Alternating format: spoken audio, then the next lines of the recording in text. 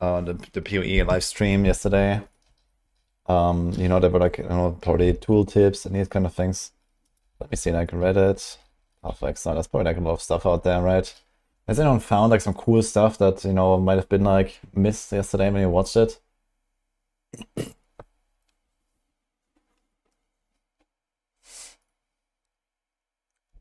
Yeah, this is infinite, Mike Ward said. Yeah, it's basically like Delve. Delve is like a system in PoE 1 that is like an infinite mine that expands the map like further and further and further. And they basically make the atlas like this now. Which is kind of cool. Going 2% MTX on PoE 1. Oh, okay. I didn't know about that. PoE 2 will be the ARPG. Yeah, it's gonna be cool for sure.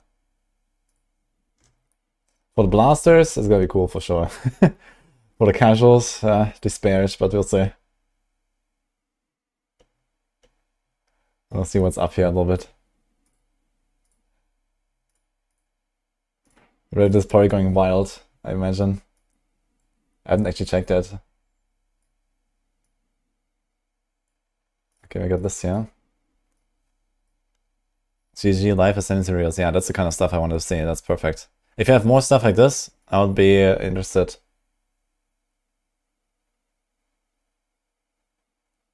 It's a game for content creators, years of content ahead. Imagine, I managed to fill 1.5 years of content with just the 4 blasting all day, every day. So I guess here we can fill 1.5 decades. You think PoE2 will be more difficult than Diablo 4? Around 300 times.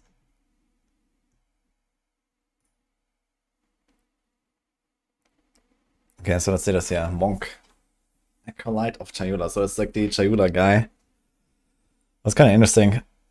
Like, we don't know a lot of the stuff, like, you know, the skills here. Like, there's only, like, grants a skill, and we don't only know the name. So you can kind of, like, assume what it does. Okay, also resistance doubles, mana leech is instant. Mana leech is also recover energy shield. Remove all spirit, base maximum darkness is 100. Each life or energy shield lost the damage reserve from darkness instead. Darkness reservation lasts for 10 seconds, plus 5 maximum darkness per level. So this means gonna have 600 darkness.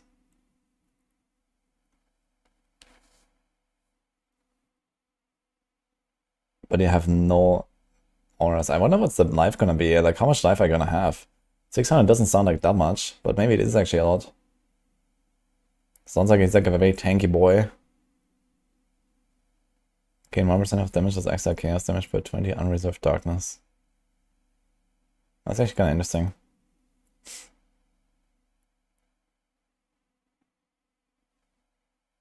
No, I'm not gonna start a monk. That's just the first one in this link here. There's more. So monk is certainly a class that I would be interested in trying. Like, it's one of my first, but I guess first would be mercenary. And then we'll see maybe a monk or ranger. Maybe warrior as well. Like, melee seems to be like a pretty viable choice in general in this game compared to PoE 1. And I'm definitely excited to play melee.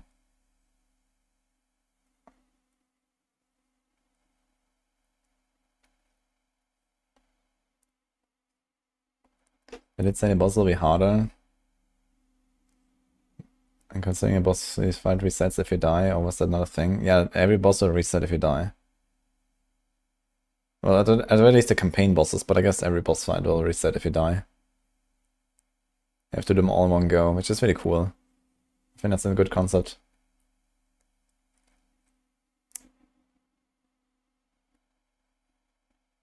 The Rod Ferguson tweet. I saw that. Oof. I'm not sure what he was thinking there.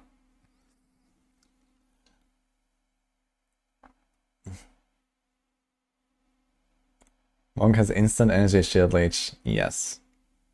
But that doesn't necessarily mean that much. We don't know about, you know, how much energy shield are you gonna have, how much leech are you gonna have, how strong is leech gonna be, how much damage are you gonna do compared to your leech, and so on. And there was this tweet here, I saw this.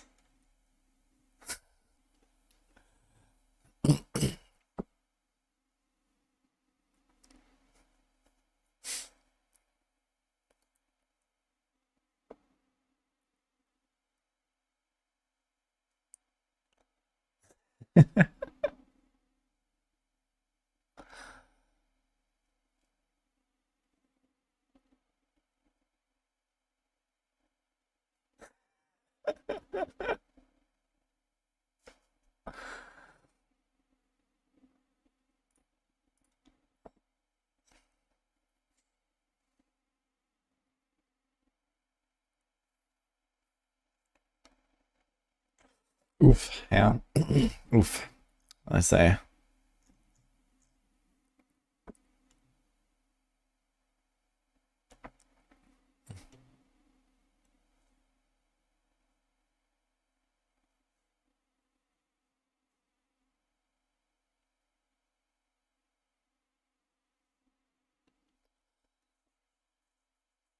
Classic. Yeah, I don't really follow like his tweet, but I just randomly saw this. Bad idea, man. That post. But it is what it is. Hey, Wen, thanks for the sub, by the way. Game-like, yeah. Bug-like. Oh, shit. Oof, okay. Let's see. Witch, Blood Mage. That's a pretty interesting concept. Looks very disgusting, to be fair. This artwork. Sanguimancy, Grand Skill, Life Remnants. Life Orbs drop on kill. Skills gain a base life cost equal to base mana cost.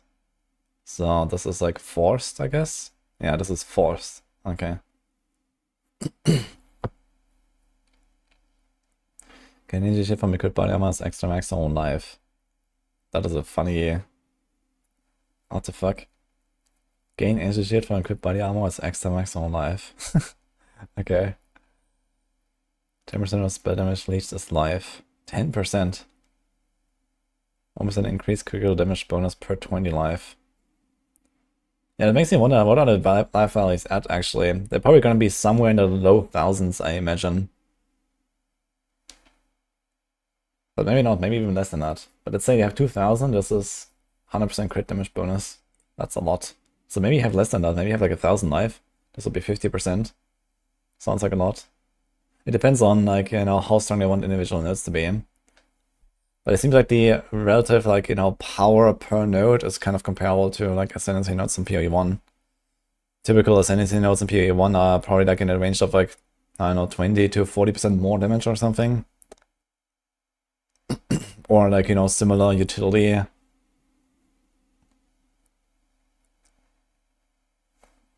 So yeah, we'll see, I guess. We saw a ring of 170, like one ring of 170, okay. Is that a unique?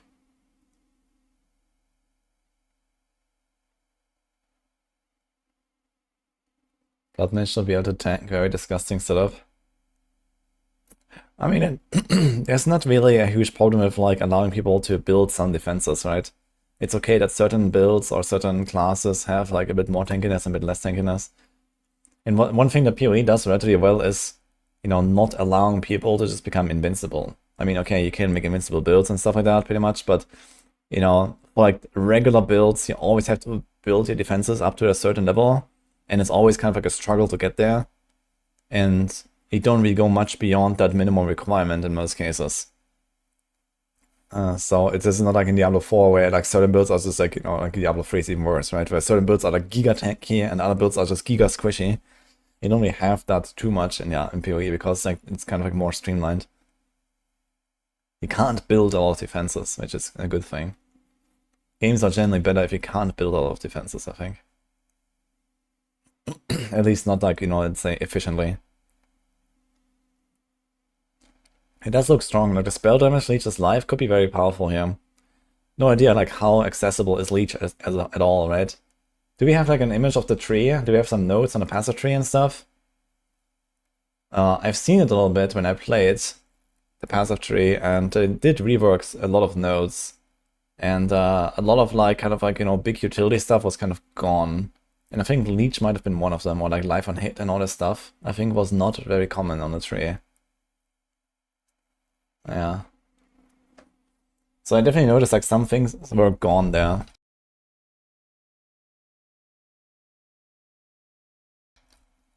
No passageway. Please state officially Diablo 4 is dead. Diablo 4 is not dead, but it will definitely take a bit of a hit here for the overall player base.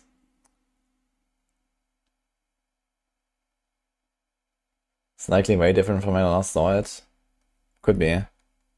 I don't really expect, though, that it would be, like, wildly different or something.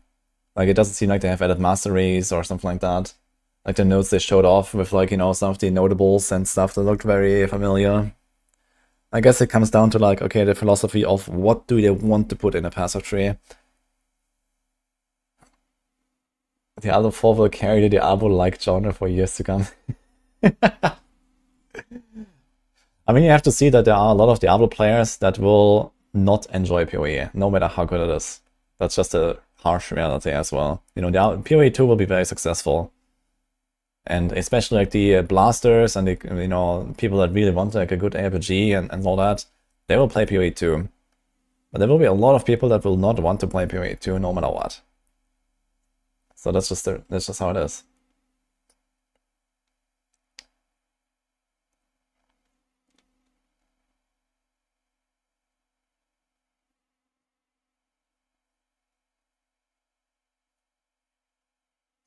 There should be room for PoE 2 and D4. Yeah, for sure. Like, I definitely have plans to pivot towards, like, covering both games. So, I mean, now, you know, D4 pretty dead this season anyway at this point. So, this is, like, the perfect timing. I'm just gonna jump in. We're gonna have, like, 1.5 months of uninterrupted blasting of the PoE. It's gonna be fun. And, you know, then the next season starts, and we'll see, you know, how long we'll play that, how it will go.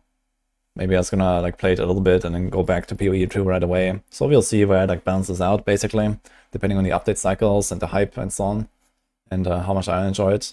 But of course, there's a lot of stuff to learn now, a lot of things to try.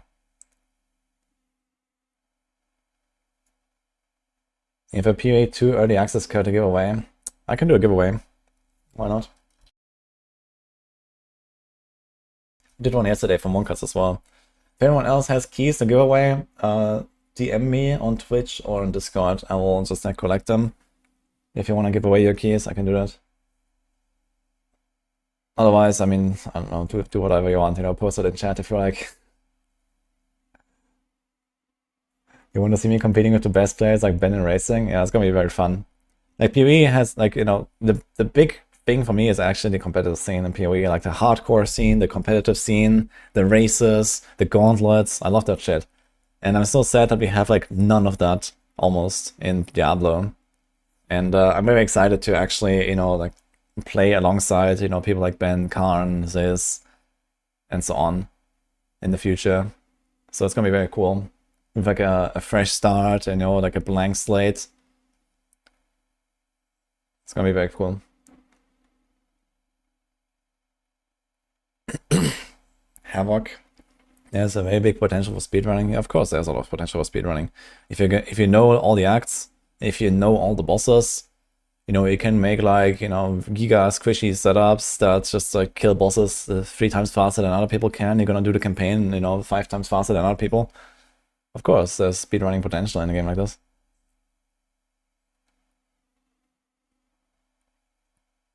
I'm gonna go hardcore from the start. No, this is suicide. Like, no one will play hardcore from the start. That's just suicide. So realistically, you have to play at least for the game once on a softcore character, I think. And you know, just to like learn the game, learn the mechanics, see the bosses, and all that stuff. Yeah, doing like hardcore blind, like no way. But of course, for like the actual launch, 1.0 launch, you know, the hardcore world first race, oh my god, man, yeah, for sure. Like, I'm gonna be blasting. So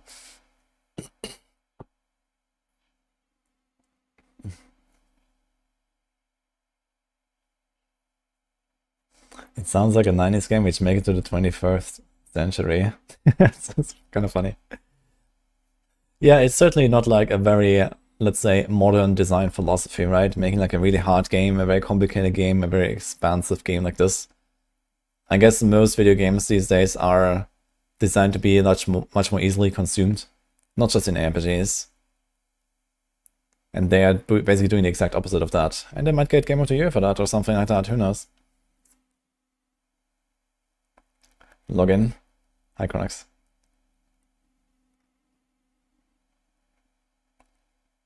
Yeah, PoE is very innovative on many fronts as well. Like the content and the innovation and all that stuff for sure is like top notch. The design philosophy behind it though is, you know, I mean, I wouldn't say risky, because PoE, you know, the guys, they know what kind of player base they have, and they know that they can get away with, like, you know, making stuff complicated and difficult. But when I think about like just general audience, right, like the mainstream audiences that play video games, a lot of stuff has become very casual oriented, right? You see it in Diablo, but you see it in all other game types as well. Like, it's always the casual games that are like the most successful, with some exceptions. You know, stuff like Elden Ring was wildly successful, even though it was a hard game, not a complicated game, but a hard game. And somehow it managed to just be so good that people loved it.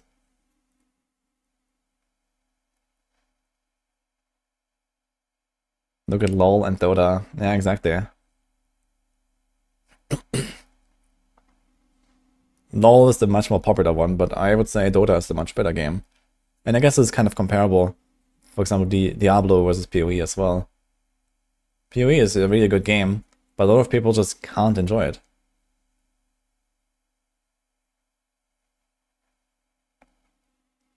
Yo, thank you, Jokism.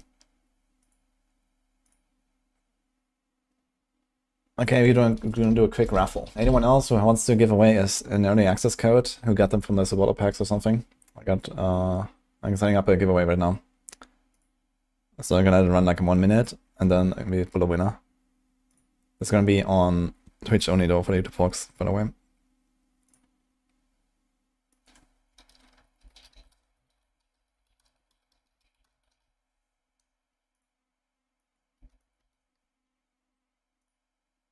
Okay, it's up. So you have to type exclamation mark ticket space 1. You can only do it once to enter if you want an early access key.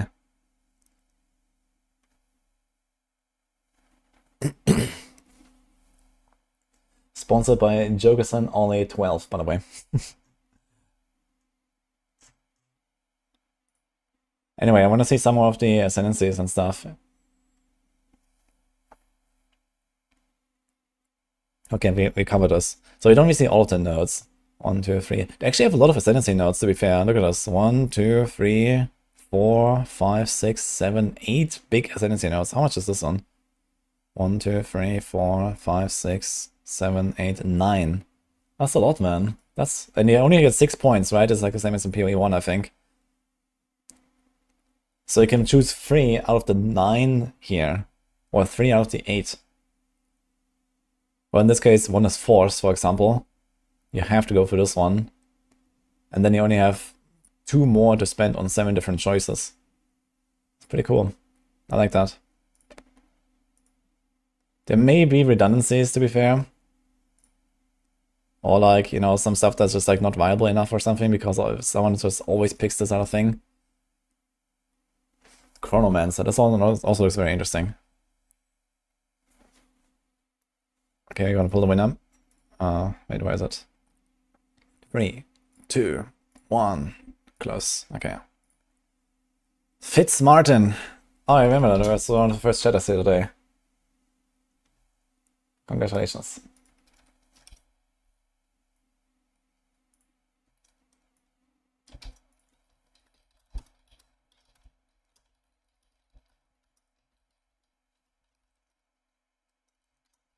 Enjoy. Rigged. Okay, I messaged you on Twitch. You can see a DM. Thank you again.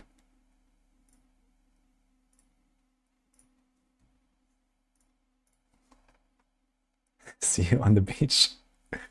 Well, I wonder what they're gonna name the, you know, like, back to the beach equivalent in PoE 2. It's not exactly the beach where you wake up, but it's kind of the beach, right? It's kind of like you're also like at the water, so maybe we're just gonna call it the beach anyway. But it's not really the beach, right? What are you gonna say? I wonder. When people rip on hardcore or something. I swear to God, if I get more messages above, hey, I want a key from fake woodies. Dude, like they're even like adding people. I'm not sure how they're doing it actually. Like we have like problem on my Discord. There's like some guy impersonating me with my avatar and my name, and he's like trying to scam people and saying they want to give away all the time and stuff like that. So be careful with that. But I don't know what I can do about it. I asked Discord support. They haven't gotten back to me for like 2 weeks now. And these guys, we ban them instantly.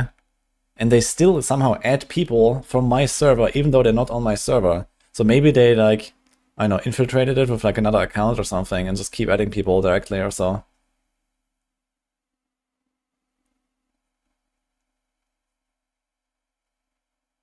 Softcore PoE 2 will be harder than hardcore PoE 1. I doubt that. You know, the good thing is that most of the difficulty in PoE 2 will come from basically scripted boss fights, I guess. You know, the boss fights are going to be the hard part, yeah. I don't think that the typical like mapping and so on is going to be like the really dangerous thing. So this means that the more you play the game, the more you fight those bosses, you know, the more characters you level, you're going to fight all these bosses once and so on, right? So you're eventually going to get good, basically, is what I'm saying. So that difficulty will also like be slowly overcome as you play the game more.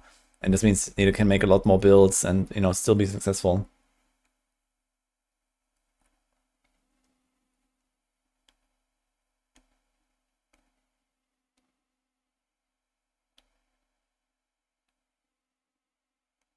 You don't know me very well, smile. Good is not optional for PoE, yeah, for sure. I'm going to reactivate my wudijo PoE YouTube channel. Yeah, so far I just kind of left it dormant. I have a... Do I have this in my YouTube command, actually? No, but if you search wudijo PoE, I have a second YouTube channel that I made a long time ago, but I have not really touched it in a while.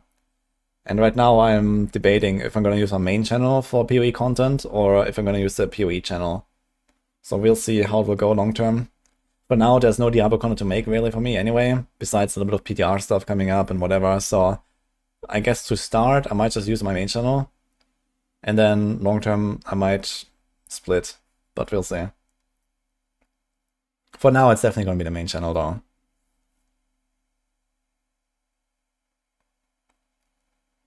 This person, the lead of PoE 2 guide writing in Maxroll.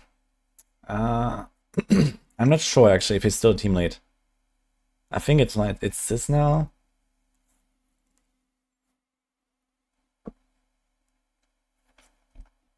You know, Sasa man. Thanks for 6 months, man. Season 7 looks porked but sad. PoE 2 hype now. I don't think this is sad. I think that's good. You know, PoE 2 will certainly force Diablo to also be more innovative and better and more interesting in the future, which is a good thing. Like they certainly did relatively good updates in the last 2 seasons, but if you compare to like, you know, the big release now that we're gonna get in PoE 2, like I think it's pretty clear that Blizzard has to step up the game a bit. So this might actually just like, you know, make it better for everyone, you know, even if you don't play PoE 2. Just because the competition is such larger now suddenly. Like previously Diablo 4 was like largely uncontested outside of like, you know, the PoE player base and the content creators there. And that was still relatively small compared to what Diablo 4 has, right? But I think now PoE 2 definitely has a shot at becoming maybe not the biggest RPG, but it's gonna get much closer. And this will definitely force Blizzard to do some steps.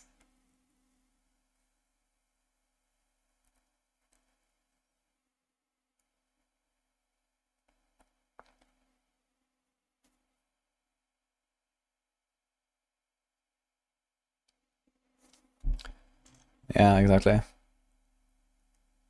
The invasion of the Breach boss. Yeah, I want to see that boss fight again. Isn't Crouch and Tuna the leader? I'm not sure actually. Like, I'm not part of the PoE team anymore. Like I helped them kind of like get started with the PoE branch on Maxroll. Like when I was like 2 years ago at this point or something, right? I was working on the PoE branch as well as one of the first guys. And yeah, then we recruited a lot of the PoE content creators, and eventually like I moved on to do like Diablo 4 stuff, and I'm the Diablo lead now basically.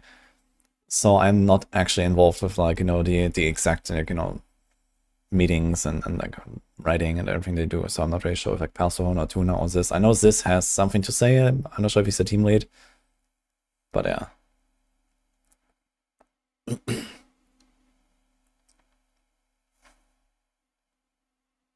ask them, I guess.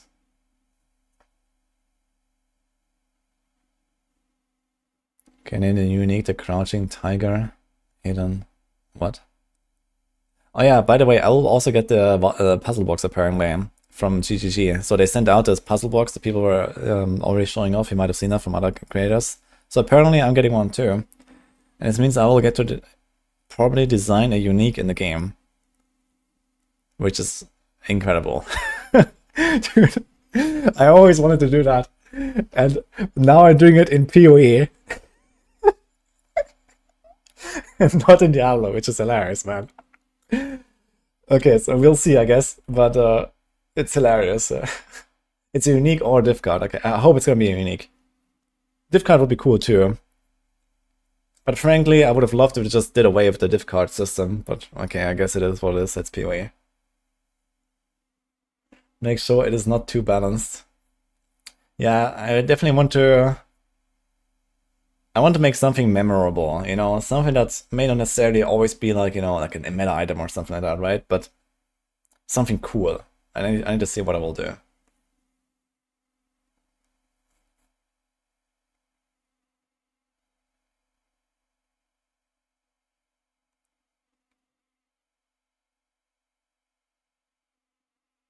If you go to Maxroll, go to team, the director is crouching Tuna. Okay, so Tuna is still on the team lead in PoE, alright.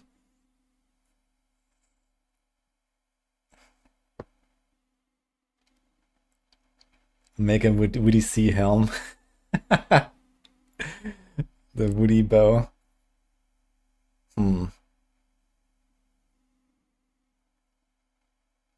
Yeah, we'll see when the time comes, guys. Let's just wait for the thing. And then we can collect ideas.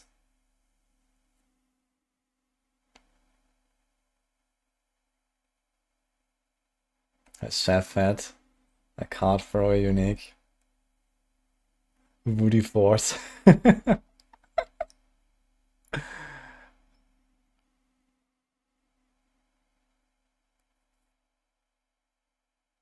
think the 4 will step up. Yeah, they have to. I think after, like, you know, this PoE 2 reveal now and like the big hype wave that we're currently seeing, and then, you know, when the early access actually launches, it's gonna be wild. Like on the 6th of December, you know, PoE 2 might actually overtake Diablo 4 in, like, you know, most viewers at the same time, like on Twitch, for example. It's crazy to think about. And something like this will also mean there's gonna be like a large potential audience for PoE as well, from people that are dissatisfied with Diablo 4 and like how that's going, and also all this kind of things. So yeah, I'm pretty sure, you know, things have to change basically.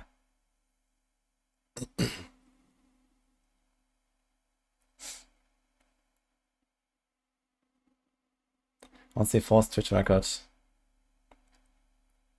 Was it like 2 million, I think? Or 1 million?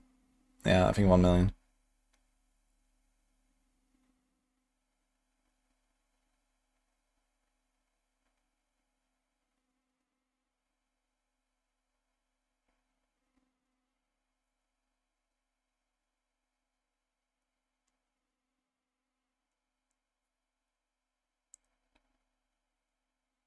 PoE still has to prove itself for playability on consoles.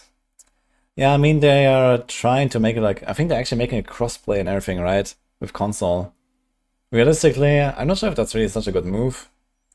But the game is much slower, and there is much less like fiddling with inventory stuff and so on, so I guess it might be kind of viable for console. Like PoE 1 is just like way too much hassle for console players, I imagine. I cannot imagine PoE to be a good game on console. Like PoE 1, I mean. You know, that seems like a fucking nightmare. But PoE 2, it might be just fine. Outside from the fact that, well, console audience usually quite casual, PoE, the absolute opposite of that. But for people that like PoE at least,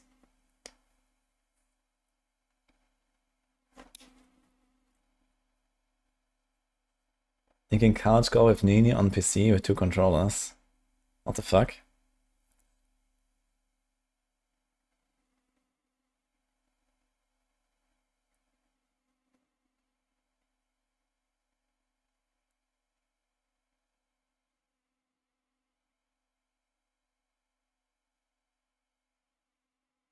What class am I going to play? I'll probably start with Mercenary. Let's do this, yeah. Command and PoE plans.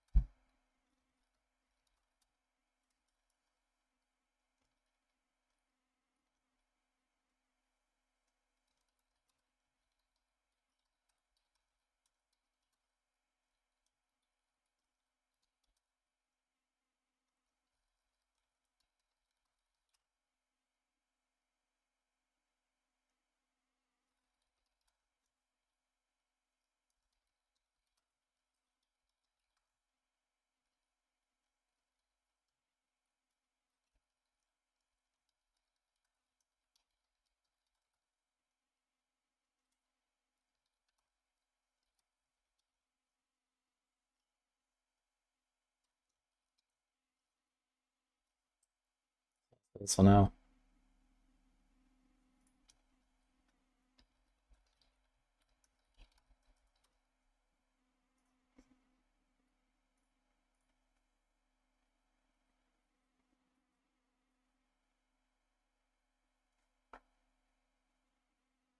Good luck with this, guys.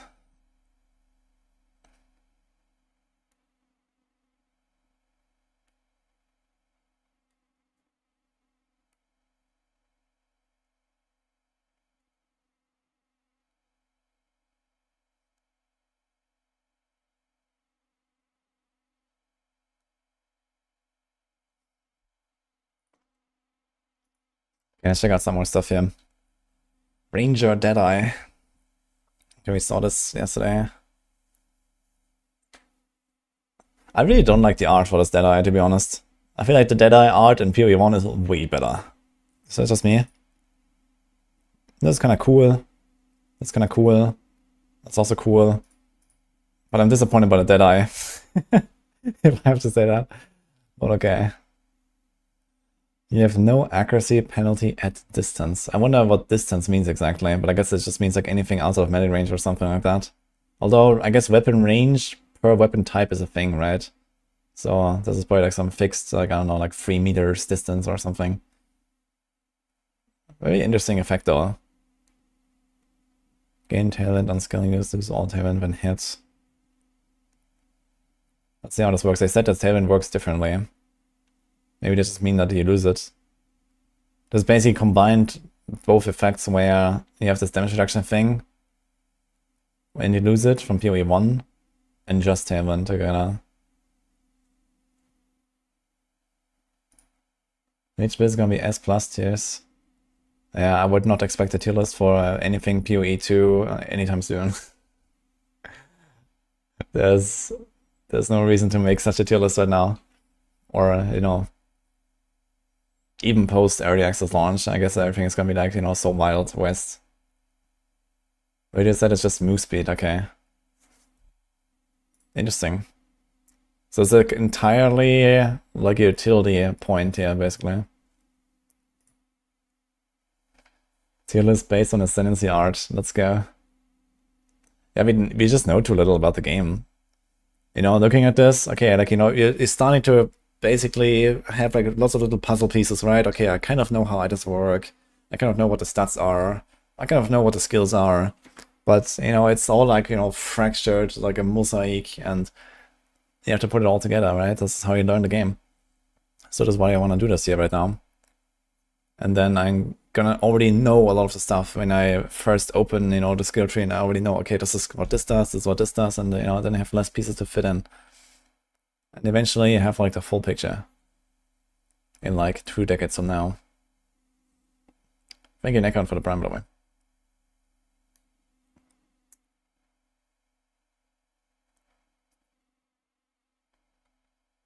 Do you know how trading will go? I guess very similar to what it was.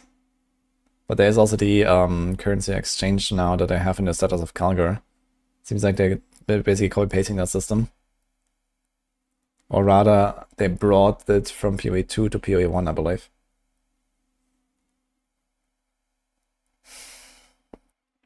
Loyal Hellhound. 20% of damage from hits is taken from your Hellhound's life before you. Wait, where is that coming from? Maybe one of these, yeah. What the fuck? I can't zoom. Okay. 20% of damage from taken from hits is kind of big. Demon form. We saw this a lot actually in the presentation.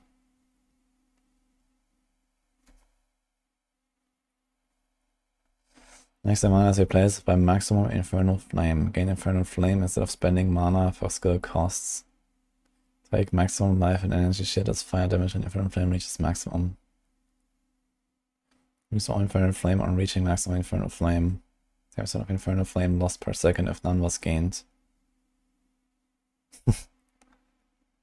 So TLDR, I guess, you don't actually care about mana costs, but the more mana costs you have, the more damage you take.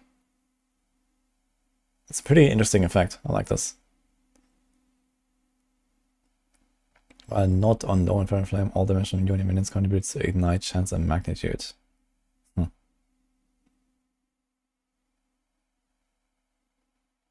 I wonder if you're gonna try to find ways where you can like get your Infernal Flame to like 99% or something and just stay there and have like your main skill that costs 0 mana. But you know, you kind of like stack it up once at the start with like some other skill basically. And then leave it there. Could be interesting if there's such effects.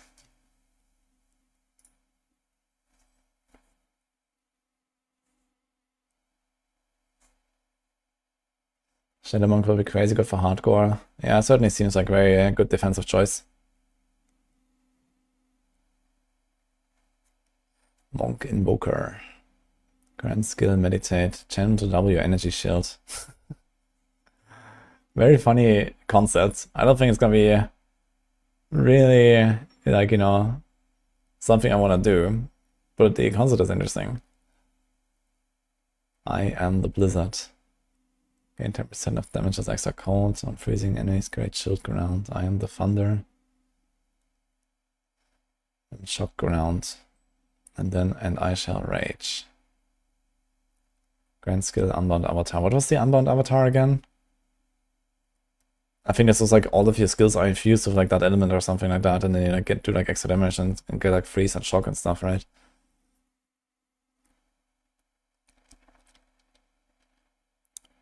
Grand skill, elemental expression. Trigger elemental expression on melee crit. I don't remember what that was.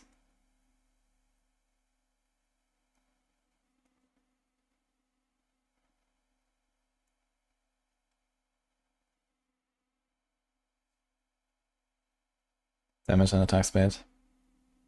Pretty sure it's a Warden skill. I don't actually remember what it does.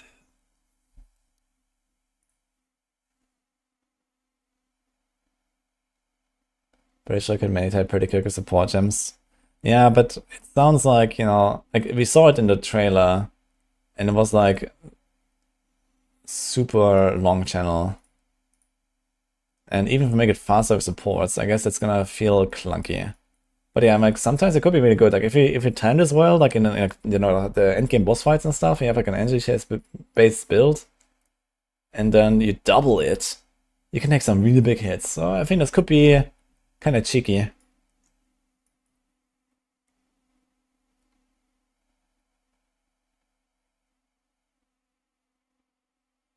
Is this even...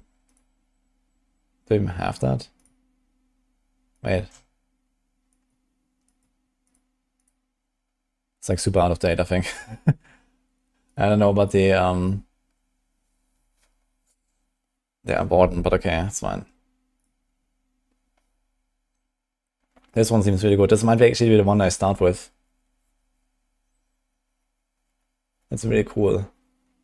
The Gemling Legionnaire.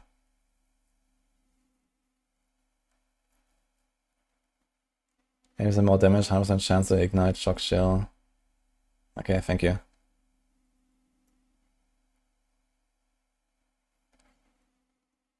Yeah, the thing about Mercenary is you don't actually have that many active abilities, and now they also removed the flasks, so you actually will not really have many things to press, because basically when you play Mercenary, at least like a crossbow play style, you basically just load your ammo, and you will just permanently use that ammo until you load another ammo, and you have like, you know, 3 different types of ammo or something, maybe 4, I don't know. And okay, maybe you're gonna throw in like a curse or some other bullshit as like a support thing. But having these 3 extra skill slots could be pretty big for sure. If you want to press many buttons, at least.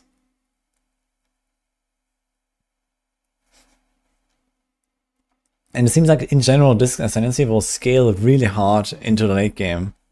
Like it's not gonna be that strong in the early game, I think.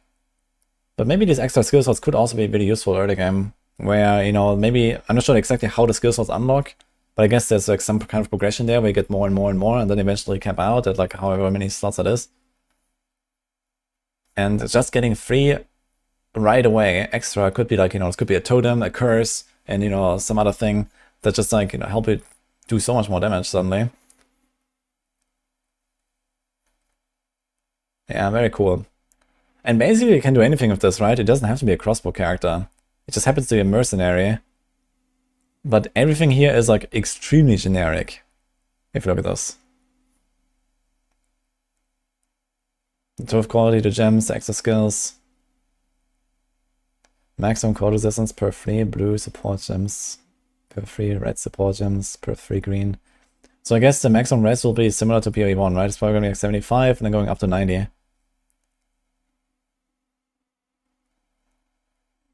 So if you can like 6-link everything in a late game and you have like 10 different skills, you're gonna have 60 links. So you can get the combined 20 maximum res. So like 677 or something like that, for example. Or like, I don't know, 1055. That's a lot of res. That's a lot of defense. If you then stack some armor. This adaptive capability is also pretty interesting. Although probably not like that good as it used to be in PoE 1. The thing is in PoE 1, you know, all this stuff has certain, like, you know, you gain this attribute there, you gain this attribute there. But in PoE 2 you have a lot more flexibility from the passive tree, which attribute you want to stack. So I think in effect like this is not as good. But it could be good if you're like trying to combine, let's say, certain unique items that have like ridiculous requirements in like opposite directions. It's like, you know, an item that has like ridiculous dex requirement and another item that has like ridiculous strength requirement or something. And like this you just make it 1. Oh, it's only for gems actually, I just realized, not for items. Item requirements of gems, okay. But it's also interesting actually. What's that crossbow? Giant's blood. Oh shit.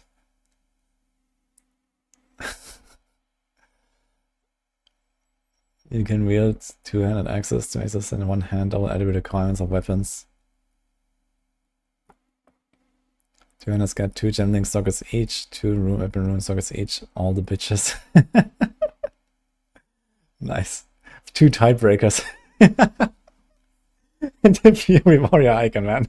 Nice. Okay. That's a good one.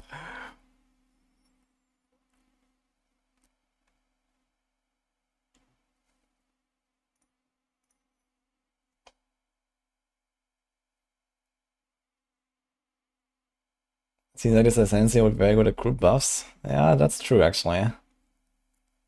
Like, I don't know what kind of like supports they're gonna like, you know, supporting skills, let's say, they're gonna introduce here. But, you know, we used to have like a lot of stuff in PoE 1, so I'm pretty sure you can do a lot of stuff here as well. And it also seems like a lot of the like ailment infliction stuff is actually different from PoE 1 as well. Like PoE 1 is always like based on like how much damage they deal, and then you have like some weird stuff like, you know, shock as if dealing 300% more damage or something. But it seems like in PoE 2 it seems to be just like an effect that you can apply in like, you know, various ways with skills and supports, and not necessarily tied to the damage you deal. So that's why it makes some support stuff a lot more viable.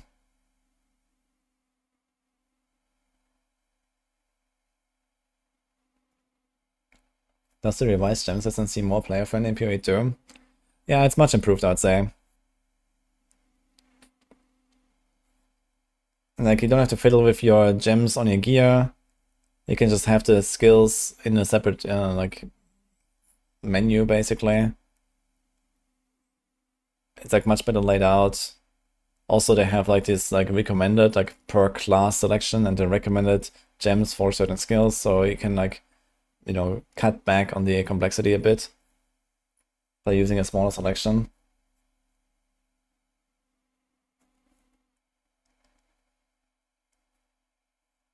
Merc's gonna give you, this gives you Demon Hunter vibes. Yeah, a little bit for sure. I wonder if we get something where eventually we're gonna have, like, you know, 2 crossbows or something. Would be funny. Pathfinder. Fulminating Concoction.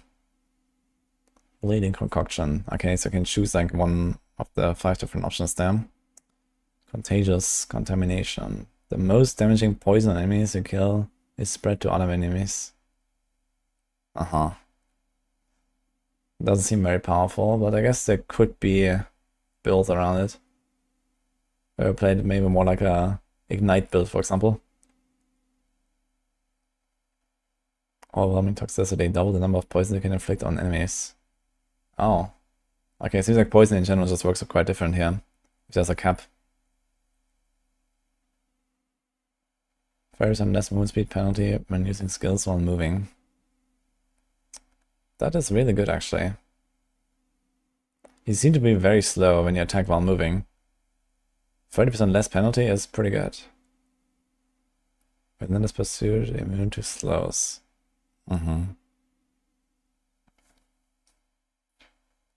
Mage Blood in PoE 2.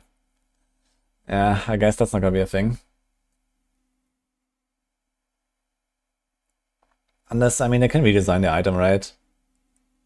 They can make it do something, like what are the charms? Maybe they can do something with the charms, for example, right? Which are effectively a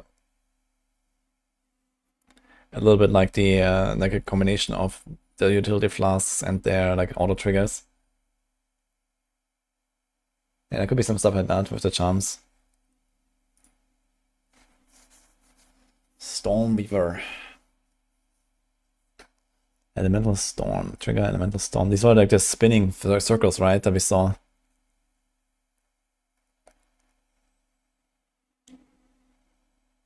Strike twice. Targets can be affected by 2 of your shocks at the same time. 50% less shock duration.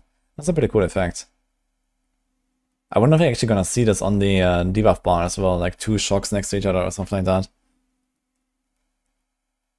All damage from hits contributes to shock chance.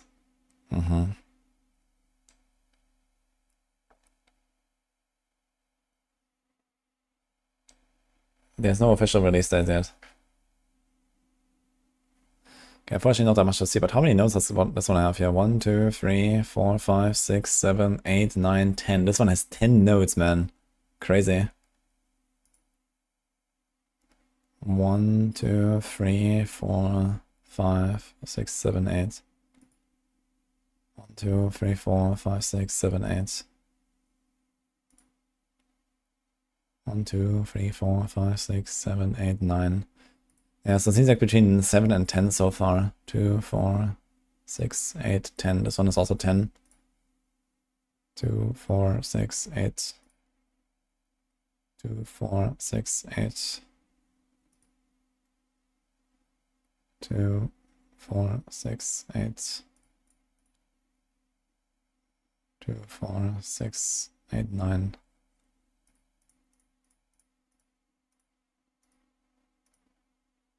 Warrior. 2, 4, 6, 8.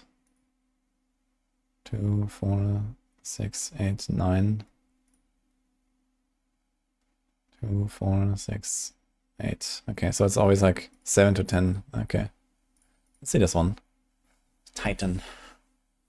Your hits are crushing blows. Did they say what crushing blow is exactly? I think they talked about this has like a higher chance to stun or something.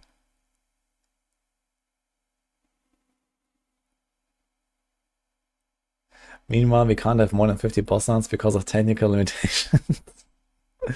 Oof. Okay. 20% chance of slam skills if you use yourself to cause aftershocks. It's kind of interesting, I like this. 40% more damage against heavy stunned enemies.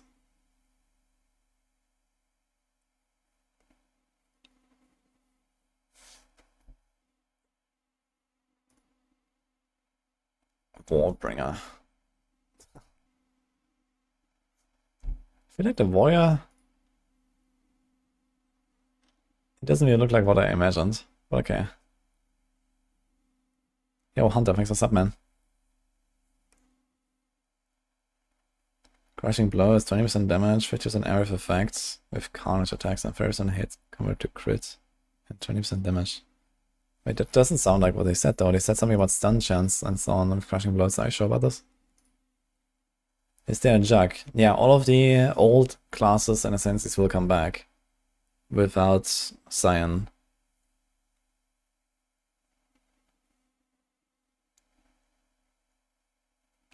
Ayaza.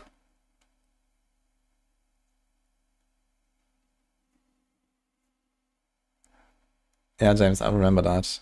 I am aware that when I make build guides for PoE 2, that no one has any clue about the game. I'll be very thorough, don't worry. So, I'll try my best.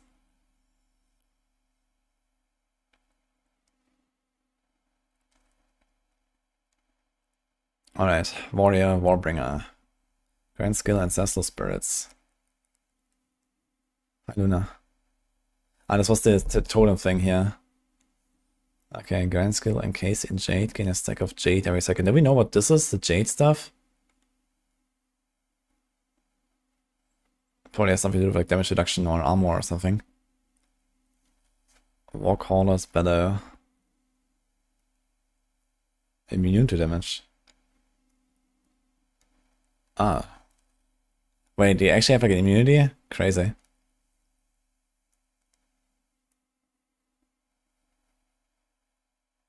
Because Stunner can't move and immune. Okay, so it's like kind of like a stone form thing. Still, it could be pretty wild for like the pinnacle bosses and stuff. Corpses in your presence explode when you Warcry, dealing 25% of damage as physical damage. That is pretty strong. This Warcaller's Battle is very strong. Like when I played Warrior, I used Infernal Cry. Basically what it does is it applies a debuff to all enemies around you, and then it's a bit like, you know, Exploding Palm or something like that. When you kill them, they explode. And on top of this, you can also have the corpses exploding. So you basically just have to like kill like one guy or something, and then maybe follow up with a Warcry, and then you get like a big chain reaction. Boom, boom, boom, boom, boom. Or you kill one guy, and then you Warcry. You know, instead of even using Infernal Cry, you can do another cry. Ignore Warcry cooldowns, that's also nuts, man. Ignore Warcry cooldown seems insane. Like, those two nodes seem ridiculous, man. The number 3 and 4. They're actually insane. Like, I don't know what Warcries they are, but I know about Infernal Cry. And that's probably gonna be like the typical, you know, like, deal double damage with your next melee attack and whatever, you know. A bunch of buffs. Yeah, this seems insane. Okay. I'm actually quite excited to play more Warrior. I really had fun with Warrior when I played the Gamescom client. I played a lot of Warrior there. It was really fun. It's actually kind of hilarious because on the boss fights I would keep running out of mana and I wouldn't have any flasks anymore. So you actually just like whack them with your default attack. It actually does damage. It's kind of funny. And it was actually surprisingly fun. You saw Seismic, which just doubles the slams. Yep. Yo, is my beginner's guide video still good to follow from PoE? I mean, it's a bit old, but the general game, you know, design hasn't changed. So, yeah, you can watch that.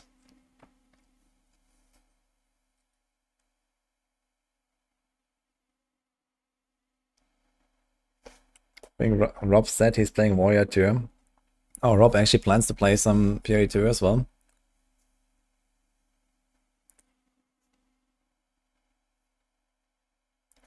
We're gonna do a keybind how to move and play video for PoE 2, considering move with WSD now.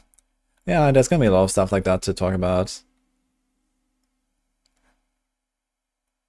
By the way, I have like a feedback and suggestion channel on my Discord if you ever want to, like, you know, make requests for stuff like videos like this or anything, or any ideas you have, feel free to drop it there.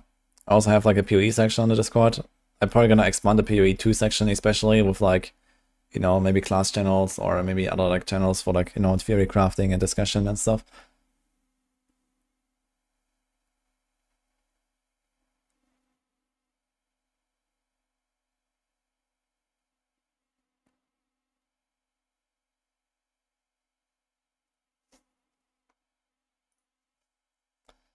Mercenary Witch Hunter. This is cool art here, by the way. Enemies have maximum concentration equal to 40% of their maximum life. Break enemy concentration on hit equal to 100% of damage dealt. Enemies regain 10% of concentration every second if they haven't lost concentration in the past 5 seconds.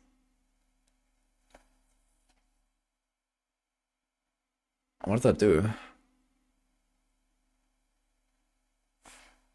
It's probably like something like you hit them a bunch and then you maybe get like a debuff that deals more damage or something like that, I guess, when they lost concentration. It stops their attacks. Ah, okay.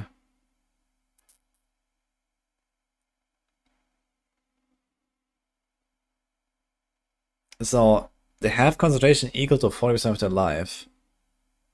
And this means you have to do 40% of their damage, of their life in damage, and then you remove all the concentration, and then they cannot attack at all anymore, or what? How does that work? I guess there's gonna be like some kind of recovery here, because else they will just like be static, right? It delays it. Okay. Very interesting. Sounds like a very strong, hardcore defensive mechanic, to be honest. Decimating strike, first hit chunks enemy. That is really good, by the way. That seems so strong. It's just like, boom, right? 30% damage in one go. It's kind of like the opposite of like Slayer Execute.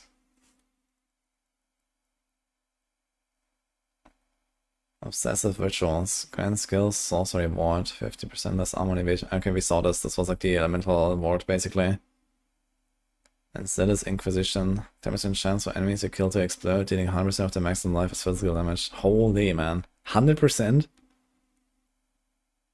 Chance is doubled against undead and demons.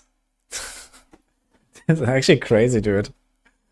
And this is a 2-pointer, man. Like, you just need to put 2 points for this. You put like 2 points on Decimating Strike, so you have 30% of the target just in one go.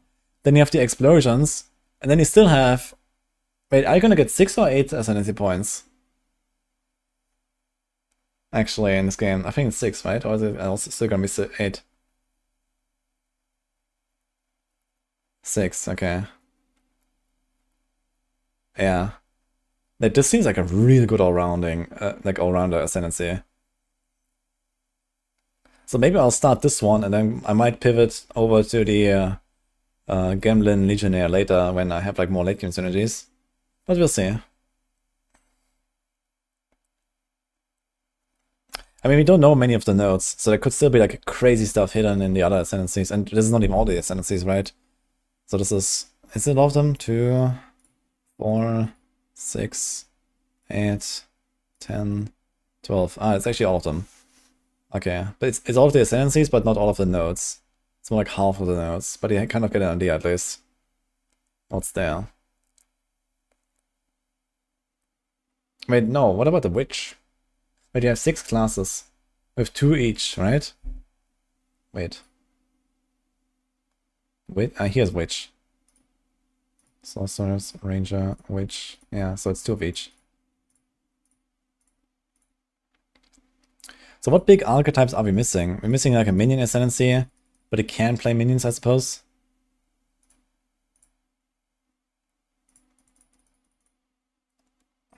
Maybe there's something like the slam stuff, I guess, some like Marauder and so on.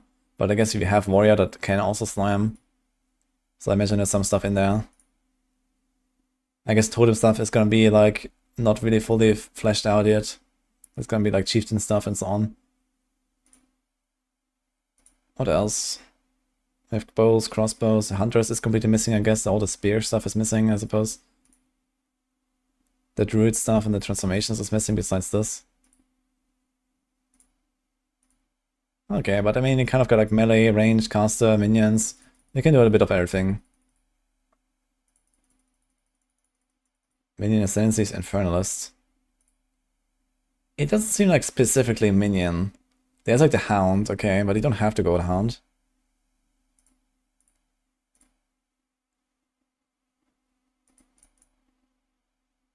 Missing Berserker. Yeah, I guess like the super fast, like, you know, frenzy kind of playstyle, right? Melee. This is like kind of slow with like slams and big attacks. And this is not really that much different, I guess. Wait, where did that you can dual wield two-handed weapons come from, by the way? We don't see it here on the Ascendancies. I thought this was an Ascendancy as well. Is it somewhere else? Oh, this was a keystone. Oh shit. Do we have like more stuff, like screenshots? Do you have any other links here? This one. I'd like to see like another link maybe with like, you know, more like skills and whatever. If anyone has something.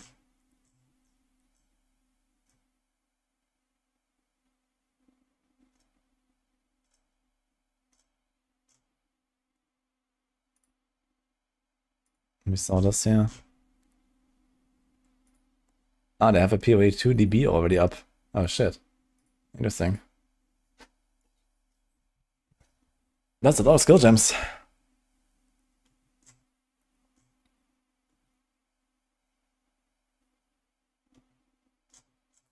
Unfortunately, won't be able to like really see the animations and stuff.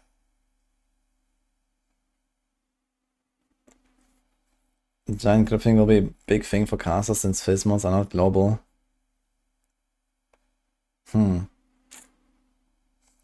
of building 2 when? I do expect that will take a while.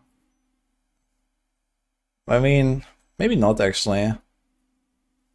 Like a lot of stuff works very similarly, just have to feed it with new data and then go from there basically and fix stuff. Maybe it's not gonna be that hard actually to make PoE 2 like Path of Building. Oh, nice. Okay, but we don't really see the tooltips and stuff. We can at least get a bit of an idea looking at this first, I guess. So we also have like an icon with it and like the name and stuff more easily laid out here with the classes. Elemental, Occult, Primal. Primal is probably like all this transformation stuff, I imagine. Flail, Mace, Axe, Crossbow, Sword, Spear, Bow, Quarterstaff, and Dagger. Okay. So basically everything is like attuned to a weapon type or to a magic school.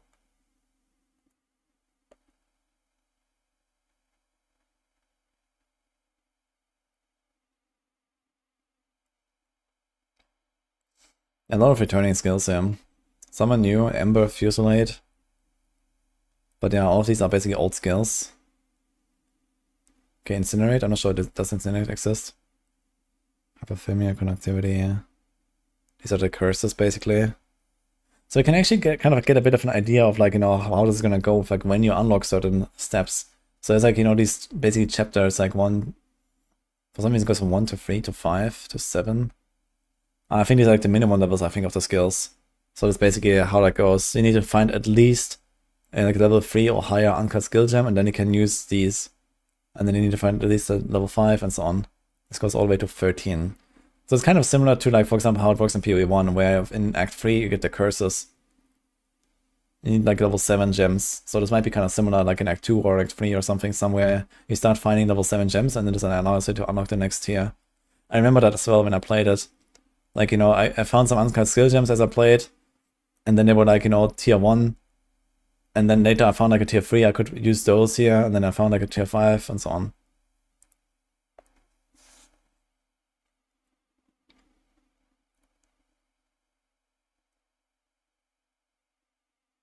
What's my Discord link? It's in the description, by the way, on on YouTube.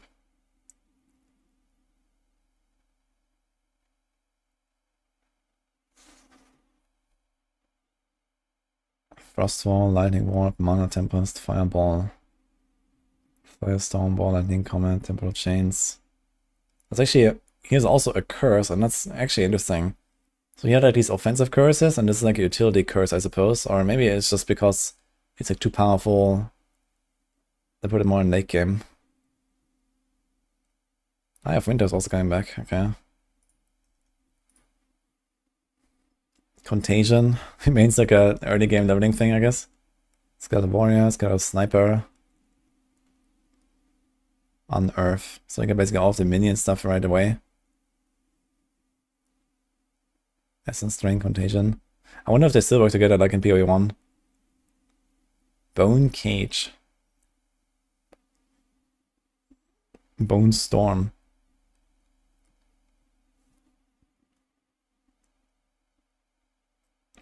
Profane Ritual sounds interesting. Skeletal Reaver, Dark Effigy, Bone Offering, Hex Blast. Oh, I played Hex Blast once, that was really fun. Like when it was pretty new. Skeletal Brute, Skeletal Cleric. Wait, Race Spectre is not a thing anymore, it looks like.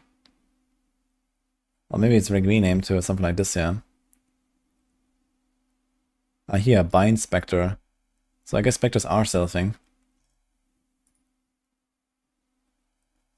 Yeah, we have the PoE 2 DB link as well. We're gonna check this out. I just wanna like see the overview. This is very helpful to kind of like, you know, make the connection here, which class or which you know weapon type has what and so on.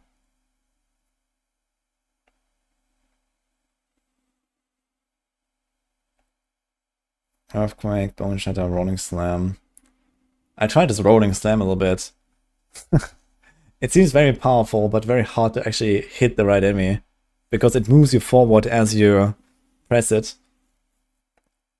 So you have to like, you know, kind of get in exactly in the right spot, and then it's like kind of like a mid-range melee attack, where you like jump forward and then do the slam at the end. Shield Charge, Armor Breaker, Shockwave Totem, Infernal Cry. Yeah, Infernal Cry is so good. This is like hard carry for like melees, I think, early game.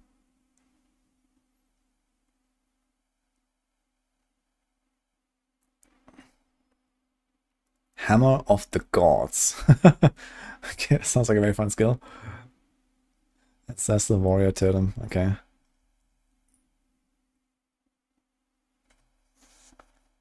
All classes can transform into animal skill. And it didn't show Primal now, right? There's like no Druid stuff and transformation stuff yet outside of the Infernalist.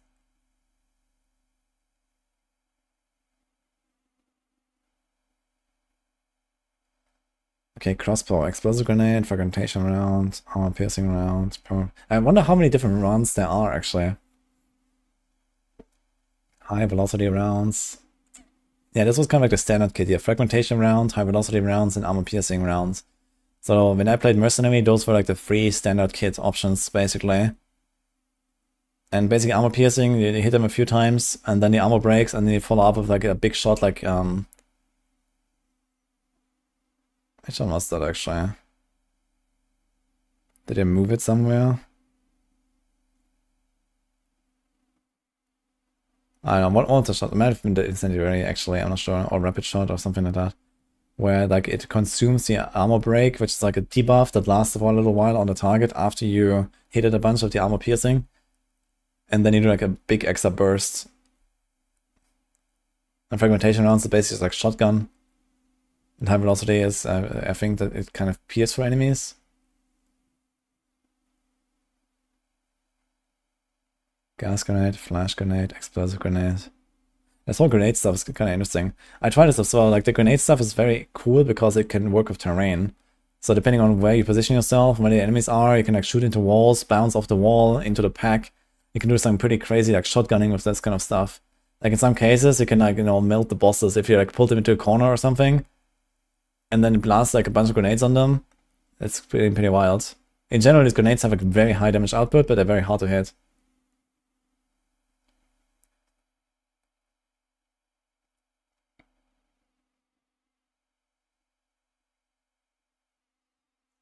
Hammer of Gods has an insane cooldown time, while Chronomancer gives you a cooldown reset skill.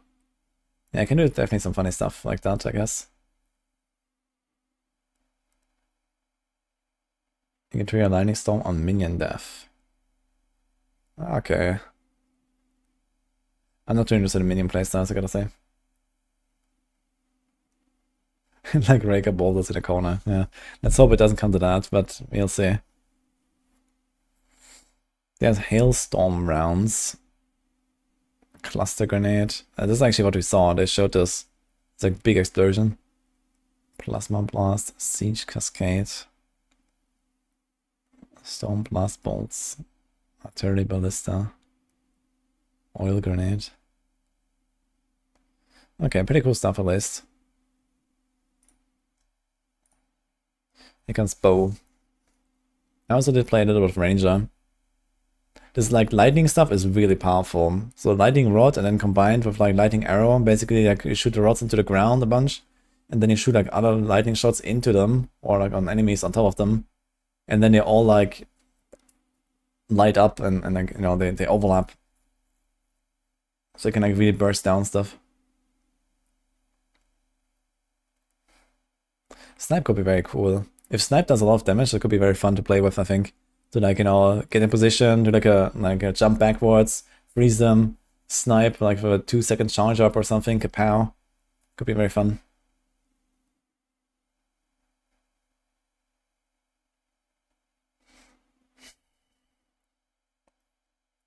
Vein of Arrows is pretty late. Detonating Arrow, Ice Shot, Shock Chain Arrow, and Tornado Shot.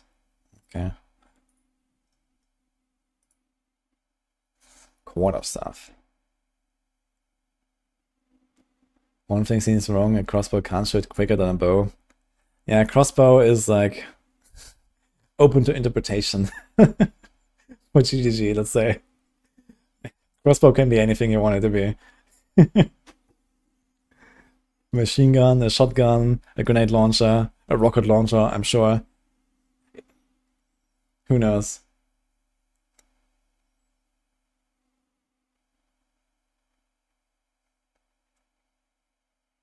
Can dual crossbows? Not yet, I guess.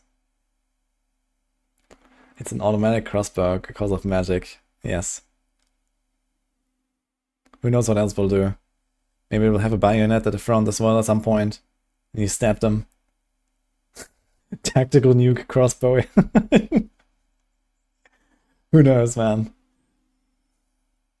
Maybe we're gonna get the Iron Blast from like Command and Conquer 3. Coming from space with it at some point, who knows? Alright, Quarterstaff, Falling Thunder, Glacial Cascade. Anything that is now a Quarterstaff skill.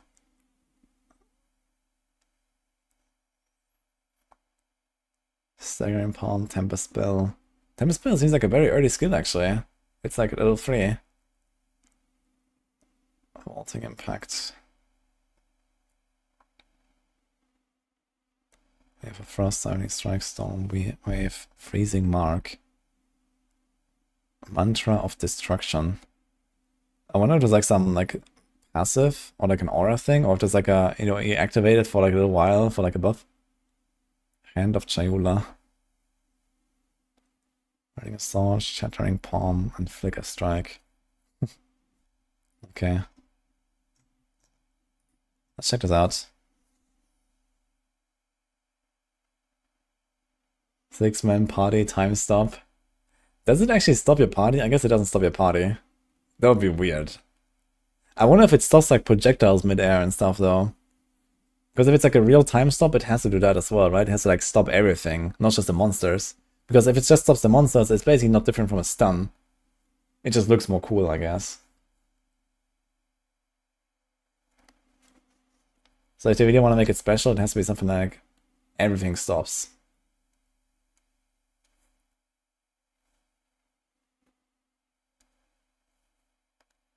Alright, it's going like alphabetical now. Ancestral Warrior Totem. Totem, AoE, Physical, Duration, Meta.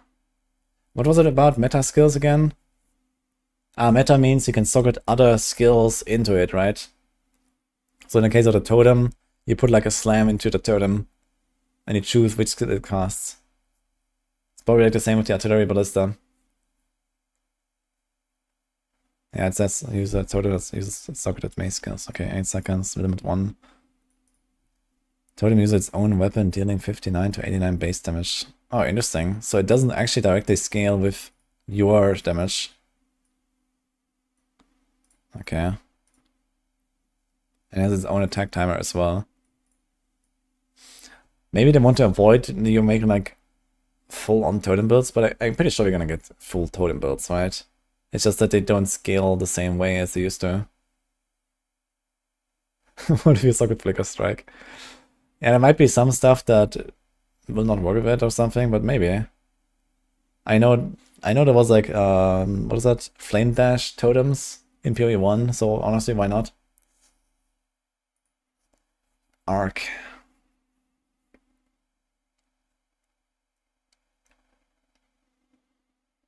50% chance to shock enemies, 50% damage for each remaining chain. That's a very good effect. Arctic Armor. 30 Spirit. I guess Space Spirit is probably like 100, I imagine. But we also saw that you can get more from like the optional bosses in the campaign, so you're probably gonna have a lot more than 100 Spirit at some point. Critical strike chance 11%. That seems very high. 9%. Dude, the base mana cost of this arc is 35, and this is 54. Wait a minute. These base mana costs are actually insane. I wonder... Wait, do we have this here? Spread out. 146. Okay, this is skill gems, and here's support gems. So I'm looking at the cost multipliers. 120, 110, 120. Okay, it's not too bad. 110, 120. So I guess your mana cost will go probably to something like double to triple in most cases. This one is pretty high, for example, 150. Some of them don't even have a multiplier.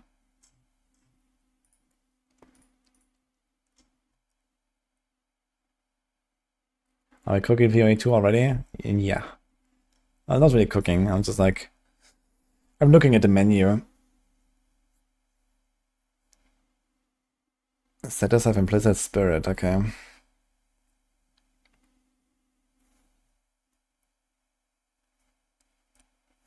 Conjures an icy barrier that gains stages over time. When the barrier has stages, when attacks that hit you will remove a stage to cause a burst of ice that deals cold spell damage to the attacker. Okay. So it's a bit like the Diablo 2 ice armor or cold armor.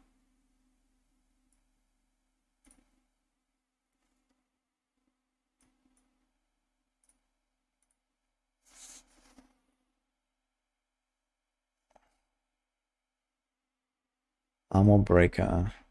Level 12 melee strike AoE. Attack with a forceful blow, knocking enemies back and weakening their armor. So this is only mace.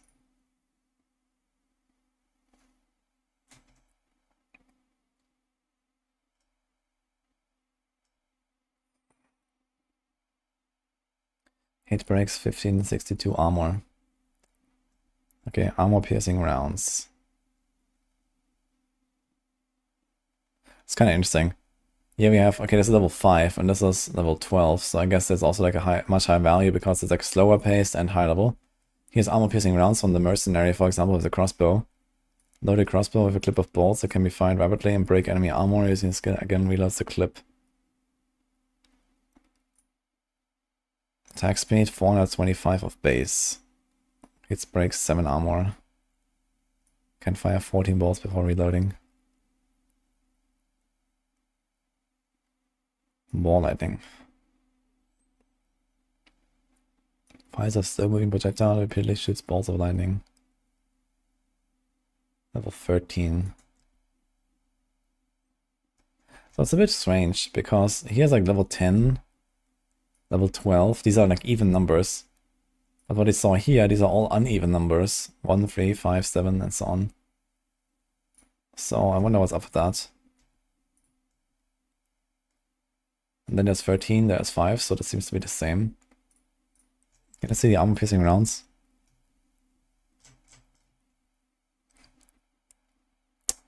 They are actually level 1 skill there.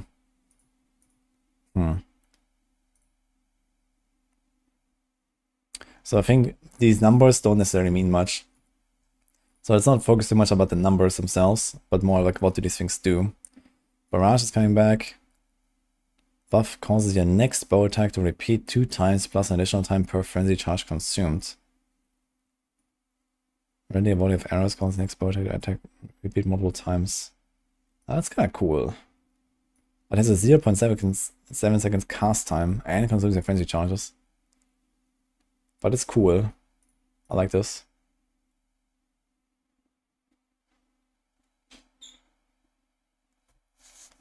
Barrier Invocation, Resurrection 60 Spirits. Casting skill activated, causing to gain energy when your energy shield is damaged by hits. Casting again once sufficient energy is gathered will consume the energy to trigger socketed spells. When hit, gain 1 energy for each 5 energy shield lost to damage taken. Maximum energy is 500.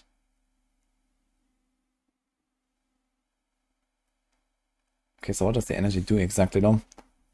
Is it like the equivalent of mana maybe?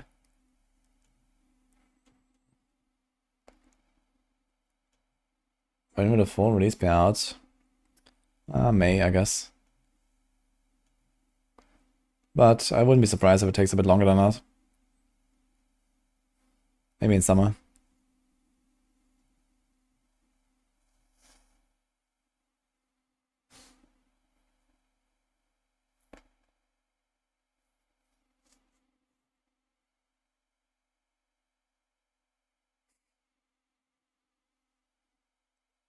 Vine Spectre. Captures the spirit of a defeated monster, allowing to summon it as a minion.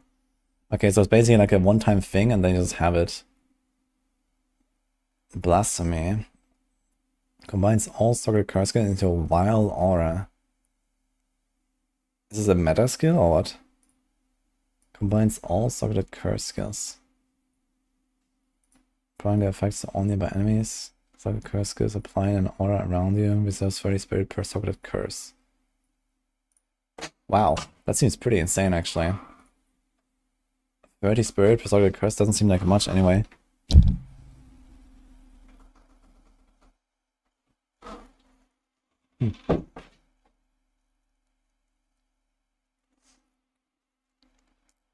Nice.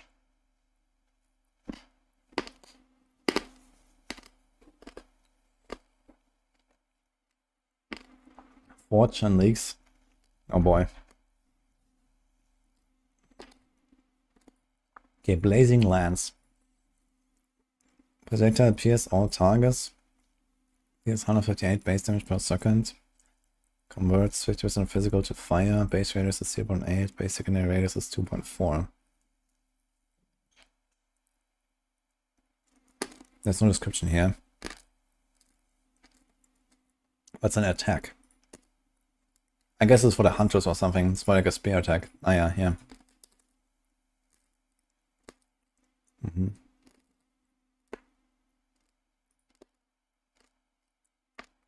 Okay, Bone Cage. Raises a ring of bones around you. Sparks explosion when an enemy touches them, damaging and pinning nearby enemies. Nearby enemies, actually. Hits are pinning, so I guess this means immobilized. Pins enemies as though 50% more damage.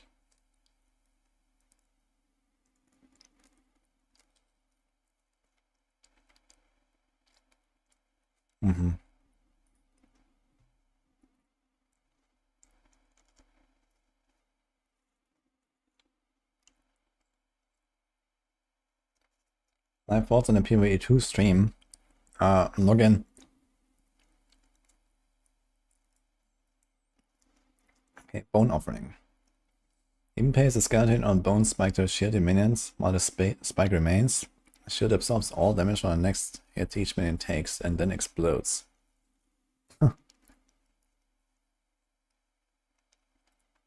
That seems pretty useful, actually. If you time this with like some of the big boss abilities and stuff, you can actually keep your army alive.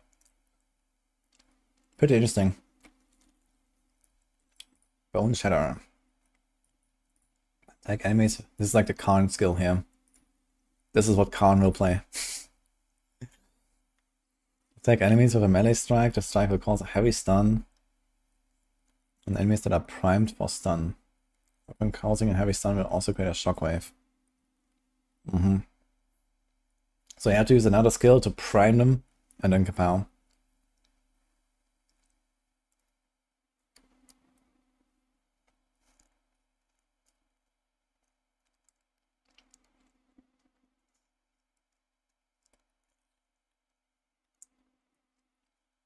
I said Blood Bishop, by the way. I can see some Bone Storm. There's a channeling skill. Projectile physical AoE. Channel to conjure a swarm of bone spikes in the air, then release to fire them at enemies. Shrapnel lodges in enemies' hit, causing attacks against them to deal additional damage. Consumes your power charge to cause the spikes to explode on impact, damaging all nearby enemies. Oh, wait, is that the ability that they showed off with the witch? Where you shoot like bone spears, basically? Okay. Cool. Bow shot. Fire an arrow with your bow. Cool. Cast on critical. Oh, wait. That's a thing. Reservation Hunter Spirit. Oh boy. While active, gains energy when you critically hit enemies and triggers circuit spells on reaching maximum energy. Ah, so this energy mechanic seems to be like a general trigger thing. Gain 10 energy when you deal a crit with a skill. Triggers all circular spells and loses all energy on reaching maximum energy. What is maximum energy though?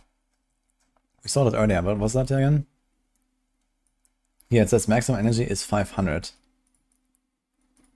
When hit, gain 1 energy for each 5 energy shield lost. So you have to lose 2,500 energy shields to get maximum. And on cast on crit, it doesn't say what's the maximum. But maybe it's the same 500. But in that case, you have to deal 50 crits. And then it triggers all socketed spells and loses all energy.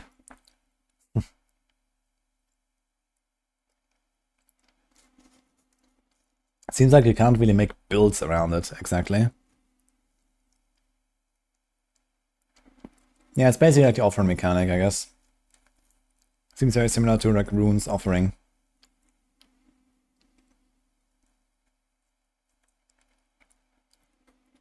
Okay, cast on freeze.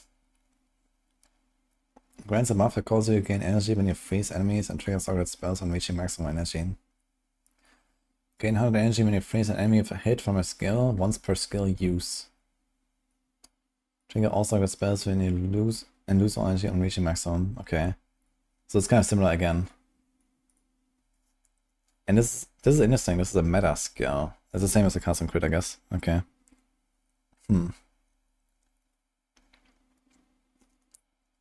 Cast on ignite. Unactive gains energy when you ignite enemies and triggers shock target spells on reaching maximum energy. 26% increased energy generated. Gain 20 energy when you ignite an enemy with a hit from a skill, once per skill use. Has 10 maximum energy per 0.13 seconds of base cast time of socketed spells. What the fuck?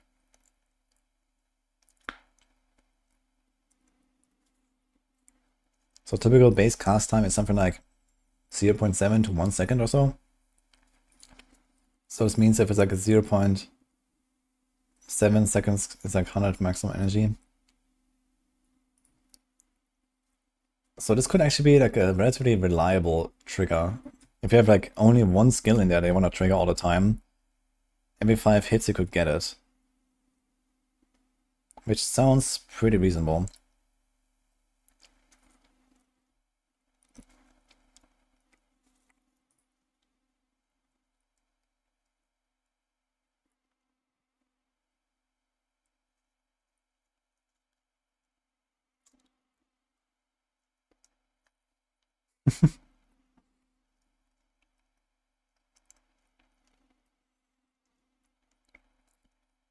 Yo, Asik, if you buy PoE 2 early access on Steam, have it in your library, it's okay.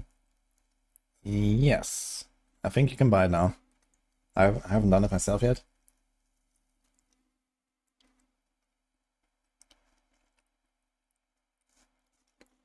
Cast on medical. Trigger. While active gains energy when you kill enemies with melee attacks and triggers target spell and reaching maximum energy. It's gonna be really nice to just kind of, you know, cast a medical, like some buffs or something that you don't want to cast yourself.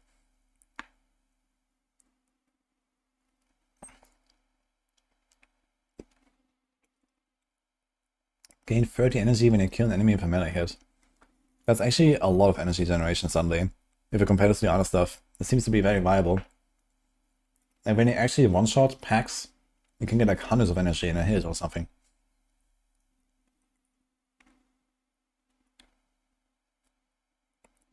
Target skills deal 50% more damage. Cast on melee stun. Gain 10 energy per enemy power. What does that mean? I guess it means like if it's like a rare monster or a magic monster or something.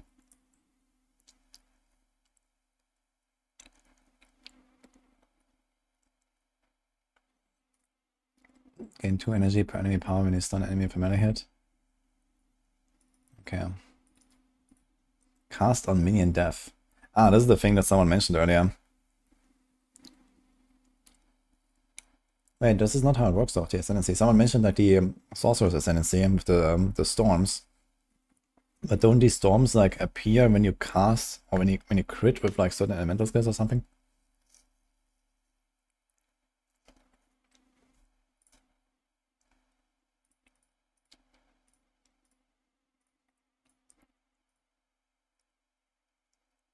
Here it says trigger elemental storm on crits with spells. Unless minions are considered spells. Maybe they are.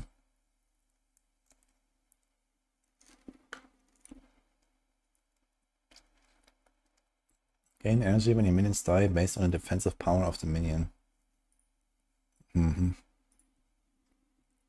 Cast on shock.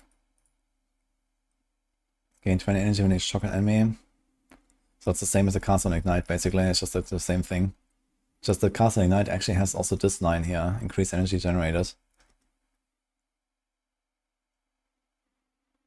This one is level 1. I guess ignite is probably like more specific, and shock is something that probably a lot of builds will actually run as like a supporting tool. Cast while channeling. Gains energy while you channel. Gains 60 energy per second while you're channeling. Lose 25 while you're not channeling.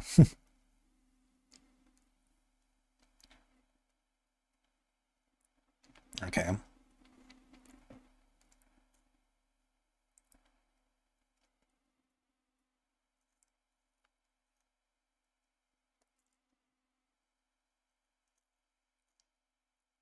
Hi, Silent Sam. I don't think he holds that now, but maybe for a brief moment he did. But yeah, Elon Musk has been blasting a lot of Diablo 4. He has done one of the like, you know, fastest clears on the highest tiers.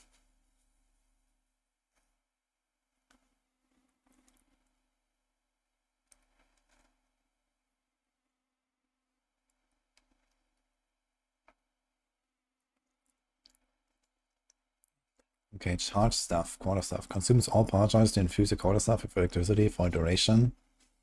And lightning damage and a lightning shockwave to your quarter stuff attacks. Me using the skill while the buff is active grants additional duration and damage up to a cap. I wonder if we're gonna eventually get like, you know, crazy ways of generating charges. When I played Monk, it was very tedious to try to generate power charges. You had to do this like, you know, individually, one by one, by executing enemies actively with a specific skill. Then you would get one power charge, and then you would use it up, and that's it. So I wonder if you're getting any kind of like automation for this stuff later. Cold Snap. Shatters a frozen enemy dealing a large amount of cold damage in a small area. Can use on a frostball to detonate it causes cold snap to trigger on all frozen enemies near it. Cool. 13% base crit. Comet. Pull a massive icy chunk from the air, dealing high damage at a target location. Flying close up will cause you to float back as you cast. Ah, this is something we've seen from like the Sorcerer previews a long time ago. Plus 1 second to total cast time.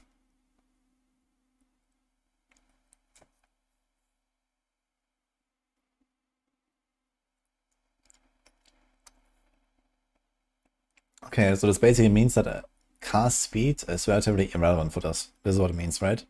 So even if you have like giga cast speed, you can only reduce this number, but you cannot reduce this number. So it's like, you know, negative synergy.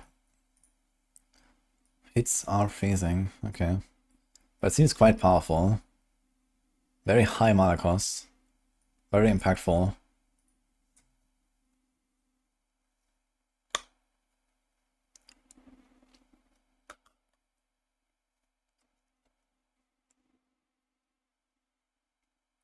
Okay, Contagion.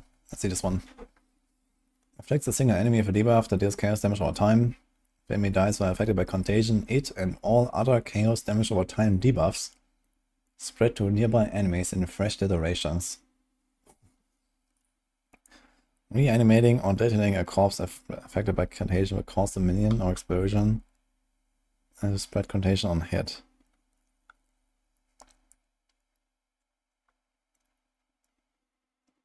What the fuck? That does a lot.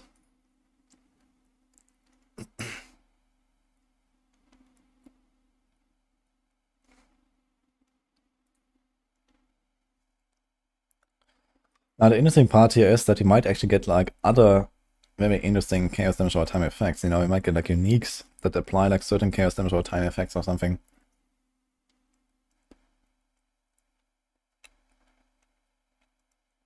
They reset the duration. This should also work with poison builds, right? If you have like a bunch of poisons on the target.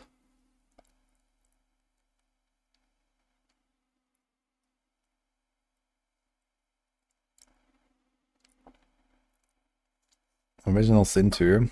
And it's not exactly that. Not Original Sin that converts everything to chaos. You have to use already existing chaos, like, you know, damage. But still, sounds pretty crazy.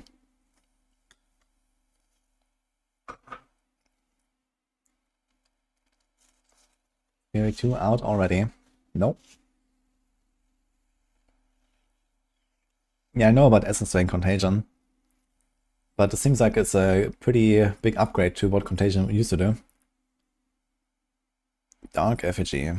Raise a totem that bombards enemies afflicted by chaos damage or time debuffs. Okay. Despair. Curse all targets in the area after a short delay, lowering the chaos resistance. After a short delay. Okay. Do all curses work like that?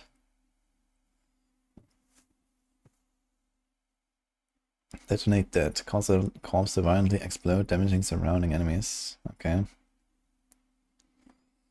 Detonating arrow. Attack speed 40% of base. And 50% attack damage. Oh, channel. To build up power before firing off a burning arrow, the arrow will detonate on impact at maximum charge, causing an explosion in an area around it. Okay, so I suppose that you can channel it longer to then get more stages. Okay, so either you can spam it 5 times and then boom, or you like channel it and go boom instantly. I guess, or like maybe do like 2 attacks or something. Okay, that's kind of interesting rework of this. I like it. Stone burst arrow. Oh no. Earthquake, okay. Smashes the ground, dealing damage in an area, leaving behind jagged ground that slows enemies. The jagged ground erupts in a powerful aftershock after a short duration. Attacking again before the eruption will not create another area of jagged ground. Okay, so it's pretty old school. Jagged ground duration is 3 seconds though. Jagged ground you create has 100% increased effect. Okay. Earth Shatter. Slam the ground, sending out a fissure that deals area damage to enemies it passes under, and thrust a spike from the ground where it ends. Warcries or other stun attacks performed near the spike will cause it to shatter, damaging surrounding enemies. Okay, so that's relatively old school. 5 spikes. Okay. I think Overshadow right now has only the spikes and not the path, if I'm not mistaken, but okay. Electrocuting arrow. Leap forward into the air and fire downwards. Hitting an enemy will attach an electrocuting rod to them, causing all incoming line damage to apply electrocution. This rod is removed when the enemy is next electrocuted. I think electrocute is basically stun. I think you saw this in the trailer somewhere. So it's like another form of stun.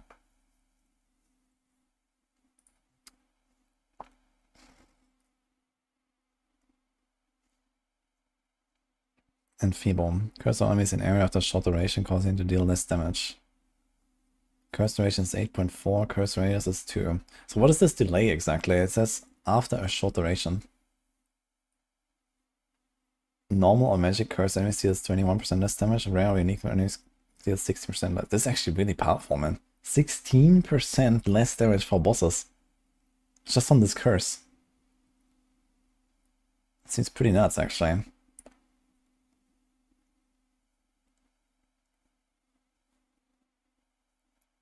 Delay is very short, but why is that a thing? Like, why is there a delay in the first place?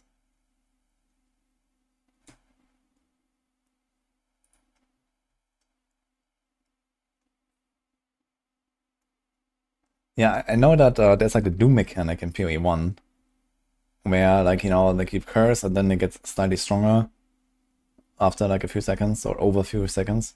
But here it's just like it has like a short, yeah, after a short duration. Seems kind of weird. Maybe it's just a cast time, but I mean the cast time is just a cast time. Nothing else mentions a delay or so. I guess we'll see, but okay.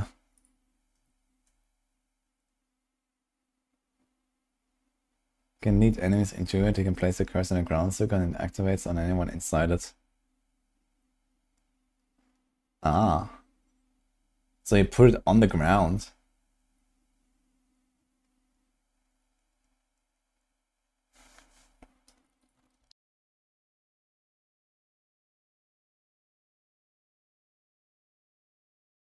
Escape shot. Leap backwards and fire an arrow which can chill or freeze enemies around the location you escaped from. 700% more freeze buildup, okay. Plus 0.7 seconds to attack time. Yeah, so similar to the comet, basically. Here's Essence Drain. Fires a projectile, applies chaos damage or a tiny debuff when it hits.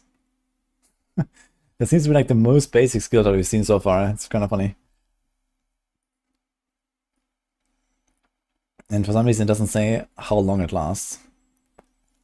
Alright, explosive grenade. There's them using a curse, okay. Uh-huh.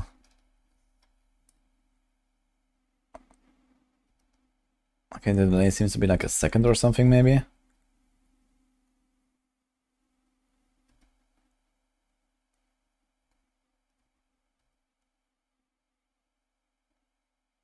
I wonder if we can shorten the delay. I know why they added the delay, man, so they can outplay others in PvP. That's why. Okay.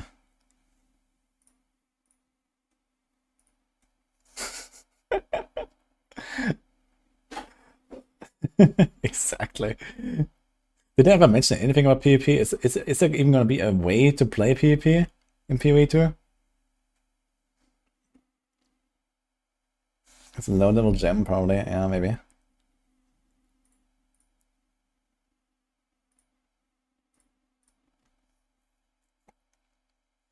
Can't see this here. Explosive shot. No, explosive grenade, actually. Cooldown 3 seconds, 3 uses. Yeah, this one is really strong. Yeah, 285% attack damage. This is nuts. If you land these under a boss, like I was fighting the Executioner boss. Hashtag spoilers. And at one time we did like a really long like attack animation and I just stood there and I blasted him like 3 grenades here and I had like multi-proj and they all exploded on him and he was fucking gone. I did him for like 40% HP or something. That's crazy. So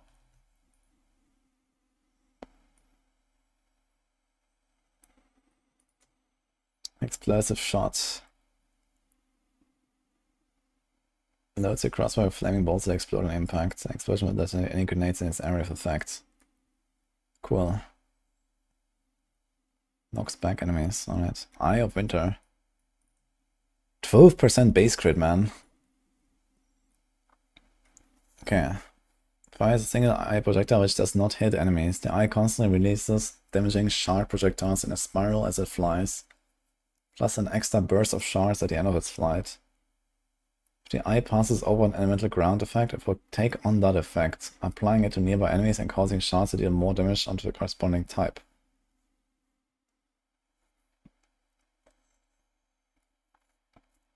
Inflicts critical weakness on hit.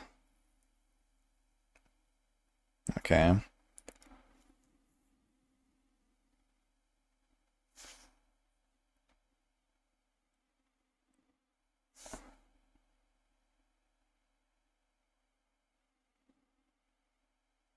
They mentioned they regretted adding PvP to PoE 1 in a recent interview.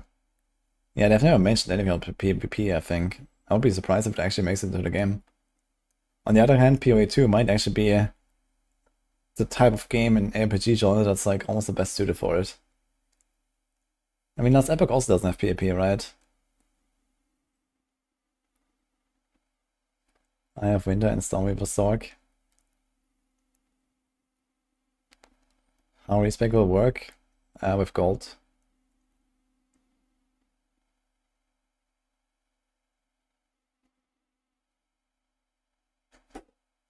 What if they just have no plans of Blight in the future? I'd be very surprised if Blight makes it back into PoE 2. I think this is it. Falling Thunder. Aerie, Slam, Projectile, Lightning. Infuse a staff with electrical energies, then slam the ground to deal damage in a large area in front of you. Consuming any power charge, you have to fire lightning projectiles forward from the impact. Okay, 25% more damage per power charge consumed. Cone length is 4 meters. 100% more damage if a power charge was consumed. Projectiles pierce all targets, converts 100% of physical damage to lightning damage.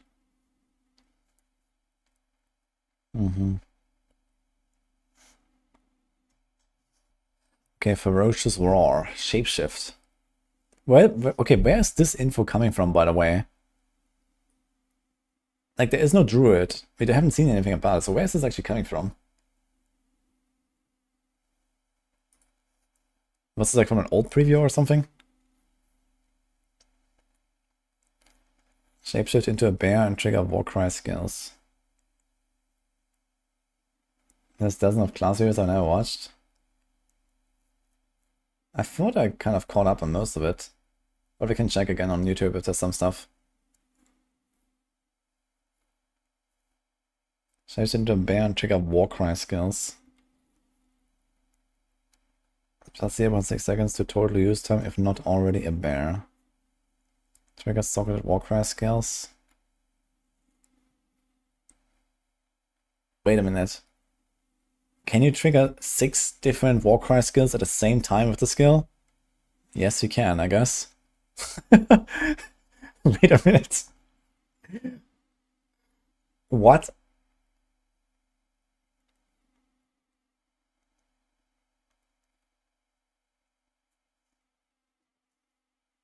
Socketed skills do 63% increased damage, have 50% increased area of effect. Attacks accelerated by socketed skills deal 64% increased damage. Dude, what the fuck? I wonder if there's like some other limitation on, like, you know, stacking Warcries. Because this seems completely broken.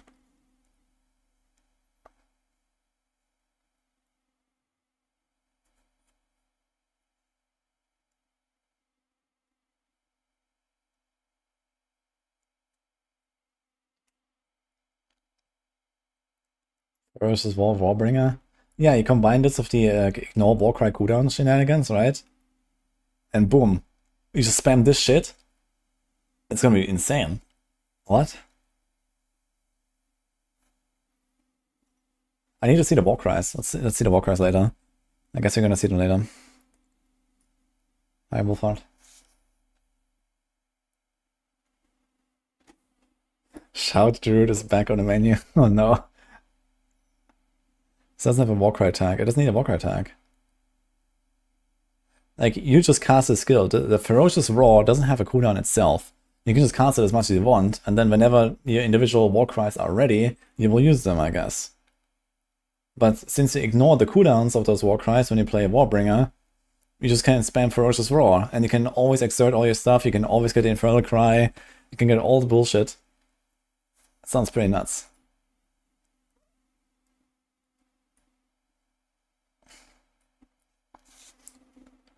Okay, Fireball. Launch a single ball of fire, it explodes, firing a nova, smaller fireballs outwards on impact. Okay. Firestorm. Rains raining bolts over the targeted area. Alright. Flame Wall. Create a wall of fire which deals burning damage to everything in its area. Each enemy that enters the wall also receives a secondary burning debuff which persists for a short duration after leaving the wall. Any projectile is fired through the wall by you and others deal added damage to and apply the wall's secondary debuff. Cool.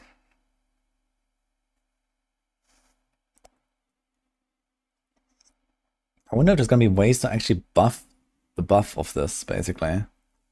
Must be support chance like that. We're gonna see that later, I guess.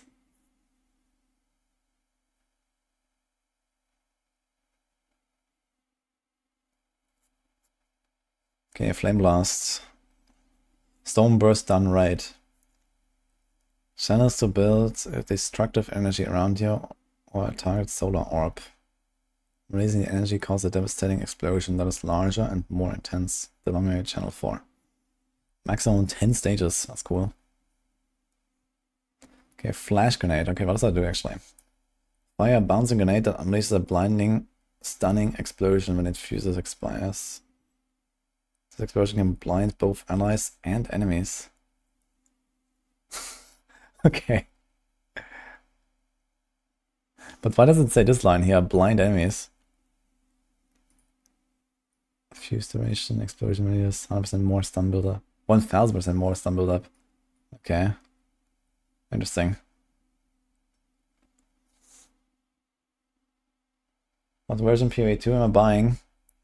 None actually. Because I got it.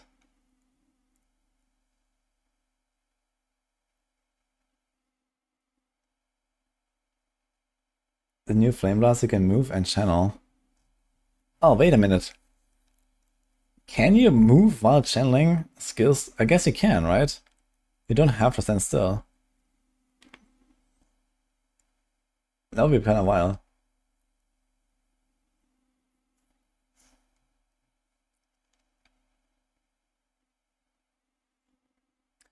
Flame Wall of the Mercenary Rapid Fire. So I wonder if this secondary debuff can stack. Does it say that it can stack? If it can stack, then it's something like this could be pretty wild. You spent 480 in PoE 1? No, I haven't.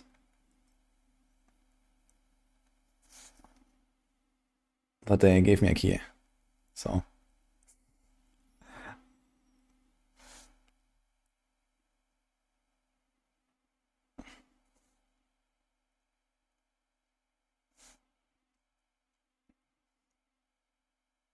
I mean, this 3 to 5 added fire damage will multiply with the multiplier of the skill. So this will not necessarily be like, you know, that much better or worse on like the rapid fire mercenary than it will be on like another skill. Since the other skills have a higher multiplier and stuff. So yeah, it's nice to have this on like a projectile skill, but any projectile skill would benefit from this. As long as you can somehow make use of this flat damage and the fire damage, you know, scaling and stuff. Yeah, exactly. I'm getting the PoE 2 streamer client right from the get-go. It's gonna be nice, guys. Okay, here's Figure Strike. Teleport to an enemy and strike them. Consumes power charge to perform additional teleporting strikes on nearby enemies. Teleports and strikes 3 additional times per power charge. You have 285% more attack speed. You cannot gain power charge while using this skill. Okay. So it's basically like a cooldown skill without a cooldown. Fragmentation rounds. Load your crossbow with piercing bolts that fire in a burst. Bolts that hit a first enemy or ice crystal consume the freeze or shatter the crystal and cause an explosion or shrapnel. Attack damage 50%, consumes freeze on enemies to deal 3% more damage. Wow.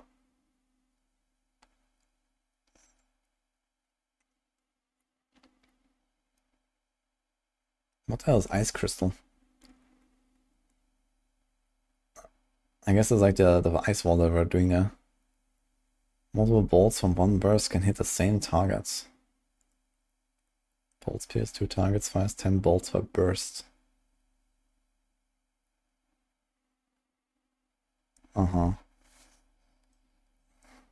Shotgun, basically.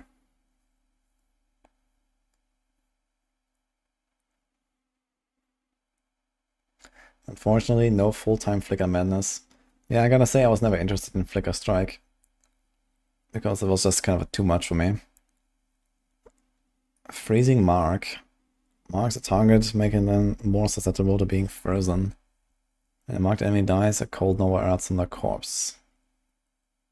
His Nova does not use a weapon damage and instead uses its own base attack damage. Which we have no information of. Frost Bomb. 3.5 seconds cooldown. Creates a crystal that pulses with a cold for duration. Each pulse applies a debuff to nearby enemies for a secondary duration, which reduces life and energy shield regeneration rate. And inflicts cold exposure. Okay, so it's basically a copy of PoE 1. Because duration ended, explodes. Okay.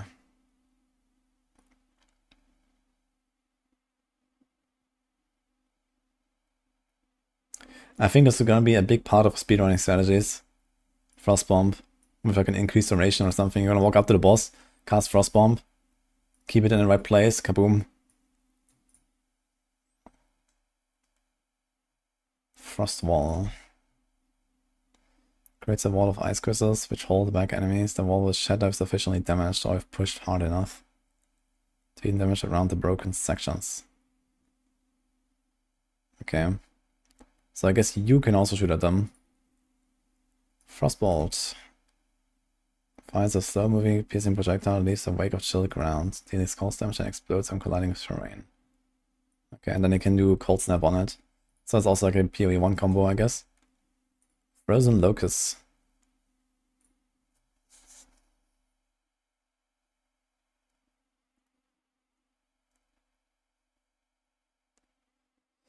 Leap backwards and strike the ground with your staff to call forth an ice crystal, which creates chill ground around it, can be damaged by you and enemies.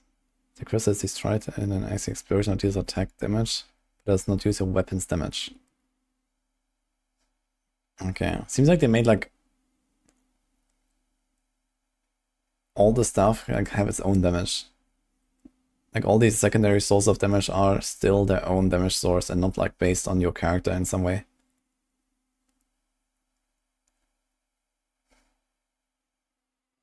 Furious Slam. Shapeshift into a bear and slam the ground with great force, causing a stunning shockwave that deals damage in a large area around you. Okay.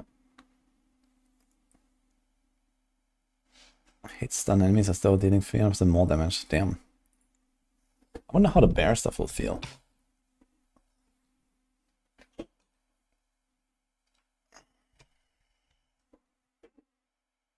Gas arrow.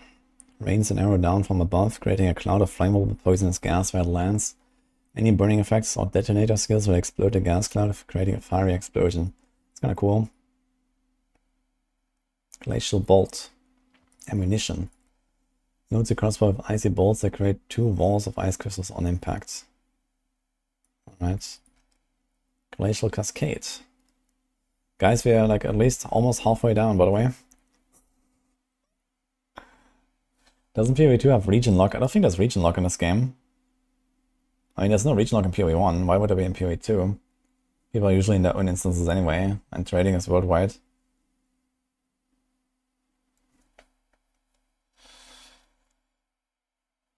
But wait, there's more.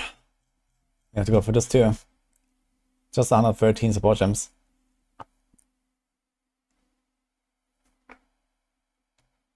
Glacial Cascade. Sweep a quarterstaff upwards, releasing a thin wave of frost which deals damage in a series of small bursts. The final burst of the wave then surges out further with a larger spike of ice.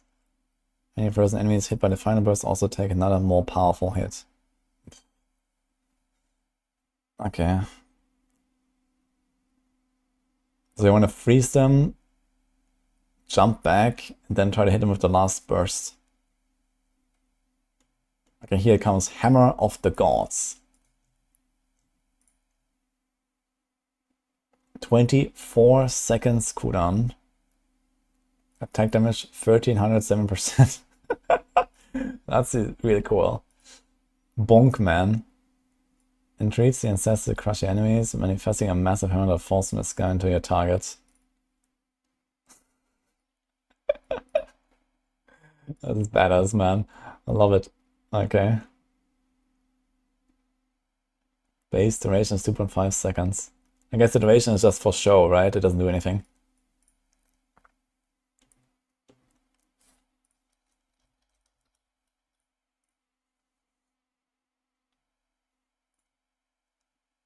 Hand of Jeolla. Dash the enemy starting with an unarmed attack, applying socketed curses and marks with increased effect. This skill always strikes with your bare fist, even if you have a quarterstaff equipped. Can't be evaded. It does seem to have relatively decent damage. Gets some added chaos, gets lots of crit. Okay, the crit is basically to compensate for being bare fist. Increased effect of socketed curse and marks. It's kind of wild, actually. This is insane.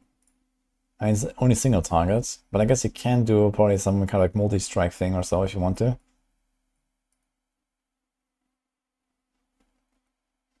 Fisting, yeah.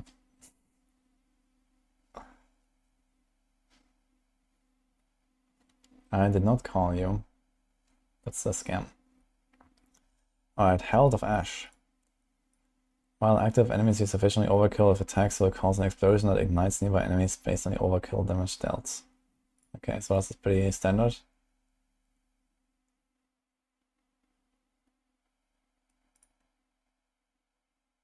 Burn surrounding enemies if overkill damage at least 10% of enemies maximum life.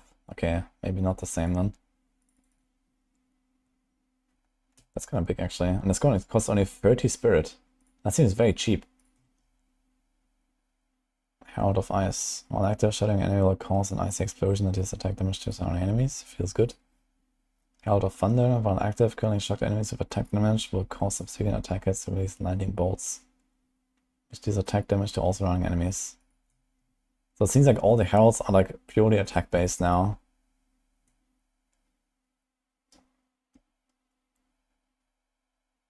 I think they used to do spell damage now, if I'm not mistaken.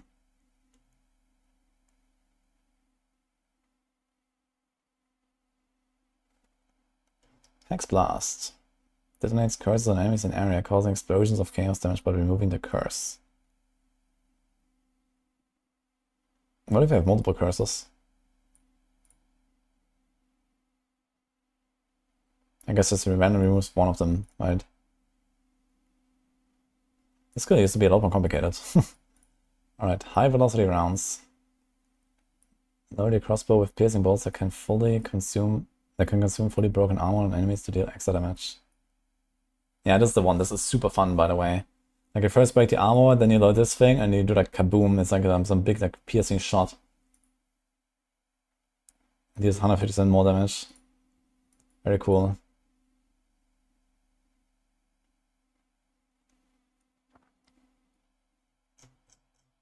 Yeah, sorry, did that. I do shit in it. I do sit in a shitty way, I gotta say. And I think I need some water. I'll be happy, guys.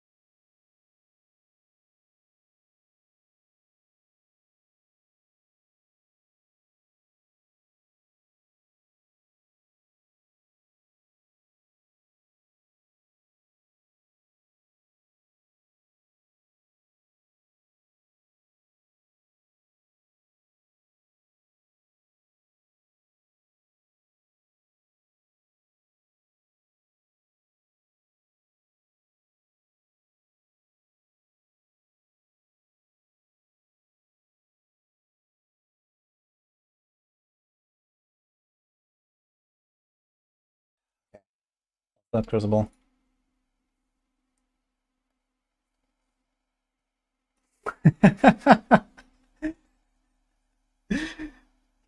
Okay, that's great. I have the blizzard now.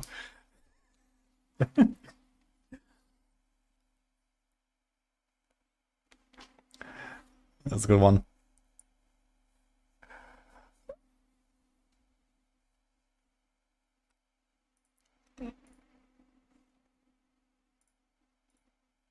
Alright, let's see. Where were we? Ice Nova.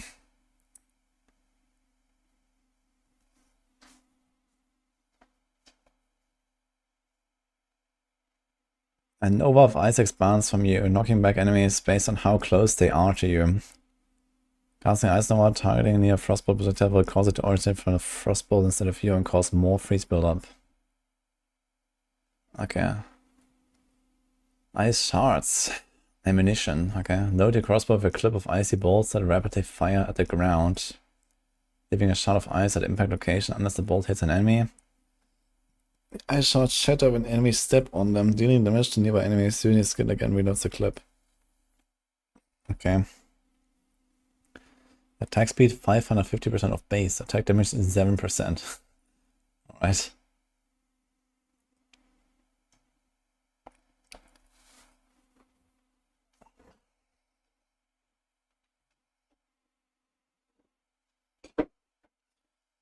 Ice Spear.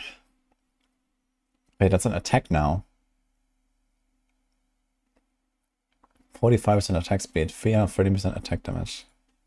Throw an icy copy of your spear that deals cold damage. After a short distance, it arms, massively boosting its damage. Interesting, they made it an attack. So it's like Glacial Cascade. Glacial Cascade was also a spell, and now it's an attack for quarterstars. And this Ice Spear is now an attack for spears. The spear breaks against the enemy, it deals a damage in a cone-shaped area behind them. Nice.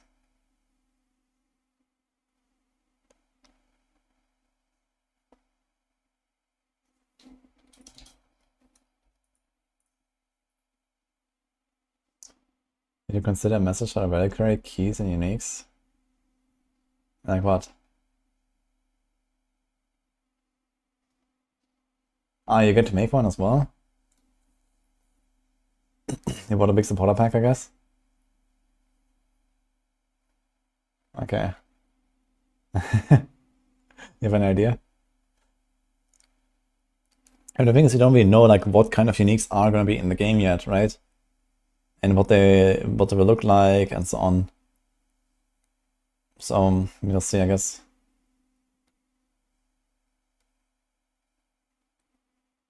A Shaco? What do you mean?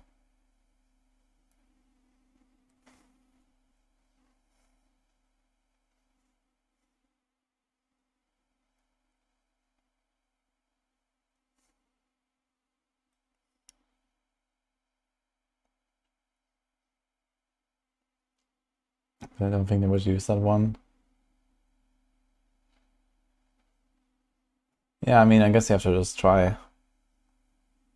I mean, if you do like, it's just like the foiled version of another unique that you're gonna submit, right? With like flavor text. Do you also get to name it? Alright, it has Impale, attack.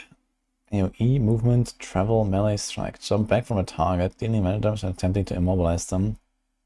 Cannot be performed without targeting an enemy.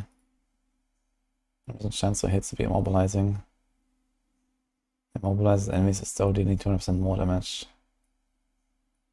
Okay. Incendiary shots. Loads a crossbow with flaming bolts that fire in a burst, damaging and igniting enemies on hit in a small cone behind the target. Hits always ignite. Attack damage 19%. That's very little. Multiple bolts in one burst can hit the same target. Ah. I wonder how ignite works actually. I guess you can check out the wiki as well. Get a bit of an understanding of how some of the things work. It seems like poison and ignite have kind of like moved closer together mechanically.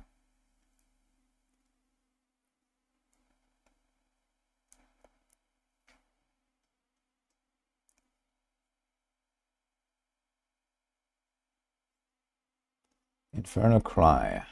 This is really powerful. I tried this. This was really good in early game at least. This is kind of like the hard carry for a warrior. Performs a war cry, taunting nearby enemies to attack the user and empowers subsequent attacks, consumes all endurance charges to empower additional attacks. Enemies in the war cry's area destabilize and combust on death. So the last part is important here. Empowered attacks gain 25% of damage as fire damage per 5 power of enemies in range up to 100. Yeah, the combust on death is really insane. It doesn't say how much it does. Killing Palm. That's also kind of key to playing a monk. Dash to an enemy, starting with an unarmed attack, calling enemies if the knife is low enough. Each enemy killed by this strike grants a power charge. Actually, I realize you might get to the point where you can do something like an AoE version of this, right, with a multi-strike or something. And get multiple power charges. Enemies around you can be called will be highlighted. The skill is always performed unarmed, even if you call the stuff equipped. Okay.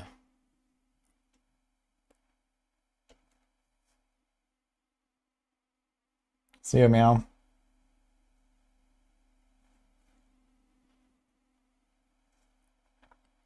Leech Slam.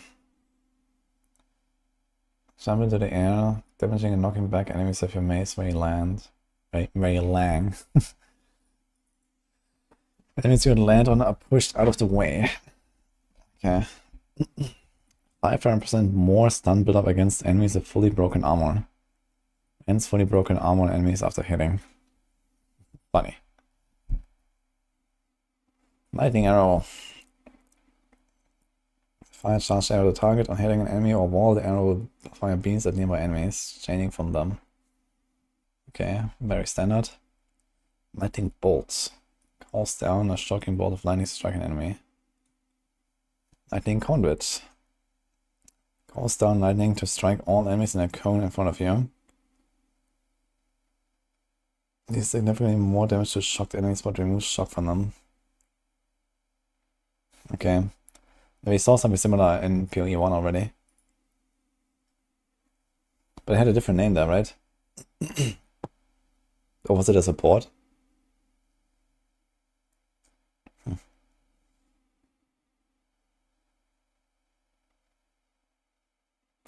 Bells OP in a party. Yeah, the bell stuff sounds pretty strong. A PS5 case available in the early access release. I'm not sure when you get the PS5 stuff. Costs 40 bucks, Nielsen's.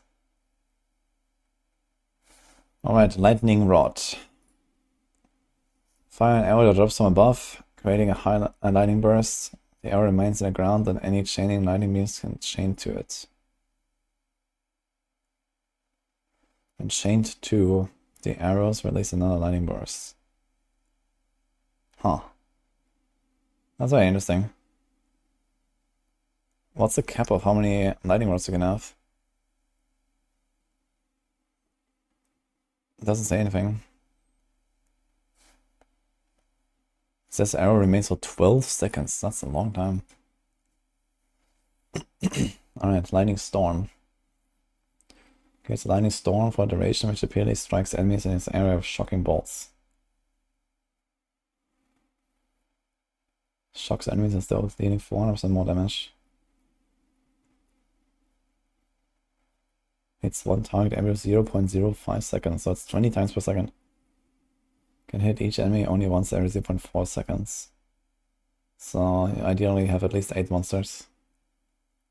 Maximum 1 lightning storm at a time. Seems very nice. It's a bit like the Orb of Storms or something, or like a Firestorm, but you can only have one, so yeah, it's kind of good that you can only have one. So you just cast this and then cast some other shit. And this can like just like, you know, rain down on the big guy or something. I like this.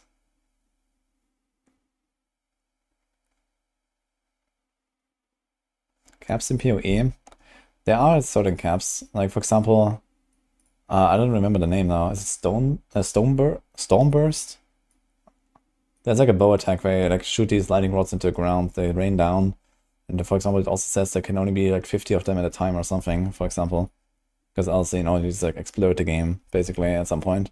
So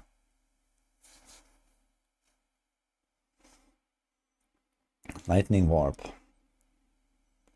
Targets an enemy and teleports to them after a duration if they can be culled. Enemies around you that can be culled will be highlighted when the teleport occurs. Target is culled, explodes the lightning damage and creating shock ground. Casting chain will queue up multiple teleportations to occur in sequence.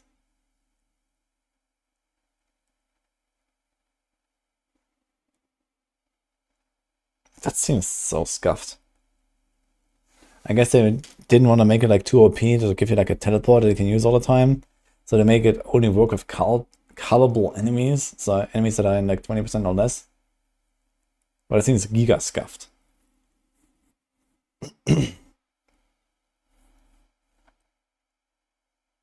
Okay. Lingering illusion. Creates a short-lived illusion, copy yourself in dodge roll. The copy can distract enemies, and copies that are destroyed by an enemy will grant you a power charge. That seems relatively good, actually. But it reserves spirit. And it only lasts 0.6 seconds. So basically you have to like dodge out of danger, let that thing get hit. And you need to have low enough life for that thing to take at least 20% of your damage. Of your life as damage. And then you get a power charge. Okay. I mean, there's one way to get power charges, I guess, for monks.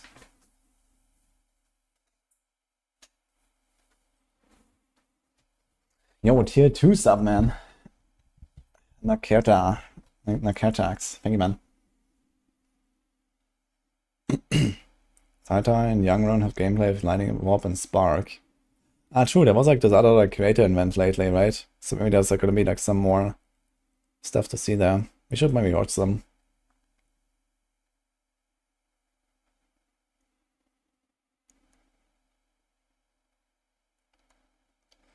Fairy Spirit. Yeah, we'll see like how viable this is. I don't really expect you're gonna use the dodge roll that much in like late game combat. It's more of an early game thing, I assume, where like you're kind of slow, you don't really have mobility skills at all until later and so on. Yeah, I have seen Rusted Up. Oof. You're gonna use it? I mean, power charges is not necessarily very important for most builds, I guess. I'm not even sure what power charges do baseline in this game compared to PoE 1. The only synergies of power charges I know of are like the monk stuff. And this definitely feels monkey with like the dodge rolling. Magma Barrier. When you raise your shield, it's infused with magma for a short time. Blocking during this time will spray magma to the attacker and grant you an endurance charge. Wow. Cannot perform a magma infused block for 0.5 seconds after magma dissipates. Cool. Mana Remnants. Conjures surging lightning that causes a shocked enemies you or your minion skill to define a mana remnant. Picking up mana remnant grants you mana. It can overcharge your mana up to double its normal. Interesting.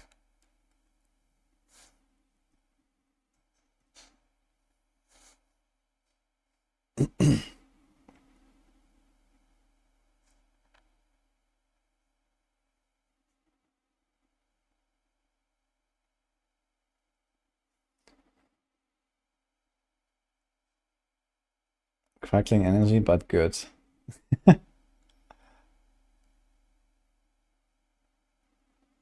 Charges have no base buff. Oh, interesting. Really?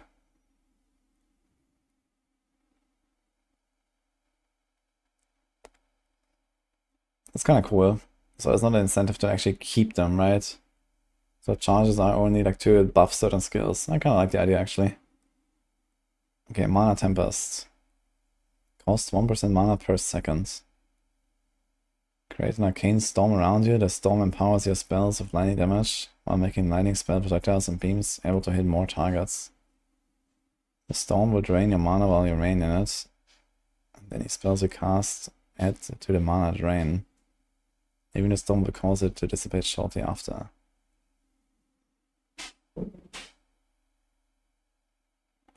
Holy shit. Skills cooldown does not recover during its effects. Skills area effect cannot be modified. Buff causes beams on lightning spells that cost mana to also chain the +2 targets when chaining, but not chain further from those targets.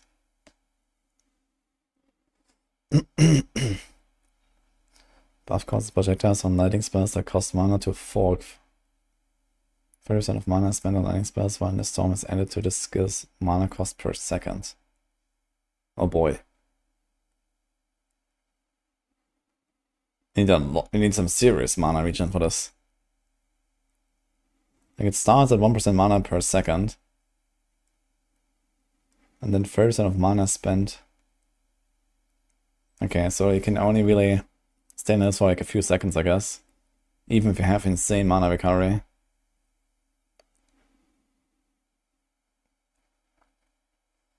Buff causes spells to gain 58% of damage as extra lightning damage.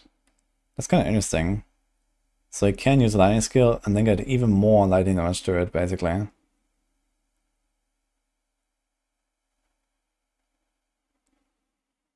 You can move within its area. Yeah, you can, but I mean, the big thing here is that it costs you a lot of mana to do this. But okay, it's interesting. I like it.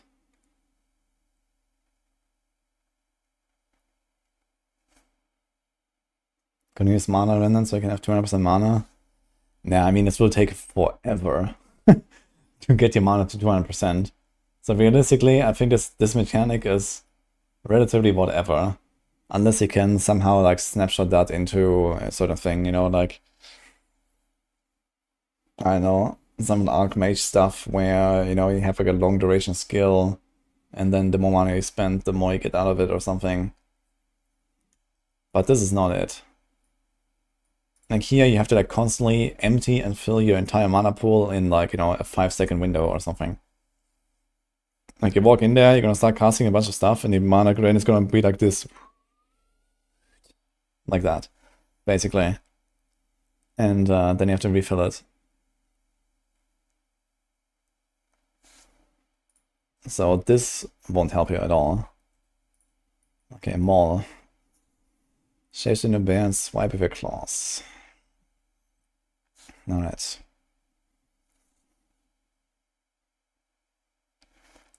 Oil grenades. Fire a bouncing grenade that releases a pool of oil and covers nearby enemies in oil after delay. The oil can be ignited by burning or fire areas. Cool. Doesn't say how much damage it does. Ah, Orb of Storm still exists. Creates a stationary electrical orb that strikes enemies in its area of effect with beams of lightning and can then split to more targets. Modifiers to cast will increase how frequently it does this. Casting skill again will replace the previous orb. So I actually have two separate lightning, like long duration skills.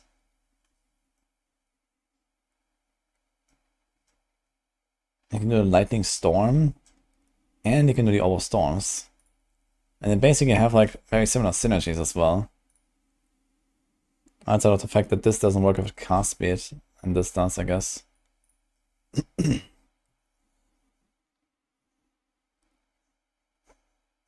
Pain Offering. Impact a skeleton on a bone spike to empower nearby minions into a frenzy as long as the spike remains. Causing new skills more quickly.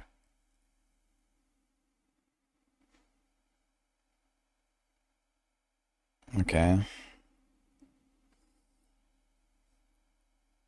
It's kind of funny because the big thing here is like 38% more damage. I guess cast speed could also be relevant for like specters especially. Perfect Strike. This is really cool. I really like this concept. It's actually a channeled skill. Charge up a weapon by channeling. Release the moment you're fully charged. Will release a wave of fire.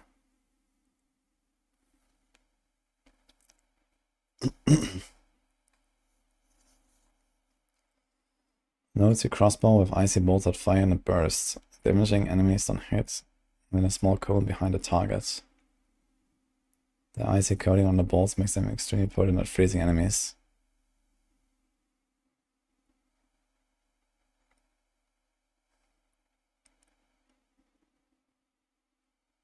Yeah, I tried this a little bit. It seems like I'm really weak to actually try to kill something. But I can freeze stuff very easily. Which at least when I played wasn't really too useful.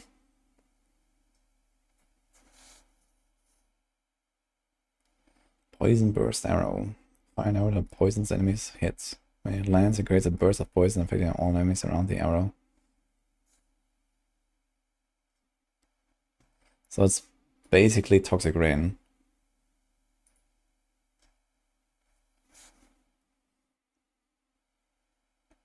Power offering.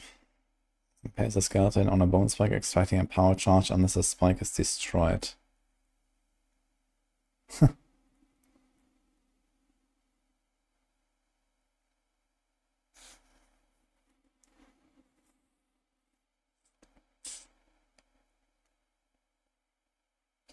Power offering, spike limit of 10.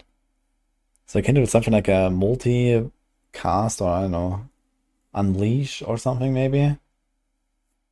Like, you play Monk, you summon some skellies, you cast this, and you just have, like, you know, lots of power charges all the time.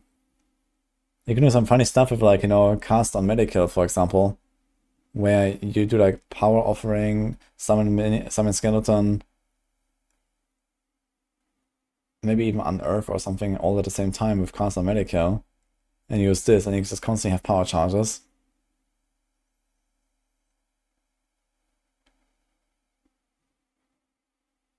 Bone Storm can spend power charges. Yeah, sure, but I'm just thinking about this. Yeah, no, could be kind of cool.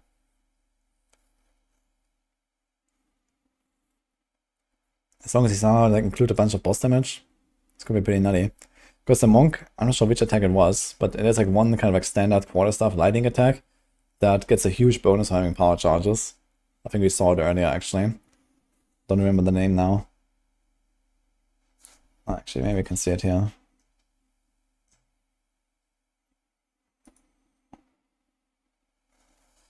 It might be the Falling Thunder actually.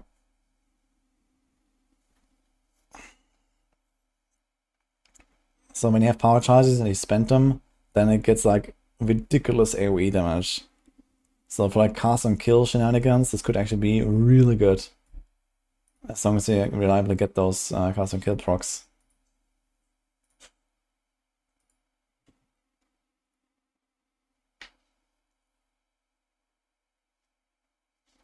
Okay, Profane Ritual.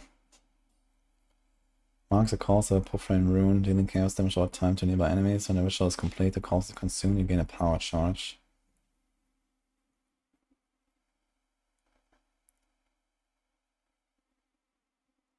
Okay, so it's basically the same, just with corpses, not with minions. So it's another way to do it, basically.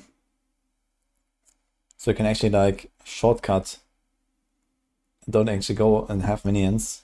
Because minions also reserve spirit, right? So maybe you don't want to do this stuff with the minions. You just do this with the corpse.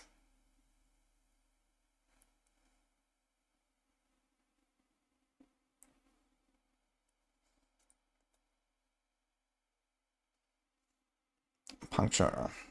Lunge toward a target, dealing melee damage. This attack is more powerful when used at a distance. Spear attack. Knocks enemies back on hits. Deals up to 200% more damage based on a distance traveled. Cool. Causes bleeding. Raging Spirits. Zerf's Spirit. While active, your fire spells will also summon Raging Spirits, which are short-lived flaming skulls that rush at nearby enemies and rapidly attack them. Enemies will not directly engage these minions and can pass through them.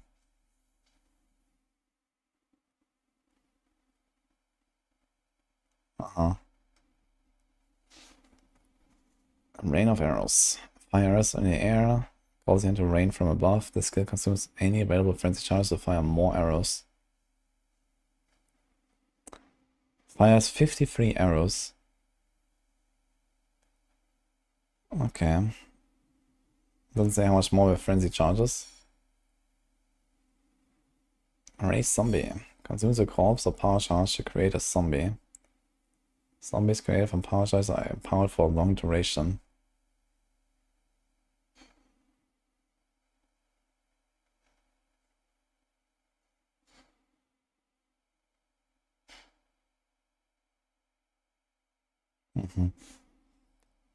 Big zombies, man. Rampage. Shapeshift into bear and rampage forward, slamming the ground as you run. It's like the travel skill, basically. The initial roar generates rage and consumes rage until you run out.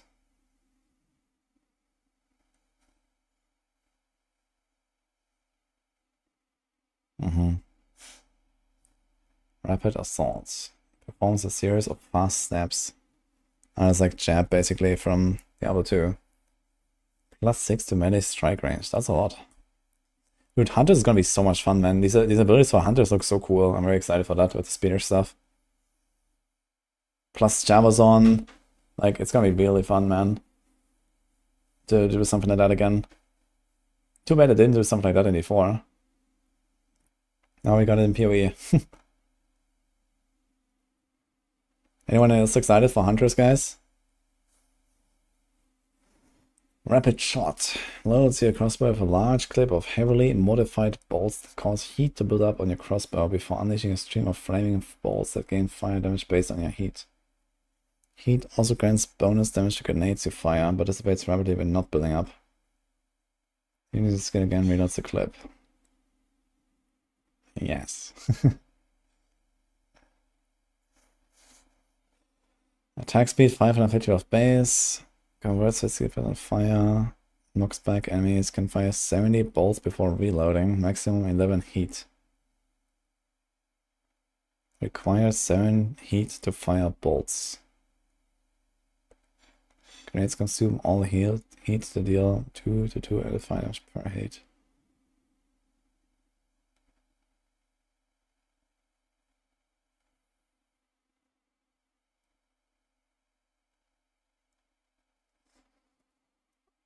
Wait, how do you even get to 7 heat? It says requires 7 heat to fire bolts.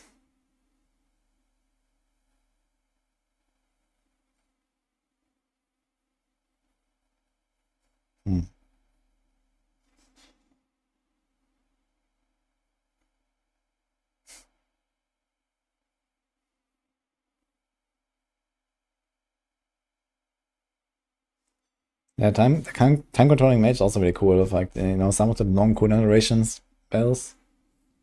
Like the Hammer of the Gods, for example, has a 24 seconds cooldown. And you can just cast it 2 times in a row. You can like walk up to the boss, bonk, bonk, boom, that's it, or something.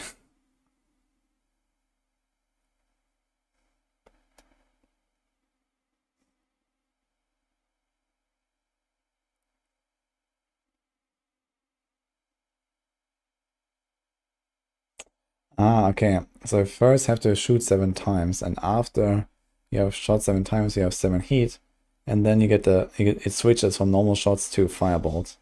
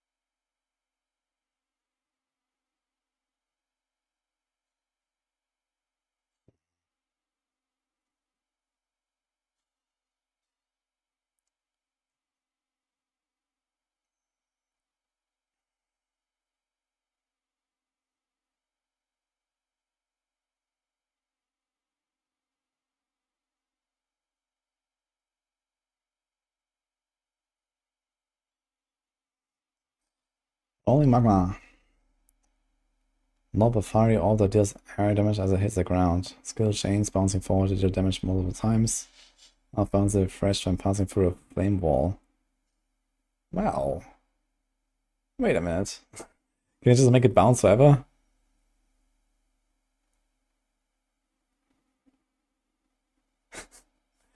No, I was just like, I was trying to understand how this resonating shield works there.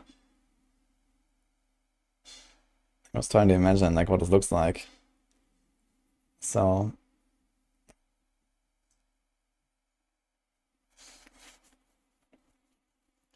can't say I really like the idea of rolling magma. But on the other hand, fireball is kind of fun. So we'll see. Rolling slam. Stand the ground to stun enemies and knock them away, then continue forward, perform a devastating second slam.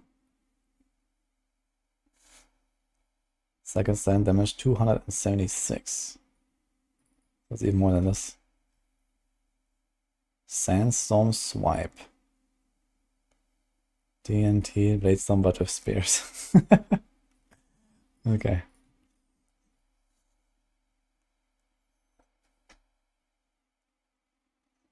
Just imagine what that's how it'll look reading the notes over and over. And we don't have patch notes or anything like that, right? So I wonder if they're actually gonna do any kind of patch notes. I guess they will when they do updates during the early access. But I guess until now, that's why probably like no patch notes or anything.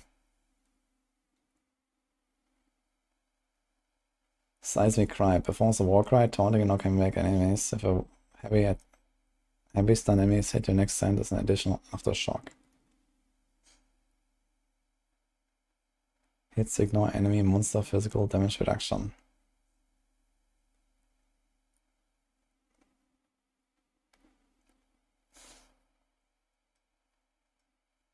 Shattering Palm. Dash an enemy and strike them with an unarmed attack. Attaching a chunk of ice to their body. When that enemy takes enough damage from hits or dies, the ice explodes, dealing high cold damage in the area around them. Skills always performed unarmed, even if you have quarter stop equipped. Okay, shield charge, we saw it yesterday. Channel to charge in the target direction. You will crash into enemies on your path, stopping your charge and dealing damage to enemies in the area. Really?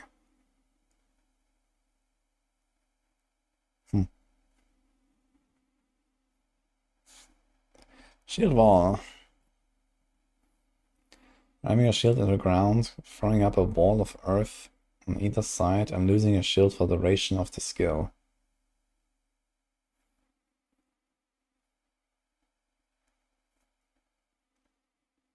Enemies can attack the walls, and your slams will instantly destroy them. Each wall segment explodes when destroyed, damaging enemies around it.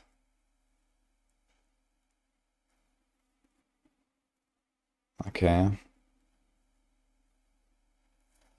Shockwave Totem. Raise the totem that slams the ground around, repeatedly damaging nearby enemies. Earthquakes strike ground erupts within the slam. Is this a meta skill? No. So it just does shockwaves.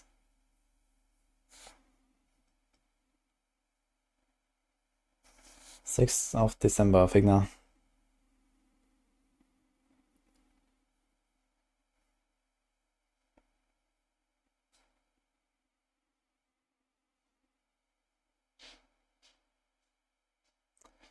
Okay, Siphoning Strike. Dash to a target and strike them with your quarter staff.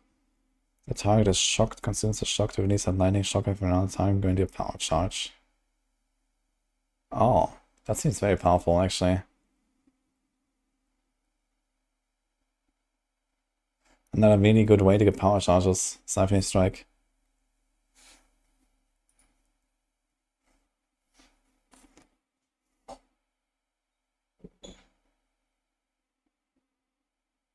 And it's relatively early here, it's like at rank 7.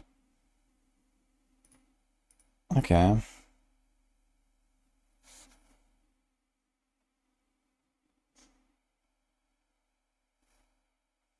Skeletal Arsonist. Summons bomb throwing, reviving skeletal arsonists to can detonate other minions on command.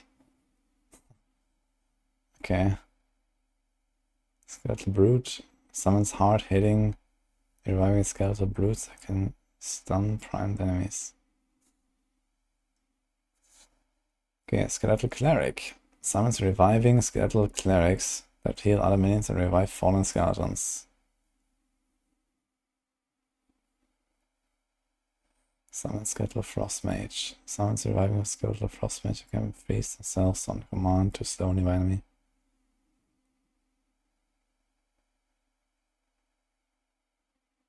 And Skeletal Reaver. Summons aggressive reviving skeleton reavers. Can enrage on command. And Skeletal Sniper. And Skeletal Storm Mage. And Skeletal Warrior. Holy shit.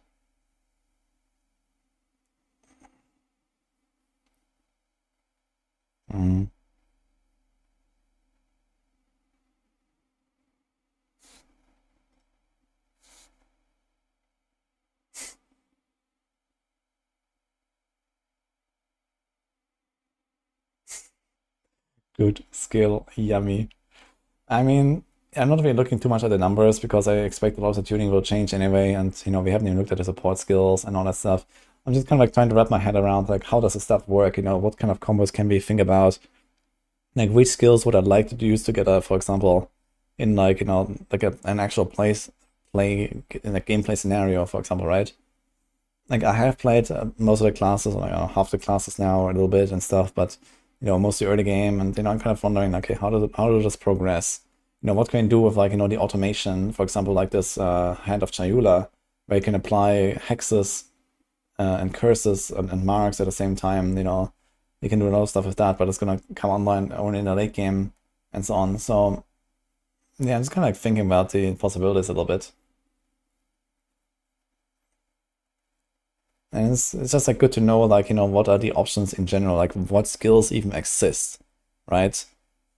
I guess it's gonna be kind of typical as it used to be, like you have like a curse or like some other kind of supporting skill, like a mark or a curse or so.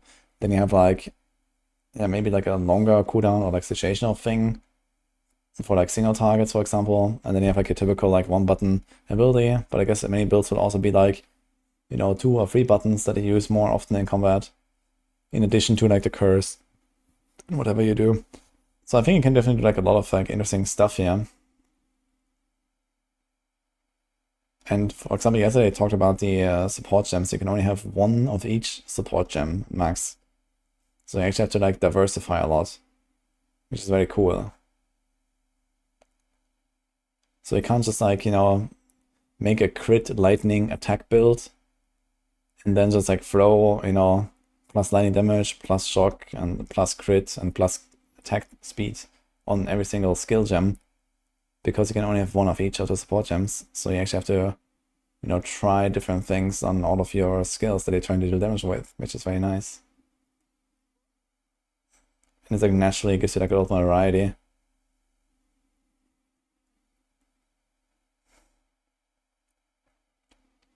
Here's like actually one that I think will be very exciting to try, which is Snipe. I'm definitely gonna try this when I play Ranger. Channel to charge up your bow before releasing a powerful shot. Releasing the moment you fully charge causes the arrows to explode and impact for a guaranteed critical hit. And 300% increased critical damage bonus. Holy dude. So it's basically like the perfect strike just for range.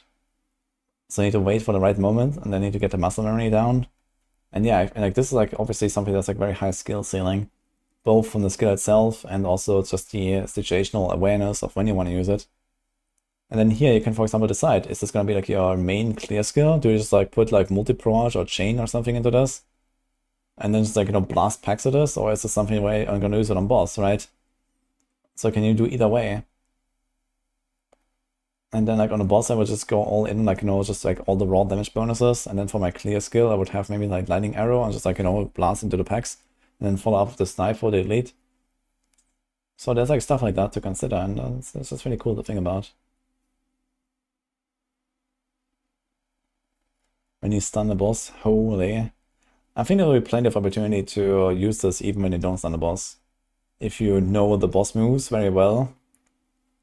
They're not like always like you have to keep running and dodging all the time and stuff like that. So if you have like, I don't know how long this will take to charge. I guess something like 3 seconds without attack speed. And just some attack speed, maybe 2 seconds to charge. You can definitely fit in like 2 seconds standing still here and there. The different poison skills stack. I'm not sure how poison works yet. But it does not work the same as it used to, apparently.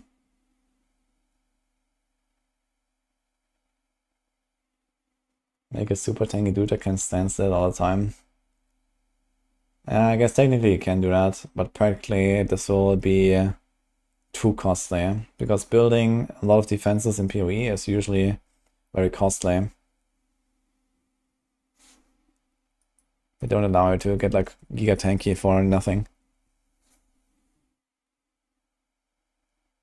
The spear class is still in there, but it won't be in early access yet.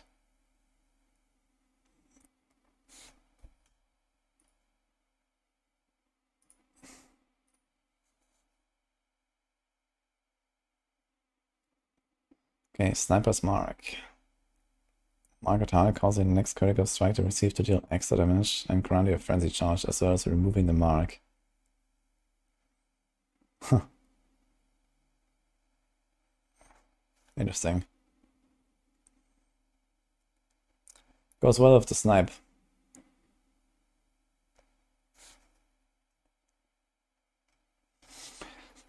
Solar Orb. Creates a stationary fire orb that primarily releases an explosion, dealing fire damage. Casting skill again replace the previous orb. Enemies that are very close to the orb will take burning damage. Okay, so it's basically like lightning orb. Just it has a dot component. Spark. Launches a spray of sparking projectiles that travel erratically along the ground until they hit an enemy or expire.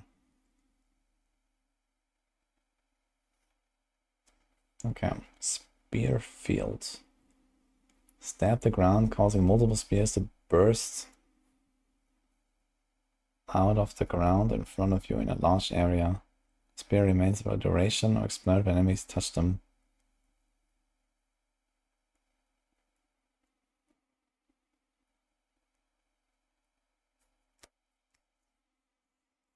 Maim on hit, 40% increased effect of maim, maximum of 70 spears at a time. Okay, have you seen this in like one of the Hunter's trailers?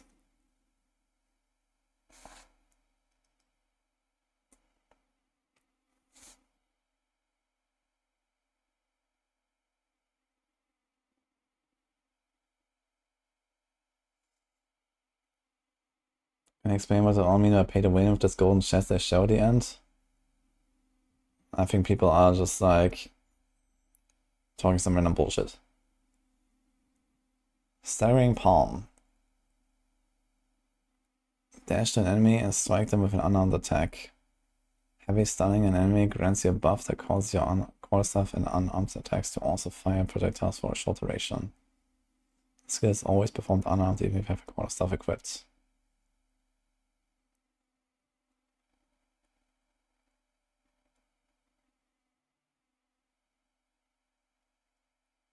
Okay.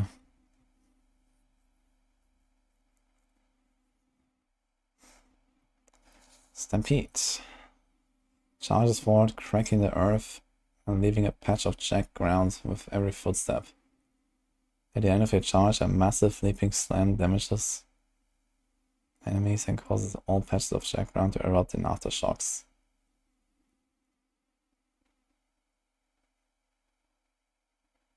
That seems kind of strong. I think we've seen this in one of the trailers as well. Storm Spear. Throw a single copy of your spear. When it hits an enemy, it bursts, firing bolts of lightning at multiple other enemies within large areas around it. Yeah, this is basically Javason. Lightning Fury. Spear cannot split, pierce, fork, chain, or return. Modifies the number of projectiles fired, instead applied to the maximum number of lightning bolts fired.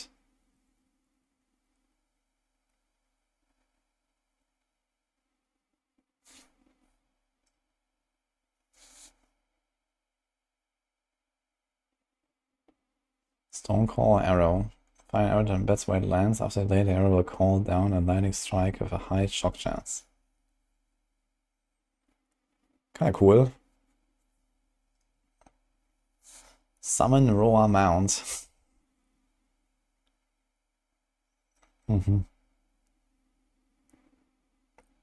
Summon wolf. Summons a wolf minion. Wolves howl when they first emerge, making critical hits more likely against nearby enemies. Sunder. Slams the ground, creating a wave of churning terrain that damages enemies in a sequence of areas in front of you. The number of enemies hit by the wave will release a shockwave, damaging other enemies. Plus 1.4 seconds to attack time. What?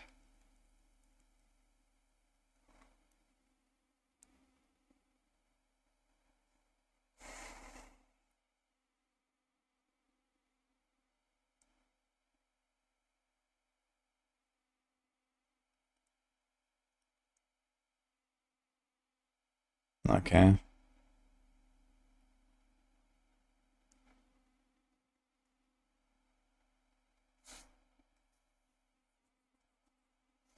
Supercharged Slam. Channel to charge up a heavy swing, drawing earth from the ground to enlarge your mace. Release to slam the ground. Dealing damage in an area around the impact, followed by aftershocks dealing damage in a large area.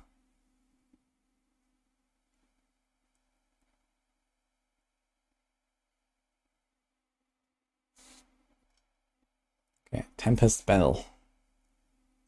Build combo by successfully striking enemies with any skill. After building 5 stacks of combo, create a bell that can be hit by your skills, creating a damaging shockwave. Elemental ailments apply to the bell causes shockwaves to the accident to the corresponding type.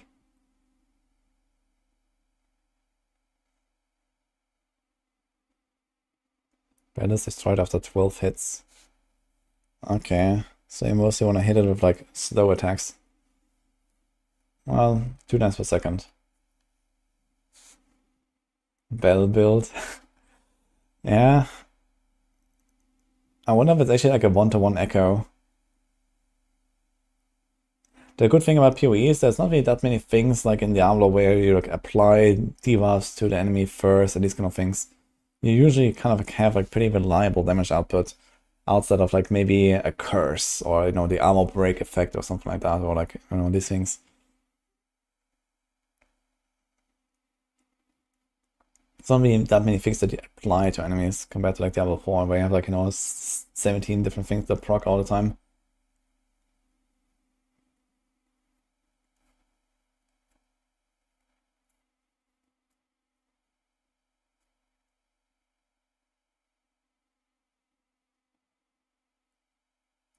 How long will it be before you can get some guys on Maxroll after release?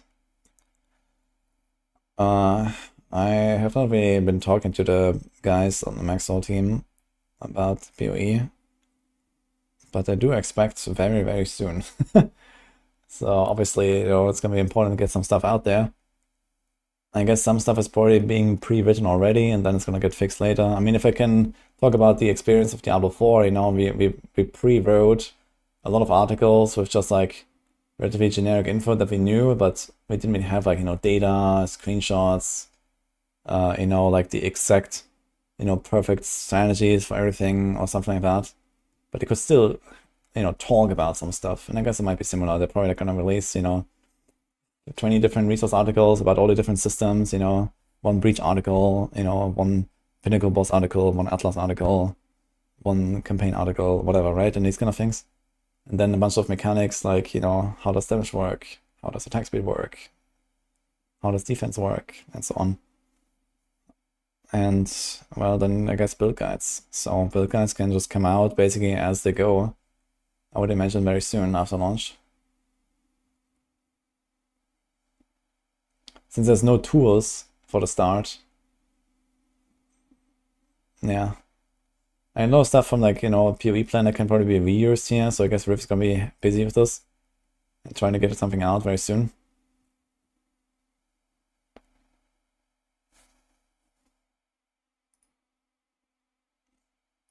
Where's the tier list?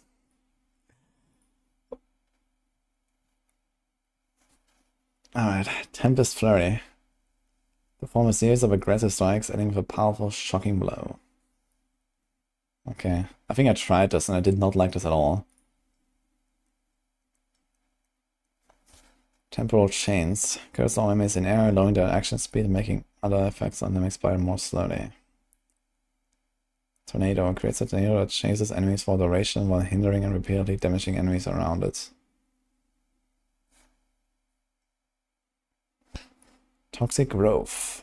Leap into the air and fire a volley of arrows which cause toxic pustules to sprout from the ground on impact. The pustules explode after delay and can be poisoned, causing them to explode faster and more violently. Okay, so it's basically a toxic rain with a jump and you have to hit the things. Unearth. Raises spikes of bone from earth in front of you, damaging enemies. The bones, of course, in the area are ripped out and disassembled into short-lived bone construct minions that fight for you.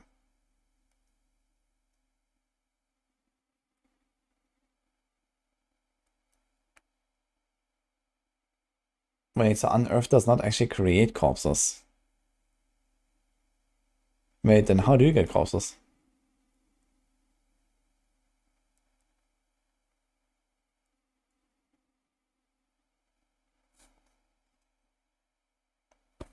Let's do Desecrate, I guess. Is Desecrate a thing?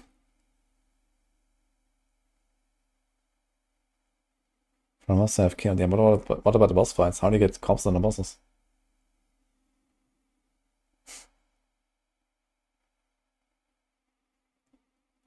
Vine Arrow. Fire an arrow into the air that lands after a short delay, causing a plant to spring up at the impact location. The plant sprouts vines that latch onto nearby enemies, poisoning and slowing them. Okay, Volcanic Fissure. Stand the ground, creating a winding fissure that deals air damage while traveling and persists for duration.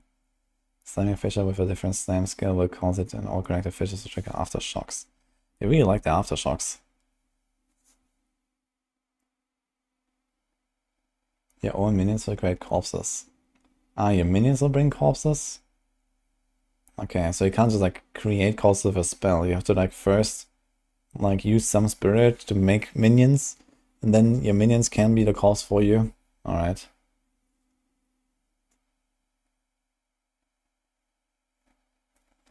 Volcano.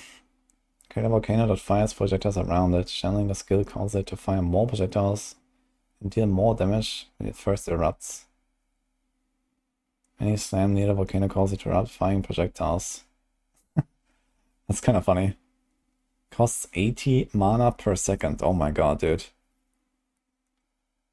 But it deals a lot of fucking damage.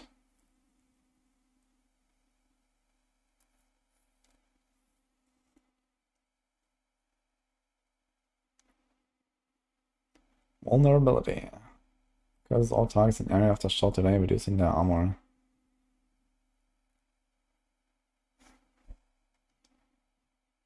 Interesting. So it doesn't have like this, you know, physical damage taken anymore and these kind of things. Wave of Frost. Flip backwards while sending a freezing wave of ice.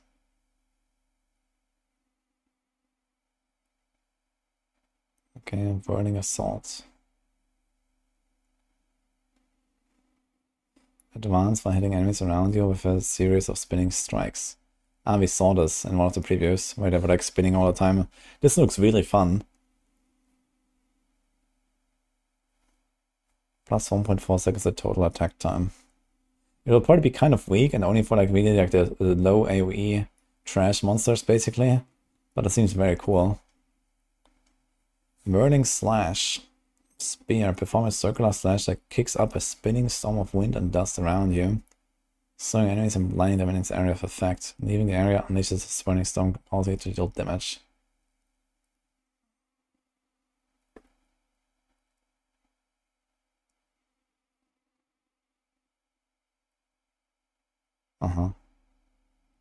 And finally, the last one, Wind Blast. Quarterstaff ability as well. Strike enemies at range by generating a gust of wind as you swing. Enemies will be knocked back based on how close they are. Okay. Plus 42 to melee strike range. What?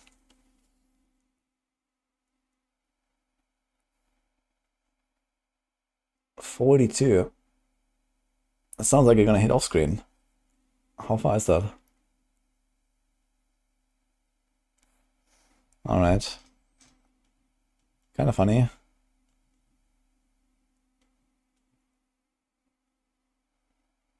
Any skills standing out? Well, I'm not sure exactly how good, but there is this like Savage Roar, I think it's called. Where's that? Ferocious Roar. There's a shapeshift skill. It's a meta skill, so you can socket other skills into it and trigger them with this. And you can trigger all of your war cries at the same time. Now the question is, what war cries actually exists? Maybe we should check that out. So there's Infernal Cry, which is going to be always useful. Infernal Cry makes enemies go explode, basically, when they die. So that's going to be generally useful under all conditions. Seismic Cry is only for slams, I think. If a heavy stun enemy is hit, your next slam does an additional aftershock. Okay, so this is for slams.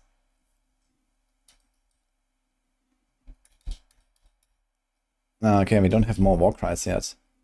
So we're missing a lot of war cry stuff. But it will, I do imagine there's gonna be like at least 4 or 5, maybe 6 war cries or something. And if you can just throw them all in there, and then like permanently trigger them all the time with this ferocious roar, this could be pretty nuts. Snipe seems very interesting. There's a bunch of like power charge generation that I want to try out. For the monks especially, power charges are pretty important. And if you can somehow get like automated power charges in some ways, that's going to be very strong for monks. And there's like a few things. There's 17 mentions of power charge. So killing Palm is like the standard thing, but you have to do it like one by one and very carefully. You can only do this when the monsters have 20% or less HP, and then cull them. Get 1 power charge. Lingering Illusion is a way.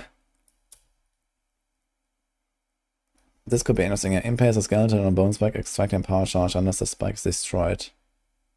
So you can do this. I'm not sure how often you can get the skeletons back, but it could probably pretty reliably get power charges. You can like, do like 2 or 3 skellies or something, and then just like impale them, boom, boom, boom, and get power charges this way. This could be a very easy way to do it if you have the spirit.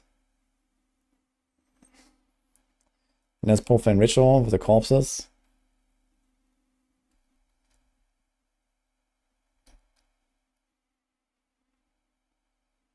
That's also good here, Siphoning Strike. So consumes a shock to release a lightning shockwave and grant you a power charge. This is also very good. So you can like, kind of like use your standard attack into a pack, shock everything, and then you just Siphoning Strike them. You don't even do this like weird culling shenanigans and all that. I think this might probably be the better way to do this then. It's gonna be a lot more convenient when you don't have to worry about what HP they have. It's gonna be something for like the slow early game, but later you don't want to bother with this, I think.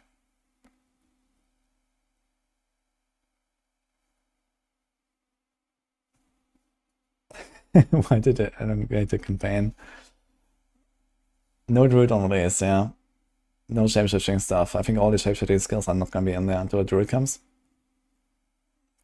So we saw some skills now that will not be in your early access immediately. Like a bunch of the druid stuff, for example.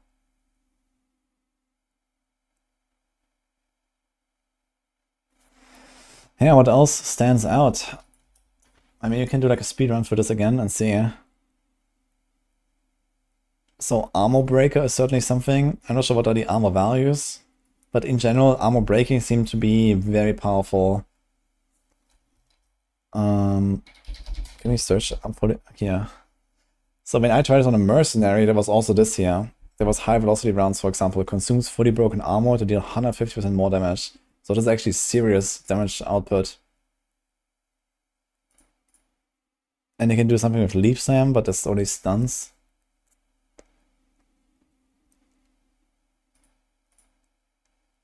You have Thunder, consumes fully broken armor on enemies to guarantee a critical hit. Not that crazy.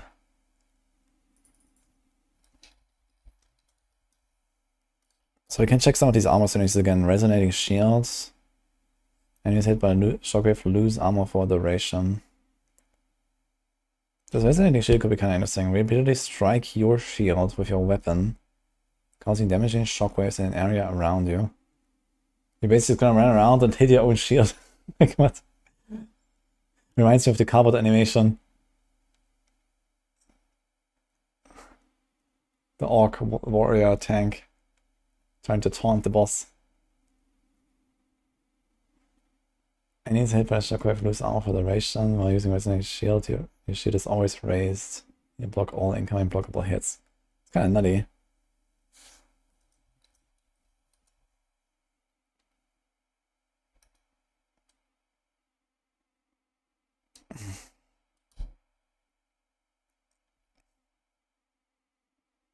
Vulnerability also reduces armor, so you can... I wonder if you can actually just curse them with vulnerability, get the fully broken armor, and then follow up with the big shot, and then curse them again and follow up. Or maybe the curse just like permanently applies it. I wonder how that works. But it might not really break enough armor to do that. I guess we'll see.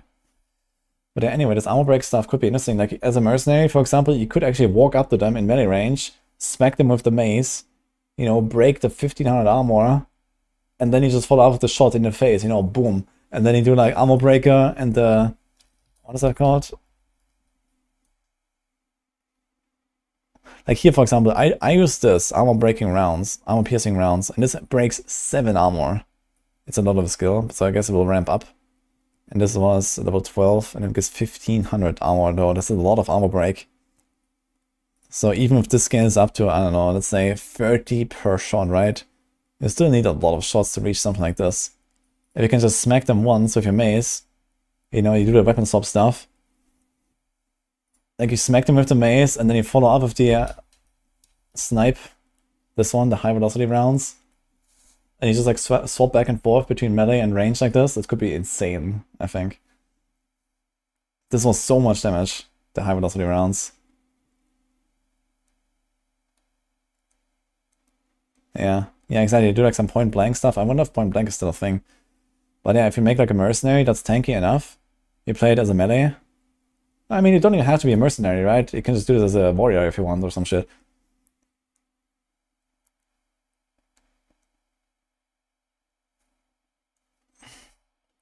So yeah, that is certainly something I want to try. I mean, what else you got?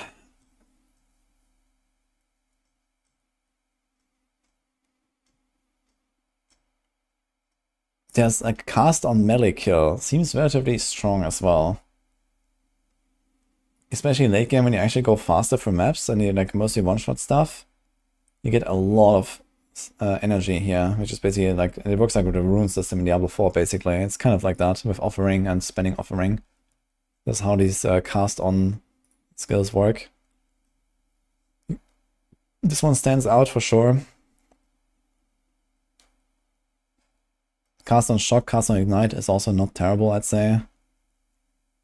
Cast on channeling is also not bad.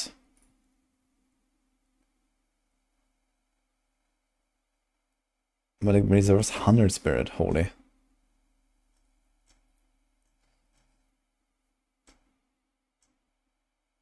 I mean, I think there's a lot of stuff like Earthquake and all this like aftershock shenanigans that could be really powerful. With big slams. I think they can do a lot of damage. Perfect Strike is certainly something I want to try. Snipe is something I want to try. All this grenade stuff seems very nice with Mercenary, but you have to get good for that.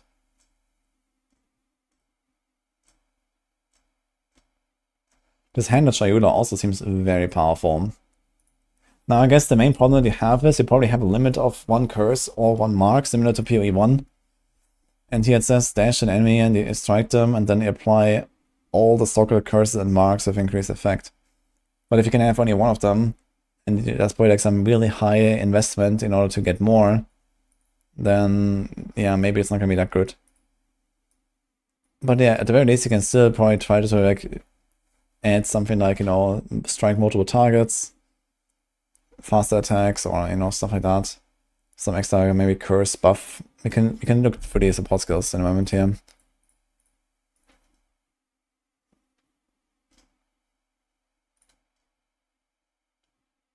There's a 1-second cooldown on cast and kill. Ah shit, wait. I didn't know that. Oh true, cooldown 1 second. Ah, shit. Okay, this makes it actually not that great. I didn't realize there's a cooldown on these things. Castle Many Stun also has a 1 second cooldown. Yeah, in that case, also here Castle Channeling has a 1 second cooldown.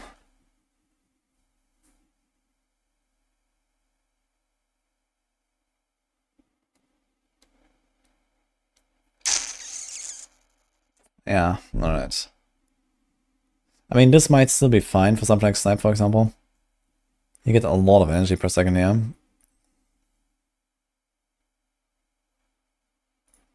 All the witch-based mechanics for skills. I think I've watched this, but it doesn't hurt to watch it again now that we know more.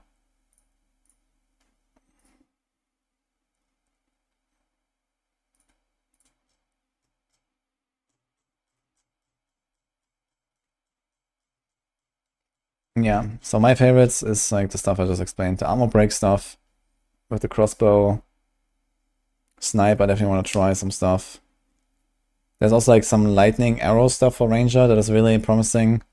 You like throw a bunch of like of these arrows on the ground and you like, you know, shock enemies that are standing on top of them. This could be really powerful. I wonder how good stuff like, you know, Frostbomb could be. If you just like giga juice it up with like extra duration and extra damage and then just like keep the boss in the right place and go kaboom. You can stack power charges and use anathema. Yeah, I mean, this is PoE 1. Why do you link this? What are you gonna do with those? Does it even exist?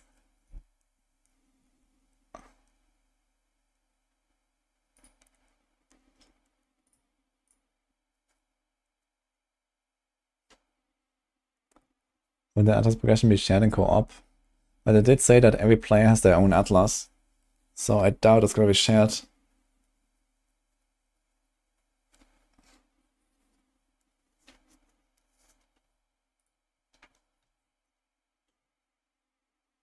Alright, let's go for the support skills a little bit.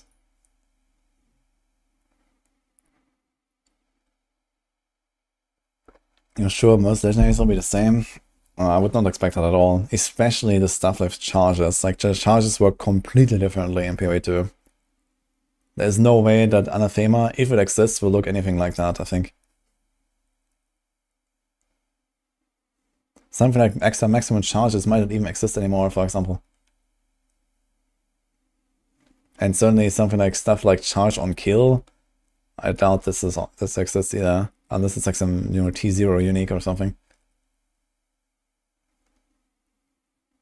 Like, charges are much more slow paced than before. Yo, thanks for trying reeling.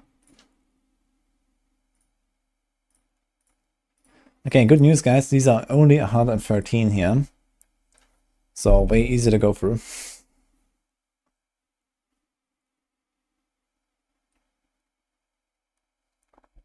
Okay, added chaos damage. Supports attacks. Only attacks. Causing gain chaos damage, but deal damage of less damage of other types, I guess. 50% less non-chaos damage. 25% of damage is extra chaos damage. Okay. Added cold. Supports attacks causing gain lightning damage, but deal less fire and lightning. Okay. Interesting. So they're all the same. It's a plus 25, minus 50.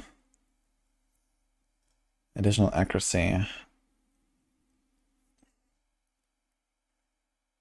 Interestingly, these don't have a mana multiplier.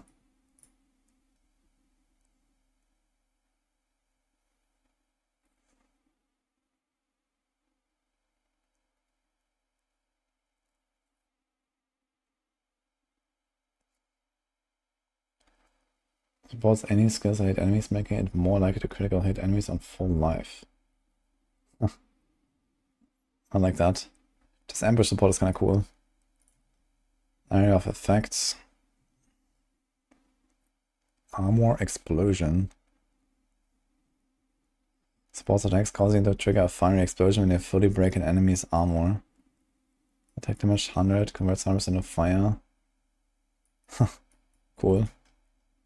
Behead.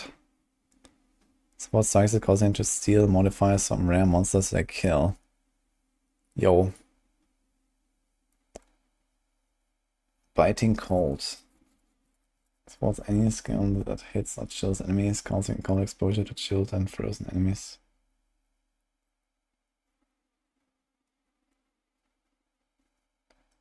Bleed chance. Blind.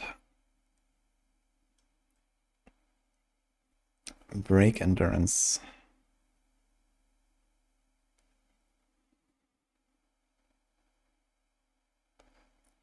Oh shit. Supports any skill that hits enemies, granting an endurance charge when they hit fully breaks an enemy's armor. Now we have not really seen that much of endurance charges here. There's only 4 mentions. Consumes all endurance charges and empower additional attacks. And then we have Magma Barrier. Grants endurance charge. We have Seismic Cry, access additional attack per endurance charge. Okay.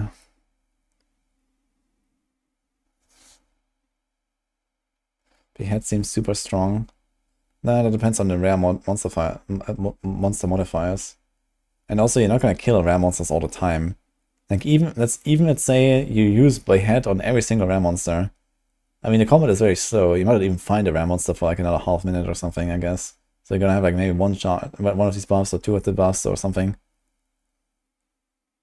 Maybe later when the game speeds up, it's gonna get a bit better and stuff. But it will probably take a while to get there. Yeah, the more you juice, the better it becomes, I guess. That's the big thing about it.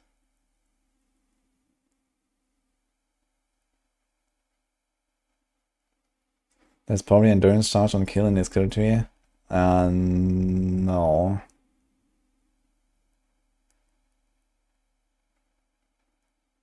Well, I mean, maybe, but the last time I checked, there was nothing like endurance charge generation or like charge generation and so on the tree that I remember.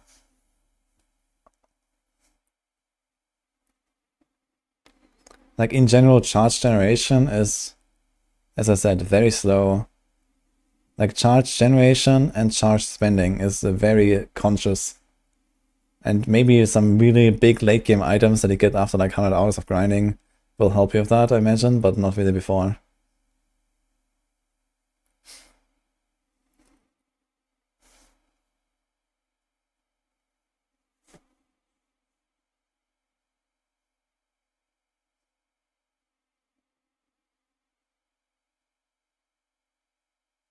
Interesting that brutality is a stronger support than the other elemental things. The elemental things are only plus 25 and brutality is plus 35. But it makes the deal none of the others, and the others are just like minus 50. Bursting Plague. Support skills that can poison enemies, causing poison enemies to gain plague over time and explode in a plague burst on death. Can I support the skills of minions?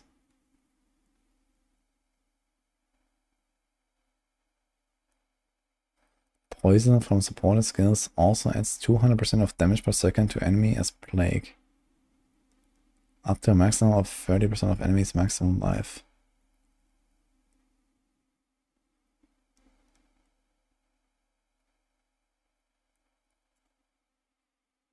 Okay. Seems kind of nutty, actually.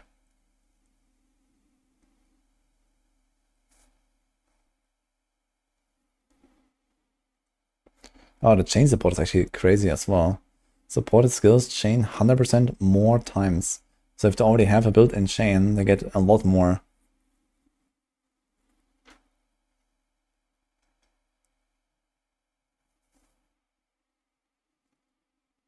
Close combat.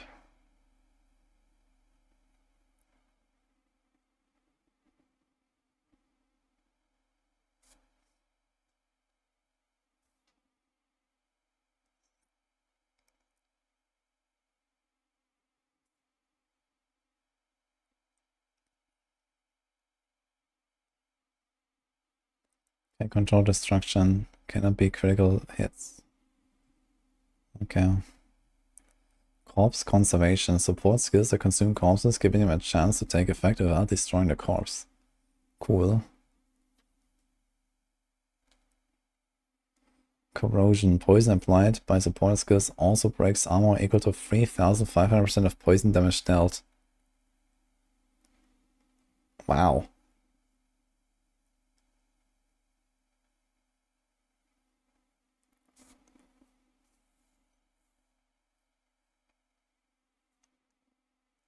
Critical damage. 50% increased critical damage bonus. 20% less damage of hits.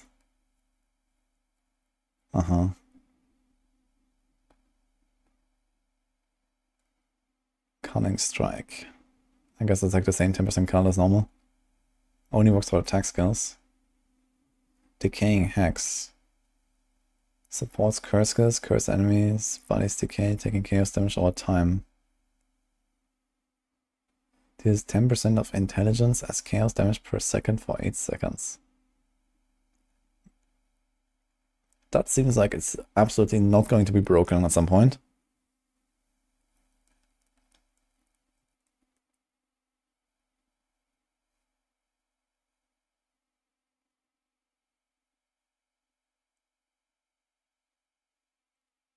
Deep Freeze. Supports any skill its enemies casting freeze that affects them last longer. Okay. Devastate. Supports any skill that hits enemies, causing it to apply broken armor to enemies when causing a heavy stun. Wow. So you can get the heavy stun and fully broken armor together. That's actually kind of nuts. Can I see a perfect strike again? Okay. I guess fully broken armor still has other benefits of just like dealing more of the physical damage as well. Elemental Army. Elemental Focus. Empowered damage. Support skills that can empower skills other than themselves, causing skills they empower to deal more damage.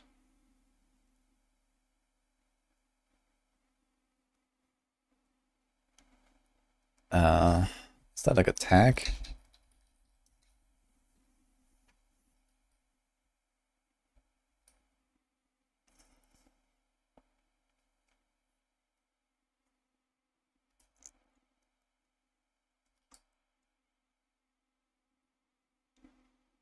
Okay, so you link this to Warcry or what?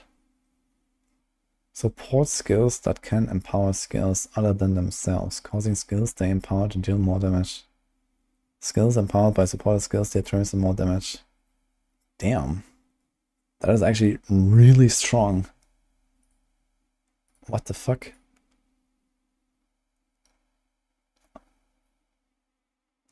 Okay.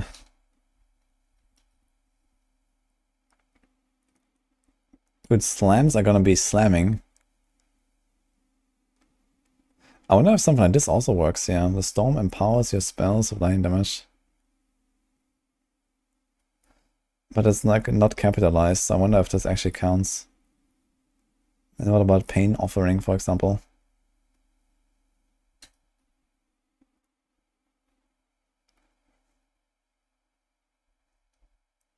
Yeah, this needs a bit of mechanics testing, I guess. So the Warcry is pretty obvious, but the other stuff is not capitalized, so I can't really say. But this, for a Warcry, this is very good. Doesn't even have a mana multiplier, this thing. Enduring Life. Enduring Mana, Enduring Stuns. Gain Endurance chance when you stun an enemy with a melee hit from supported skills. Okay. It's mostly for the cries right now. Energy berries? What? Supports any skill they can use, causing energy shield recharge to begin immediately if you are stunned while using it. Oh.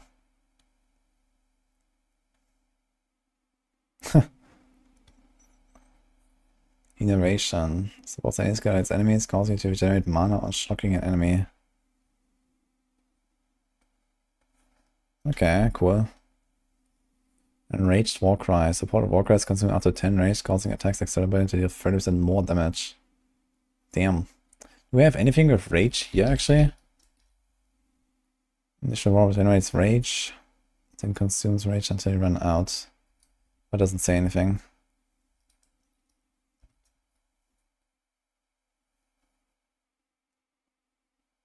No reaction for the live stream on PoE 2. I mean, we were watching it yesterday, but I haven't uploaded the video yet.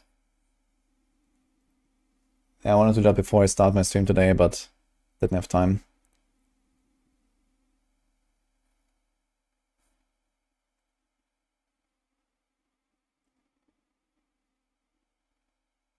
Essence Harvest. Recover 50 mana when a minion from supported skills dies. 50 mana is a lot. And you can actually potentially kill him yourself for that. And that's level 1. Eternal Flame. Spots any skill that hits enemies, causing its ignites to be inflicted less often but last longer. Okay. Execute. Okay. That's very cool actually. Exploit weakness. Supports any skill that hits enemies, causing to deal more damage against enemies with broken armor. Can it support skills that consume broken armor?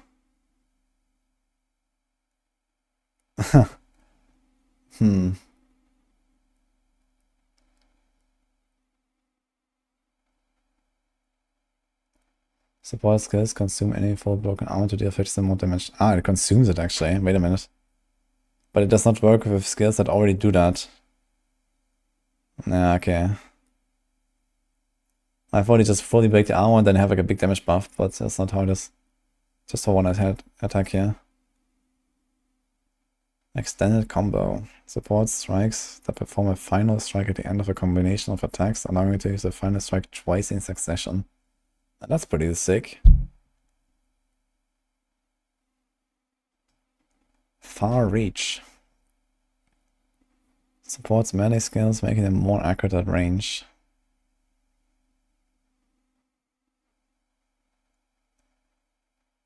It's basically the same thing as the Ascendancy node.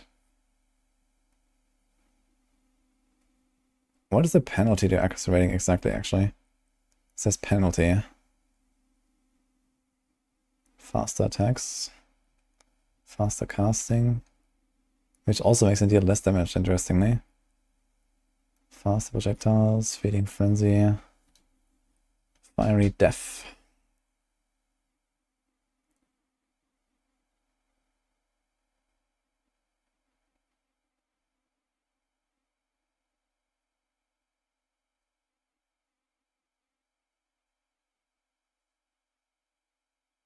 Damn. That is very good, actually. I don't know what explode means exactly, but usually it's something like between 10 to 100% of their life as explosion damage. 60% chance. I don't know, seems kinda nutty. I wonder if you can scale these in any way. Fire Pan, Fist of War. Supports slamming use yourself, burning a powerful ancestral boost every few seconds. Yeah, I really like Fist of War, it's really cool. Dude, Slam's gonna be insane, I think, in this game. Khan is gonna be number 1. Focused Curse. Supports curse skills, causing you to curse enemies more quickly. Okay. Fork. Fortress. Support skills that create walls and line, causing them to be created in a circle instead. Cool. Fragility. Hit some support skills that would freeze enemies instead. Inflict brittle. Enemies made brittle this way are unaffected by freeze and chill. I wonder if brittle is still the same. PoE 1 and gives you like extra crit chance against the enemy. Frost Nexus.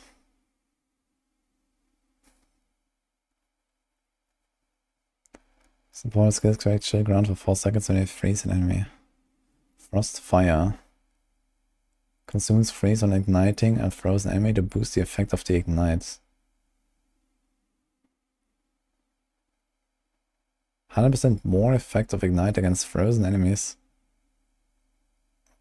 Support skills cannot affect freeze. Wow. That is pretty sick. But probably hard to execute on a boss. Frozen Vortex. Glaciation.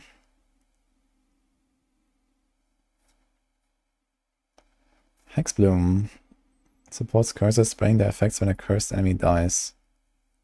Yeah, that's really cool. Hourglass. Supports any damaging skill that you use yourself, causing it to deal significantly more damage but gain a long cooldown.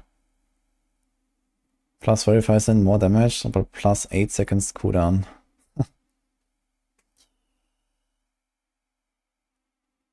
Okay, I can see use cases for this.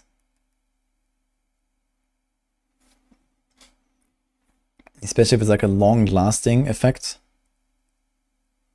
Something like the, you know, lightning storm or whatever it's called.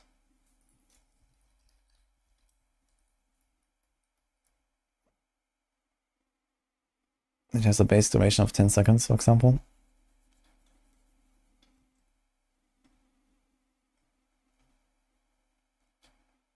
Hourglass and Hair of the Gods use it every Tuesday. Hypothermia. Freeze build up. Ice Bite. 20% of damage as extra cold damage for 5 seconds on facing an enemy with supported skills.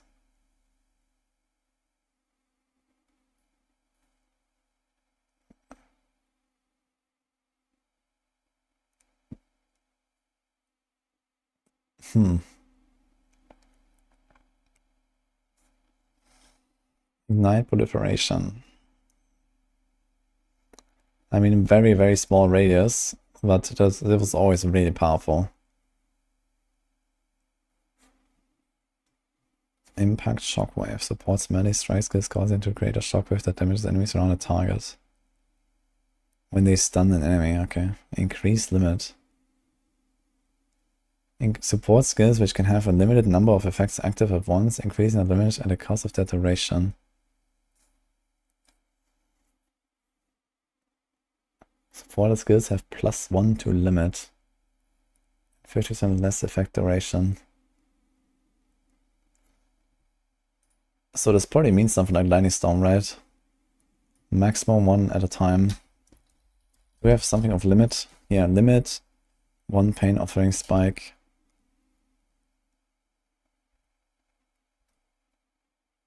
I mean, yeah, limit 1 totem.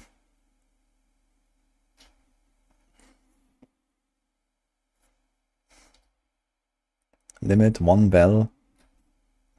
Oh shit. Oh shit. Wait, can they actually resonate off each other? Infinite loop. Kaboom.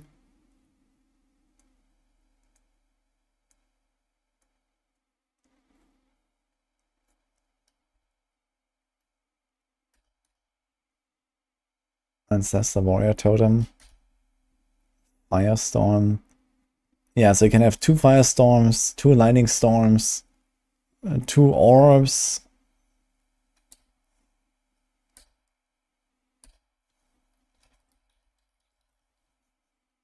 So I wonder if maximum and limit is the same. Well, probably not in the case of like, I don't know, maximum 70 spears and it's gonna be 71, I don't know.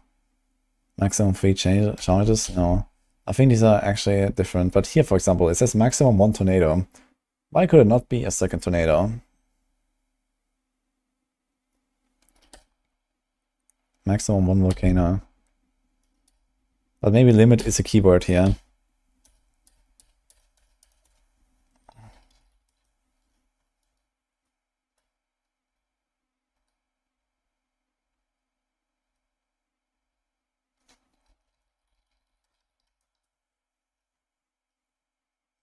But here it says maximum 1 lightning storm at a time. But for fire storm, it says limit 1 firestorm. And I feel like both these skills are basically the same. I guess we'll see.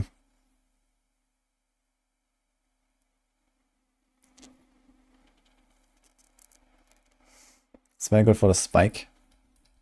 Yeah, it's like the power charge spike. This one, power offering. Yeah, true, it only lasts 1.9 seconds then. So there's like a lower chance that it gets killed in the meantime.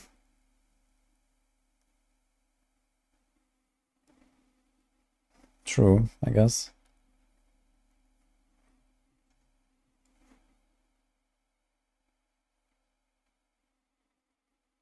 That one affects maximum, that one affects limits. Yeah, true, we can't actually use it on both skills at the same time, so... But I just wonder, would a limit gem work with Lightning Storm, or with Orb of Storms, for example? These kind of things, I guess we'll see.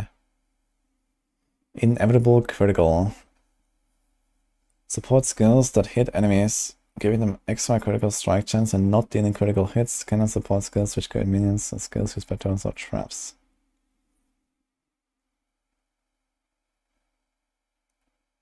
Okay. Innovate. I only get up to 200, so it is like... That's actually a lot. Up to 200% crit. If you use it once every 5 seconds, you have the maximum bonus. Attacks gain 20% of damage as extra 9 damage for 5 seconds on killing a shocked enemy with supporting skills. Kinda nice.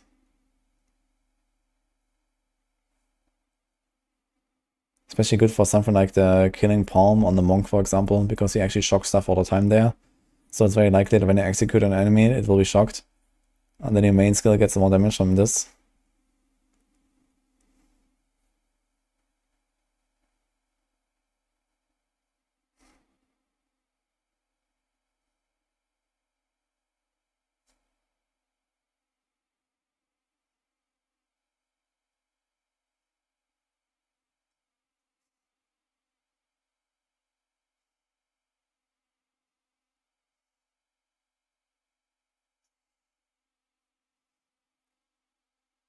Minions on support skills die 4 seconds after life is reduced to 0.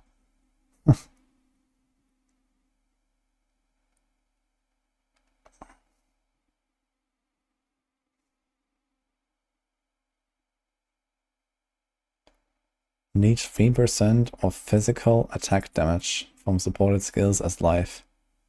Holy. Only attacks, only physical.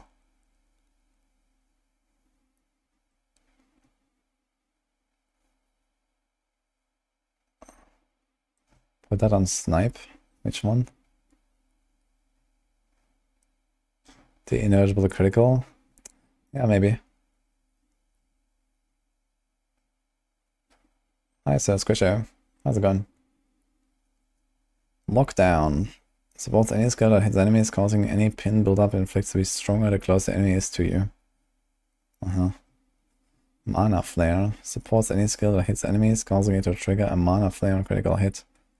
Mana Flare consumes your mana to deal fire damage, cannot support the skills of minions.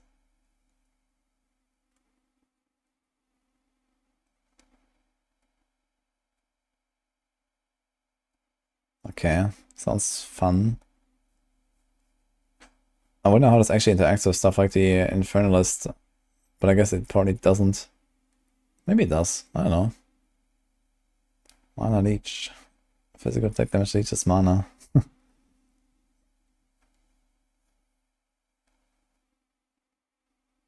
Mage Shields.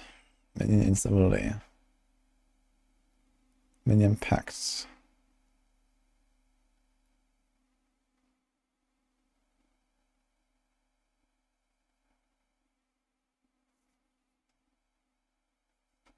So you can actually kill your minions yourself really fast if you want. If you cast 5 times, one of your minions will die. And then can do like cast on minion death.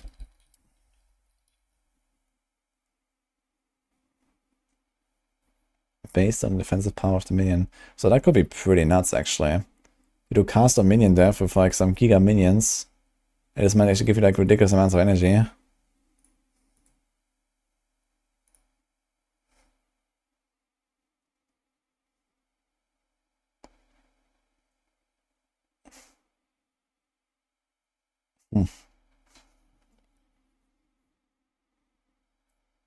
How's it looking, boss? Well, boiler. And looking for the support skills. There's lots of interesting stuff here too, I gotta say.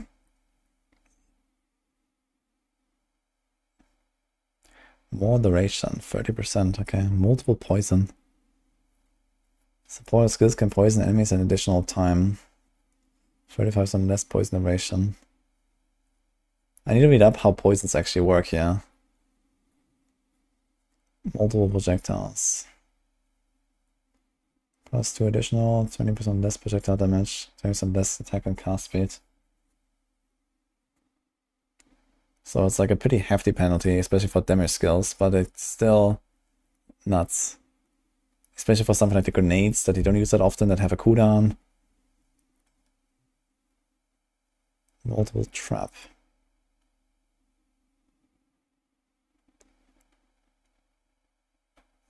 Two additional traps, 75% less damage. What does primed mean? Wait. Stun primed enemies.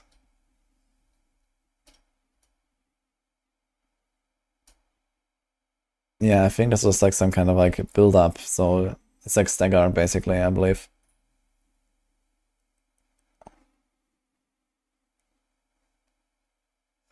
Neural overload support. Supports any skill that hit enemies. Nearby enemies are marked when they are primed for execution. And hitting a marked enemy with a supported skill will execute them.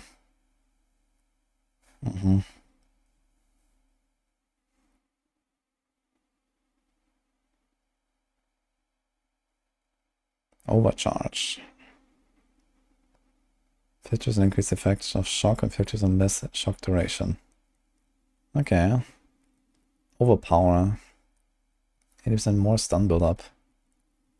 Perpetual charge. Support skills that consume power, frenzy, or endurance charge on use, giving you a chance to not remove each charge, while still gaining the benefits of consuming them.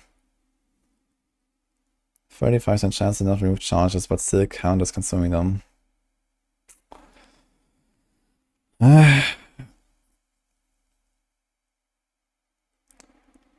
I don't like this kind of inconsistency, I gotta say. I guess if it's a skill that you spam no matter what, under all circumstances, I guess it doesn't matter. But if it's something where you actually try to like time this or so, then this is gonna be relatively awful. Because you have to like constantly pay attention to it. But it's mentally good, I guess. Pierce. One additional target, okay.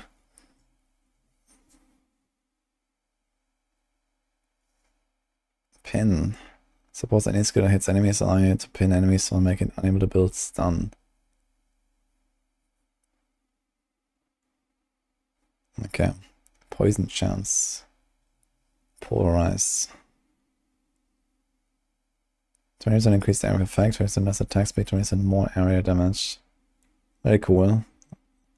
I like that one. Rage. Support skills grant 1 rage and melee hit no more than once every 0.4 seconds. But they deal 40% less attack speed. I need to see what the rage actually does in PoE 2. But it used to be very strong in PoE 1. There was like some stuff here as well with rage now. Okay, just this.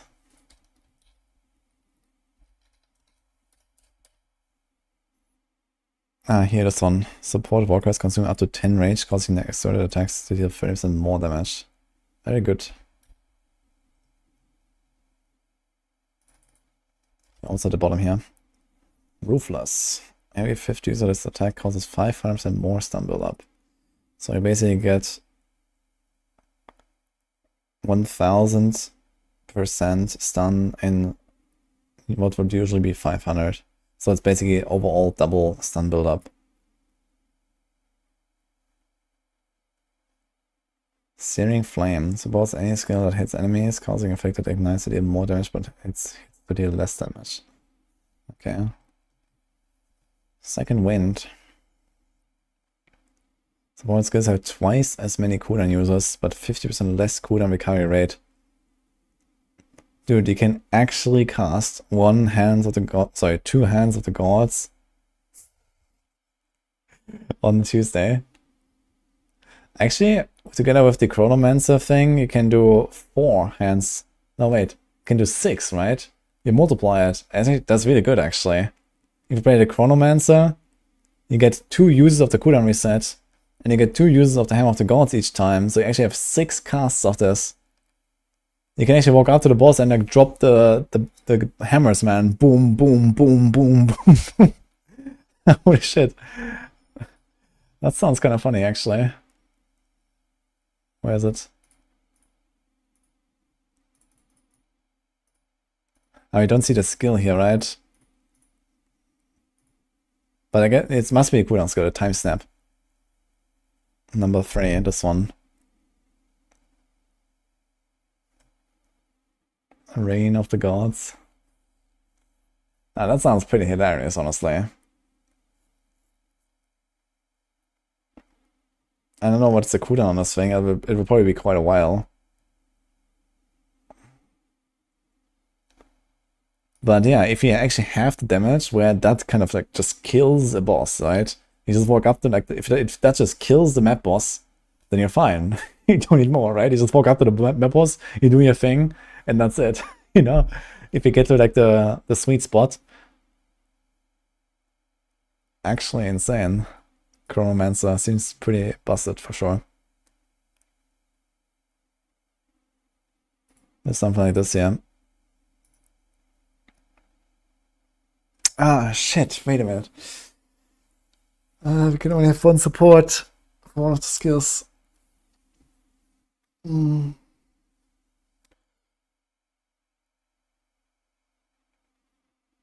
So we cannot do 6.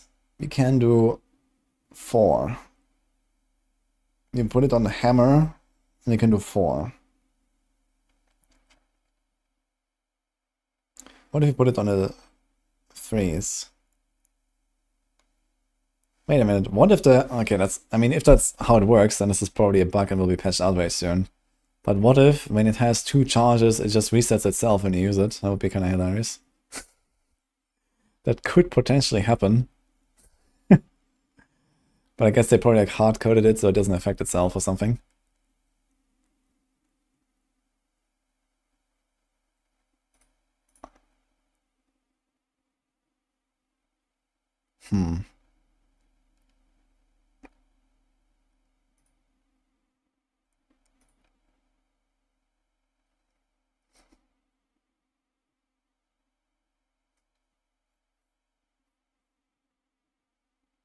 If you put it on the temporal, what is it called?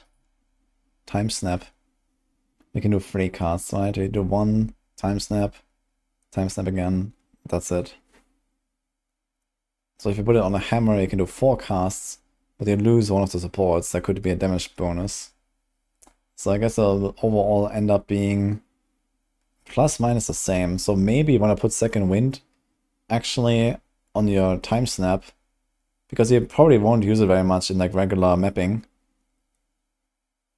And it's gonna be mostly something for the boss fights, where sometimes you have the big burst, and otherwise you can just still use the hammer sometimes, you know, throughout mapping, and you can use it much more often because you don't have the 50% penalty here. So I think this will probably be the way. Even though it would be funny to drop 4 hammers in a row, you would probably go for the 3 hammers in a row. Unless you really don't have like another support gem or something to put on your hammer.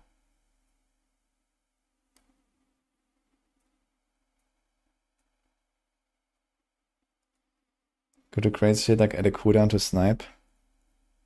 How do we add a cooldown? I haven't seen much yet. Which one is that? The Quadra snipe for Giga Dam. Now skills can have 5 supports, but it can use every support skill only once.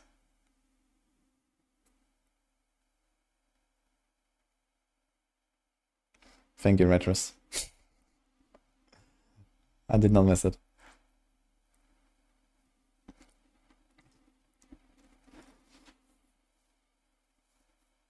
Shock proliferation.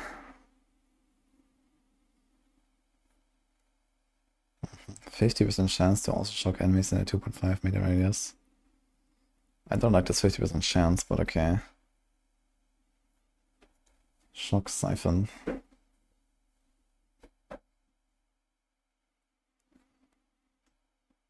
Slower projectiles. So it's less projectile speed with no other benefit.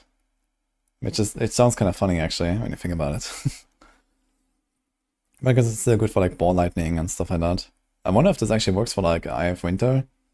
Doesn't shoot more? I don't know. Soul Drain.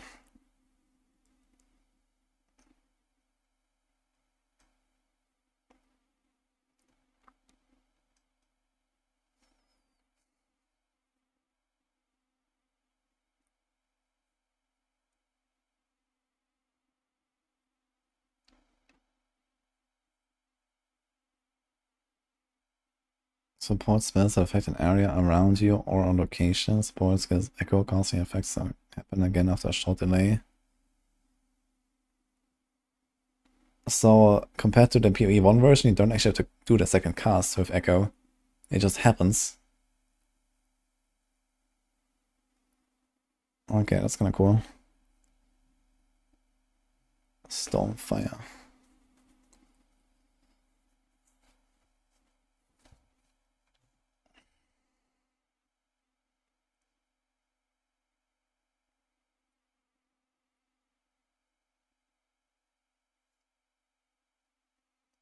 Unbreakable.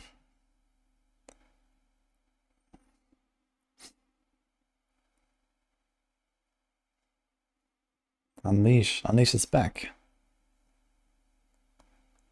Support spells you cast yourself, make their effect reoccur when cast. It's kind of funny when you think about what Spell Echo does and what Unleash does.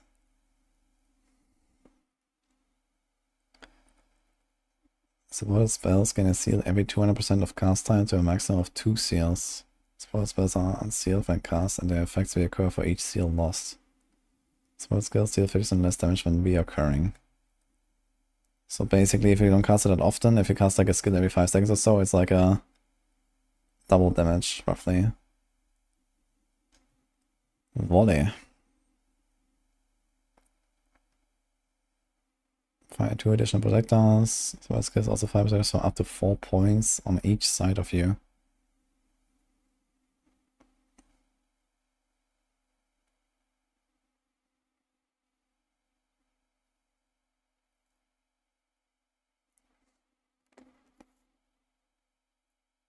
Seems like Volley is much better than Multi-Proj. But it only has 4 points. So what if you like have more or something? Like, I don't really get it with the 4 points. But okay. Wind Wave supports any skill they can use, triggering a blast of wind that knocks enemies back if you're stunned while using it. Blah. And Withering Touch supports skills getting a chance to wither enemies on hit. Wither lasts 4 seconds. Water skills deal 30% less damage. 25% chance to inflict withered on hit with chaos damage. Alright. So a lot of stuff kind of makes a comeback here. Not that many like plain damage supports. There are some.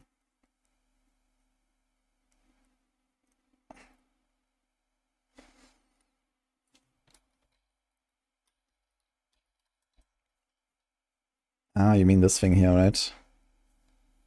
Hourglass plus 8 seconds to cooldown. It's a long cooldown though.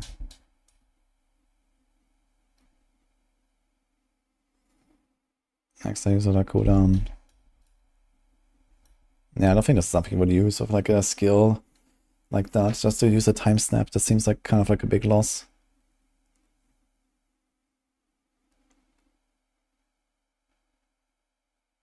Bozak Brain, you should check if there's like some slider maybe to get the full paragons.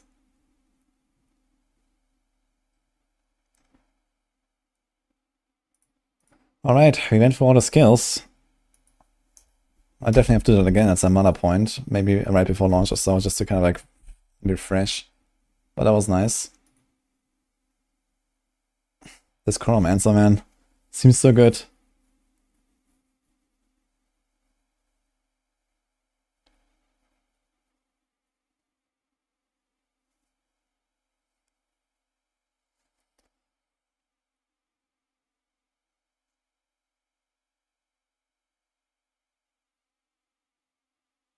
I wonder if there's gonna be more stuff.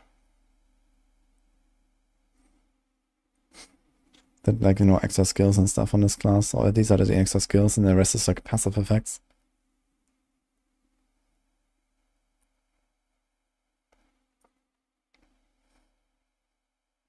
Like, I gotta say, the time freeze looks really cool, but I'm not sure if you really want to use that. If it affects bosses, though, it could be kind of nice, because you can, like, you know, maybe freeze bosses for like 5 seconds or something, and just, like, burn them down.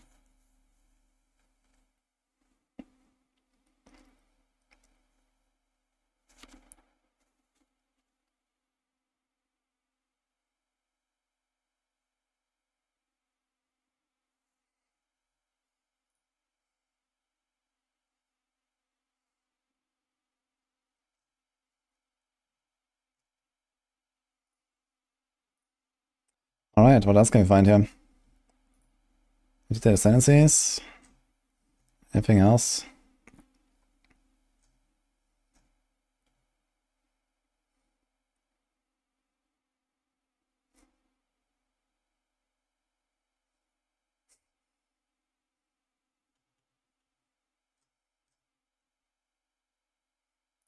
This pain build, the next one. Oh shit, here we go.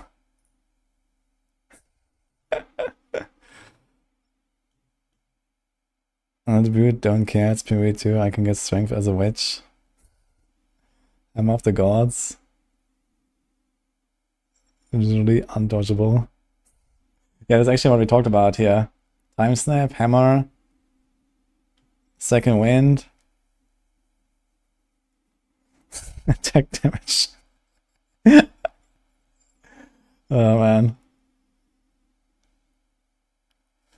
Yep.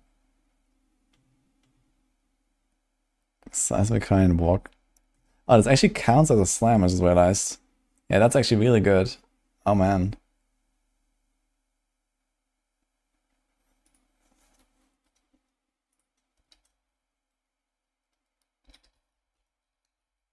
Wait, they also use the endurance charge, right? War cry.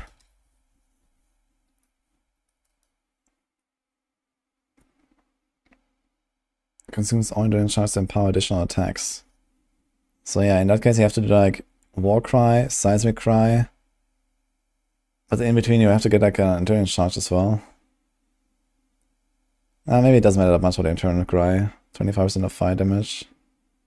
25% of damage is extra fire damage per 5 power of enemies. Up to 100. Okay. Seismic cry probably matters more because I think this is double.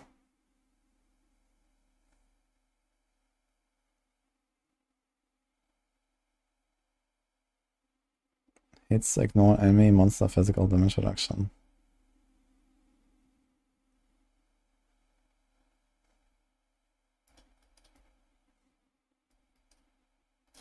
Okay. Yeah, that's actually pretty close to what we discussed earlier. I like this random nuke going off.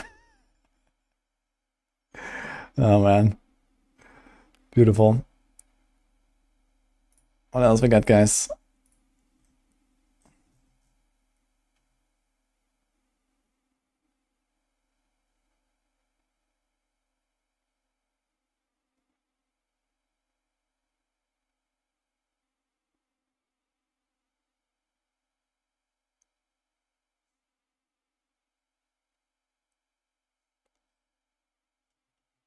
I think even it's not that strong if they might pre-nerf it.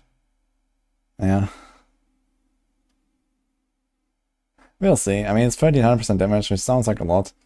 But there's gonna be plenty of stuff where I can do like, you know, crazy amounts of damage. I mean, look at all the grenade skills, right? The grenade launcher, where's that? Yeah, explosive grenade. This thing has 285%. It can do like volley, or I can do multi-proj. Then you can also get like, you know, 500, 600% here, and you can cast this 3 times in a row. 3 seconds cooldown for recharge. You know, this thing does a lot of damage as well. So I think that, you know, you won't just walk in and just like kill everything with the hammer. The good thing is that the hammer is like way easier to use, but you also give up a lot of power just playing that Curlomancer, right? You give up 4 out of your 6 ascendancy points just to even make that combo. So it sounds really cool, you know, for the memes, but I don't think that's actually really like the best build or anywhere close to that. So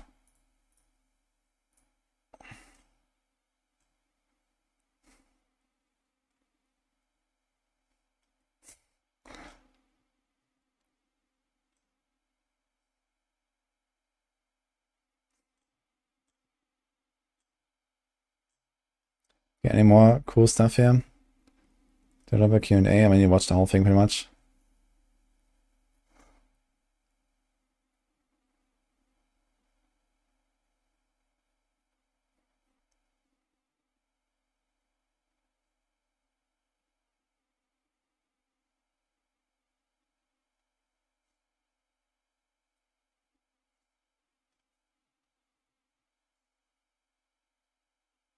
Sorg looks great. Yeah, a lot of stuff looks great there. Do we have something else here?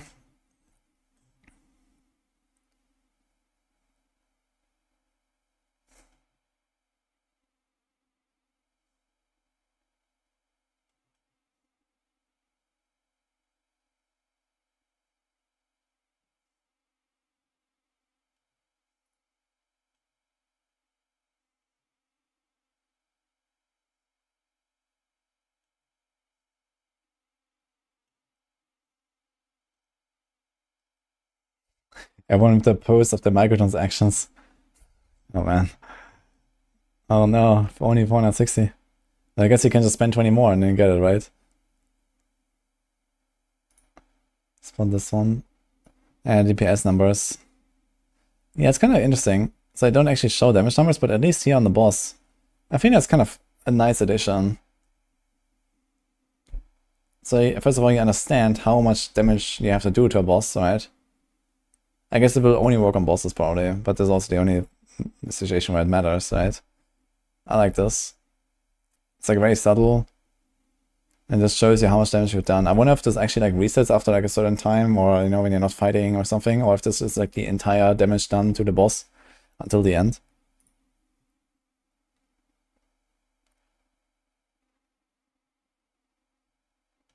But this is kind of cool. It shows it fades off. Okay, so I guess it just kind of like gives you like a little. Ah, yeah, here.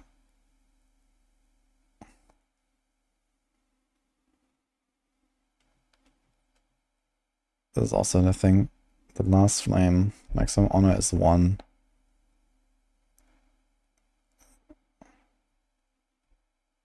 Sarok the Eternal drops Temporalis.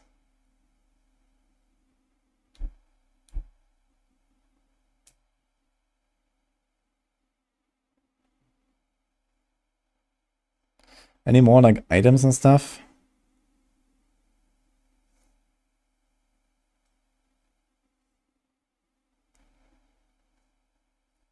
This is a unique item idea, okay.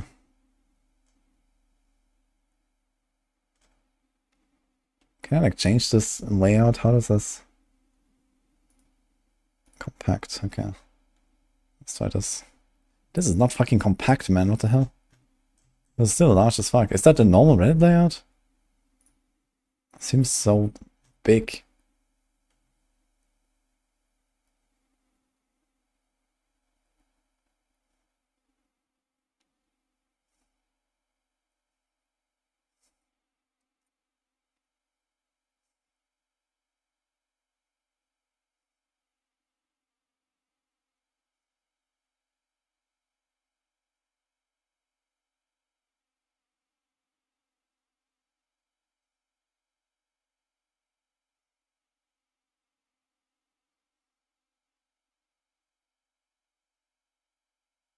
With alt.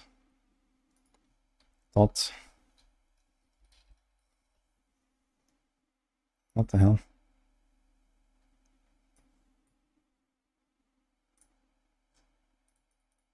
I can't do it. Okay. You place www. Okay, let's try this again. Like this. Uh-huh. Well, it also doesn't really seem that much more condensed. Okay. I want to see if there's any other stuff, like, you know, items. They showed some items, for example. I want to see if there's like a collection of all the items. If anyone else has any other links, let me know.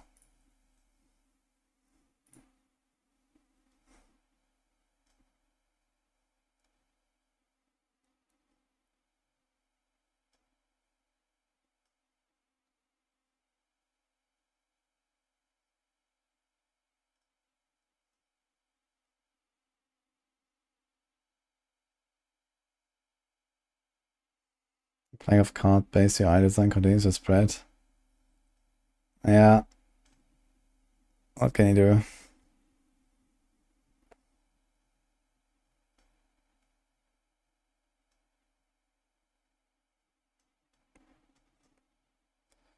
I can't really find anything. We could go for the announcement again and see if you, like, you know, can take some screenshots and stuff. I didn't really take any screenshots yesterday while I was watching it, because most stuff is also really fast.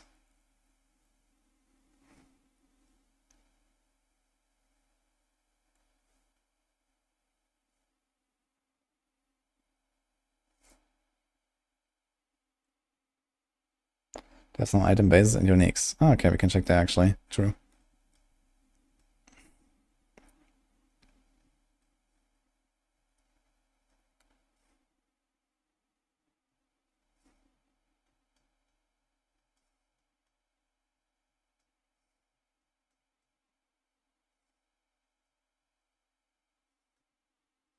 So many posts, man.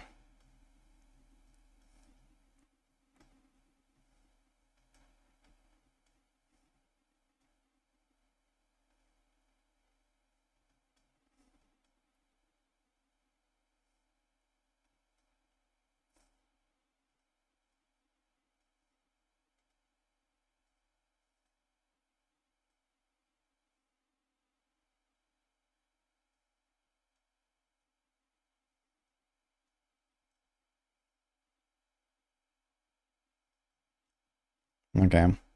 So let's check the DB. We also have gems, acts. Wait, that's Act 4 in there? What is that actually? Act 3, level 31, Var tribe, release. Cavalry, Mercenary tribe, Eternal. Other returns in Act 3. Okay, so that's basically it, huh? Oh, they already have the maps here and stuff. Interesting. Can you see the bosses, but not the special reports? So it doesn't help us. And I guess spoilers and stuff, so screw that, I guess. Character class. Passive skill tree. Do I have that art? Wait. It's just a screenshot, I guess. Okay, so that doesn't really help us.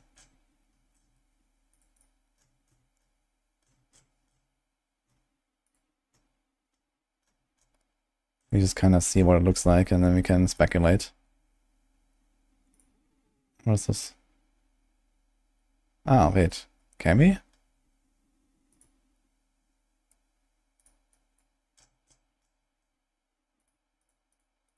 No.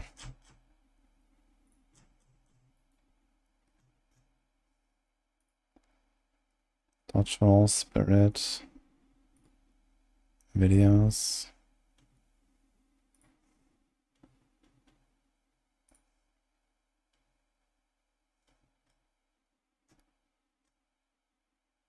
Oh, they already added a bunch of stuff here. Breach passive tree, ritual passive tree.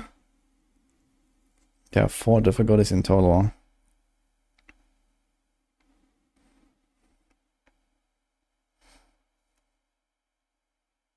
Too many trees. They really like trees, man. They're a very green company.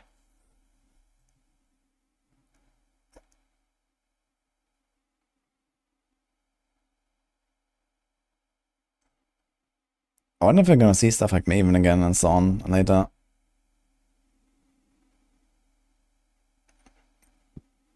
wonder why they rename shrines to precursor artifacts. Seems like such a weird name. Nameless Seer is back. What is a Realm Gate again?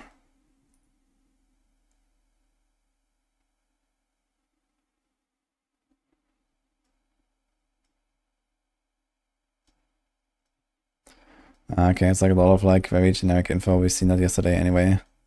Tablets, the Realm Gates, there's not really that much here to see. So the rest just comes when we actually play it, I guess, and we'll find out. What can you find here in the character class stuff? Okay, you can see the gems that go with it. You can actually see it laid out here, almost like in-game. That's actually nice.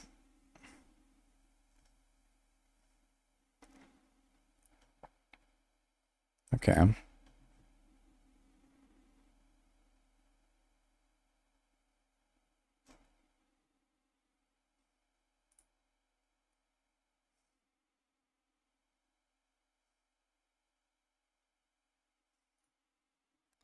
So let's check items, uniques, currency, most weapons, units, flasks. This is all items. Alright.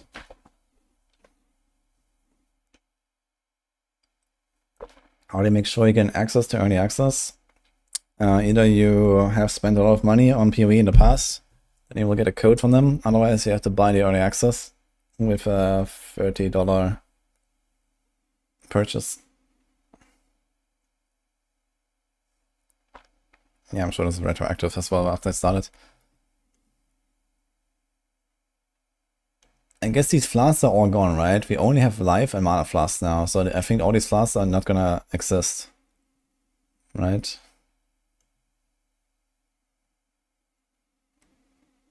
Grants level 9 fireball skill. Interesting.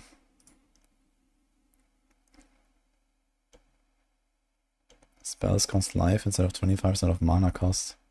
That's a dagger.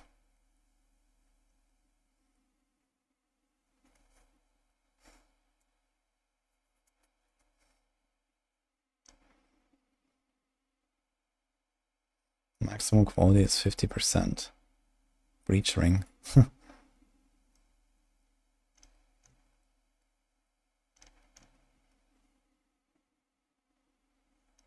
Period 2 is in 2 weeks.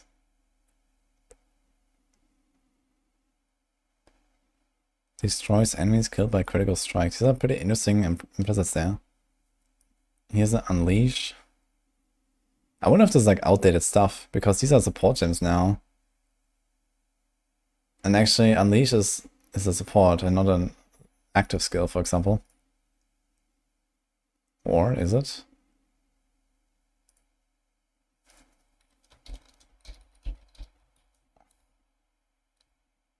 Yes, it's not here.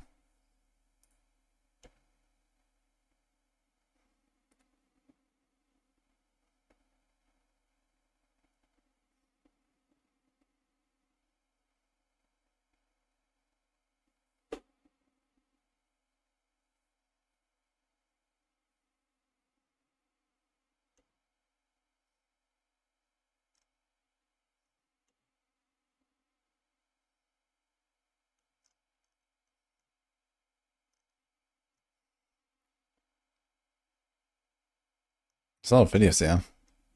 Wow.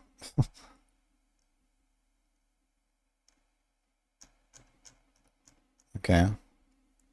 So some August. Mm-hmm.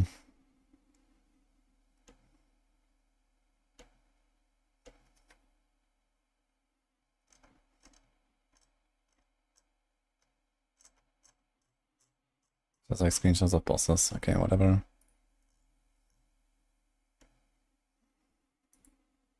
Let's check some of the unique items. I think that's gonna be more interesting. There's probably not that much to see here. This might all be changed anyway. This all seems like it was probably quite outdated stuff here that doesn't even exist anymore in most cases. So let's just delete those. But the uniques, they might not have changed too much, I imagine.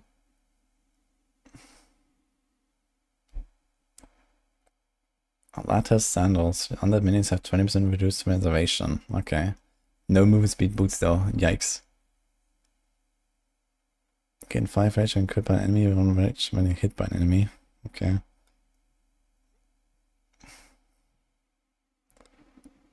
Cloak of Flame makes a comeback.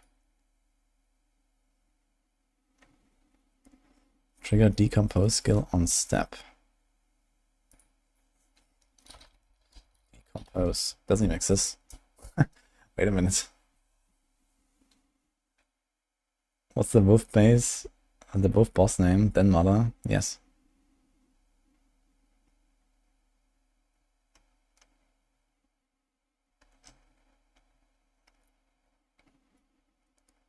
Yeah, I'm pretty sure that these items, like, will this exist?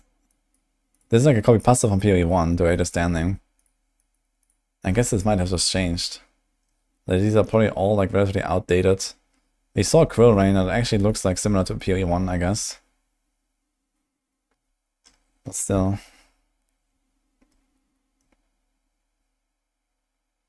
This will certainly not work this way, I think. We saw this. I don't know what Temporalis is actually, I think.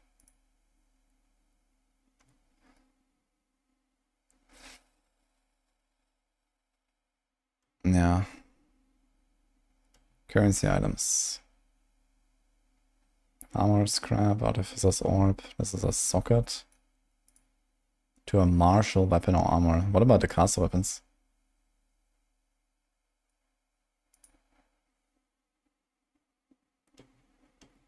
PoE2 world first race, the world versus Ben. Well, I mean, Ben is probably like the most knowledgeable player, or one of the most knowledgeable players out there. But that's an advantage he'll no longer have. So he's still like probably mechanically the best as well.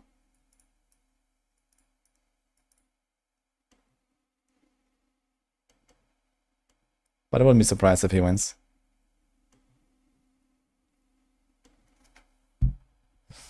Like, my goal is I want to be at least in top 5 for a world first hardcore race on launch. We'll see.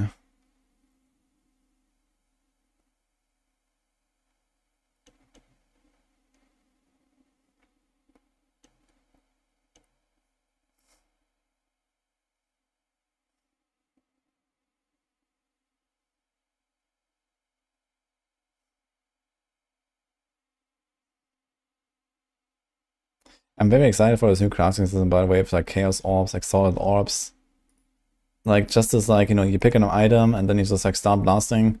I really like that idea much more than how it used to work.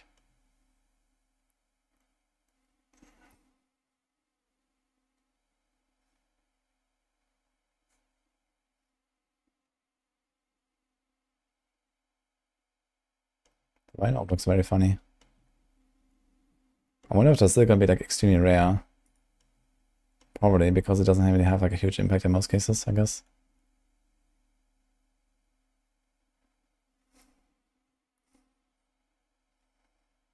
The runes are great too. Yeah, the rest solving is kind of nice about the runes, I gotta say. Yeah.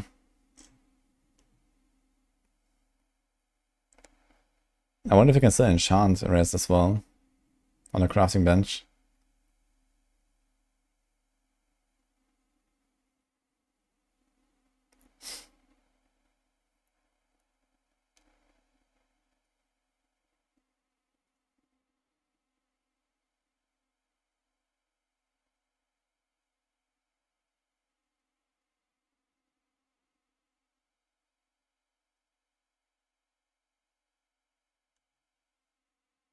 What?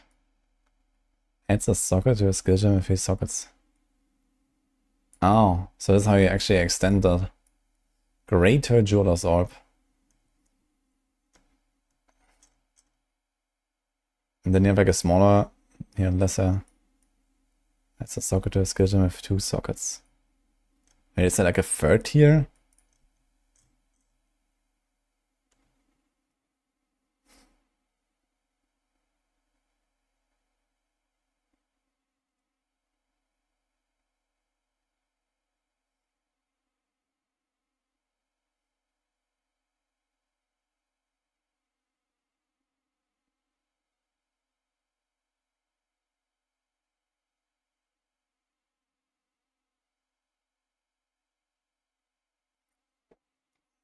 Wisdom.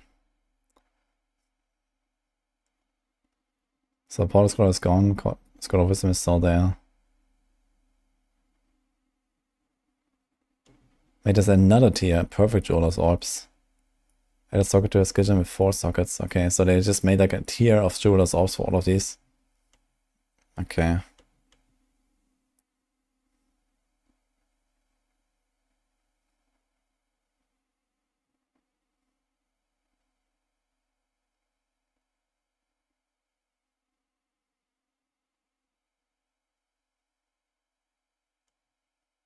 I'm just saying, Alchemy only goes up to 4 modifiers. So you can't even get 5 or 6. You still have to exalt it later. And you can only be used on normal, okay.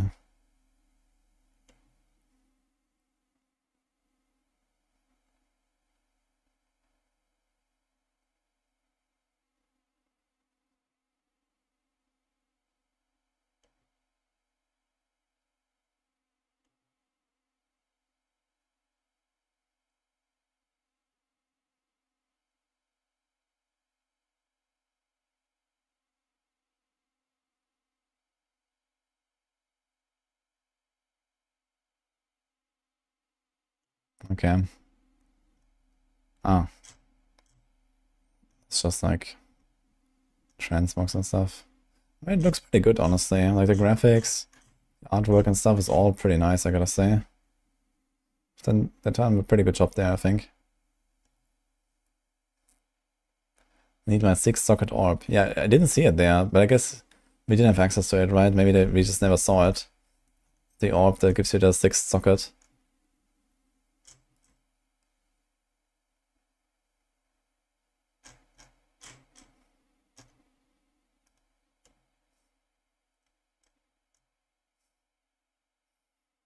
Okay, this doesn't really tell us much. There's only 6 names for 9 pictures, or 10. Masks. This is outdated. Okay, I guess there's not really much more info done for now. This is probably it then. At least from this website.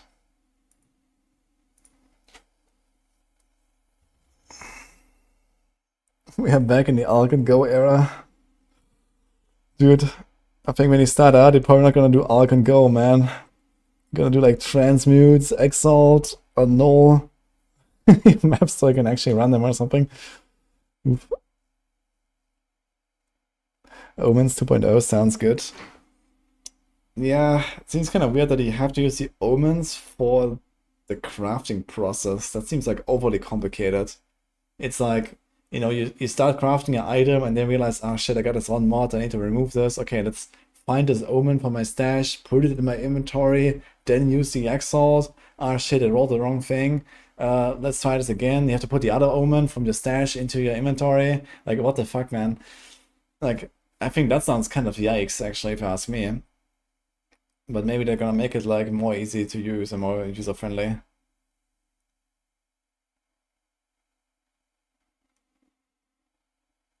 Like, I mean, it's cool that they can like alter the crafting outcomes, but I think the system behind it seems pretty scuffed.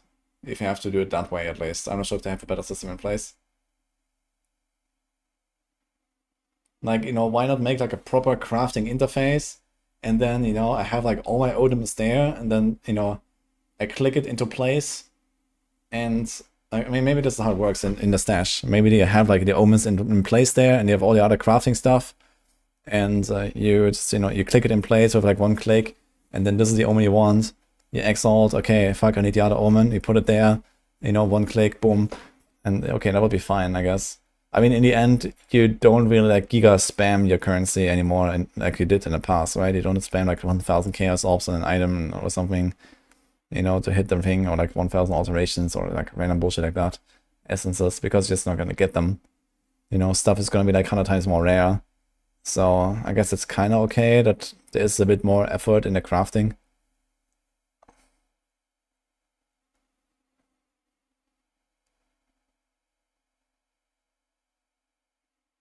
Why not do the default crafting system? Well, I guess I do have to say that the crafting system does remind me a bit of like tempering system. It's like you pick up the item and then you start working on it a little bit. And then if that doesn't work out, you just have to find a new item and then you do it again. It's actually remarkably close to like how tempering works, just with like more complexity. But the kind of gameplay loop of it is very similar. I guess with the exception that you're gonna replace the items more. Not even that necessarily. I guess you're gonna stick to some items for quite a while. Later on in late game at least.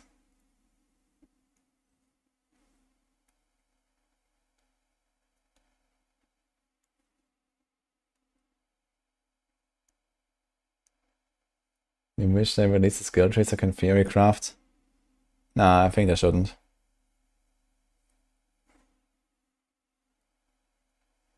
I think they should just hide everything now that they have not already shown.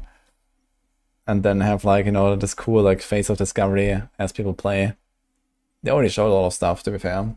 We know a lot of skills, at least from the existing classes and all that stuff. Yeah, exactly.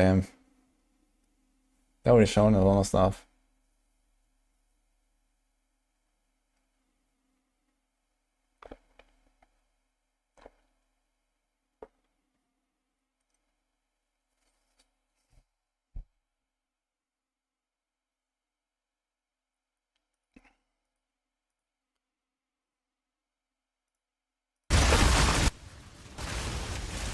Which gameplay walkthrough?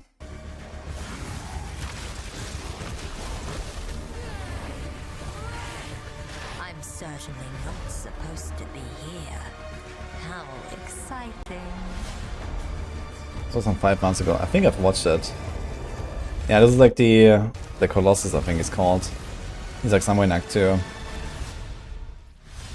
Pretty cool, boss. I'm Jonathan Rogers, Game Director on Path of Exile 2, and I'm here today to talk You can about check out those the other Witch. videos. Most classes have access to some kind of minion, but if you want to control an army, the Witch is probably the class you want to pick. In PoE 2, most minions don't require summoning manually. This scepter gives me a couple of free warriors, but it's also going to give me another resource called Spirit, which you can spend on whatever minions you want. You can see the Spirit bar above the mana here. On the skill screen, you can pick the composition of your army. This is a level 2 area, so I can only afford one other minion. I'll pick a sniper for now. You can stay in the back with me. When minions die, they'll be revived automatically so long as no other minion has died recently. So before your next battle, all your minions will come back to life.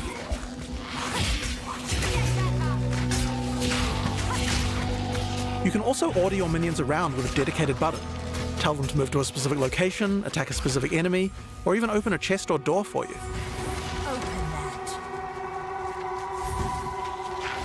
We also have temporary minions. This spell is called Unearth. If it kills a monster or if it hits the corpse of a monster, it creates these bone constructs. They can't take many Release hits, monster they have a limited persist between lifetime, logins. but you can build up a real army with these. Well, the Spectre skill is called Bind Spectre. So it sounds like you just like collect it once, and then there's like some separate, you know, summon Spectre afterwards or something that you just like use whenever you want.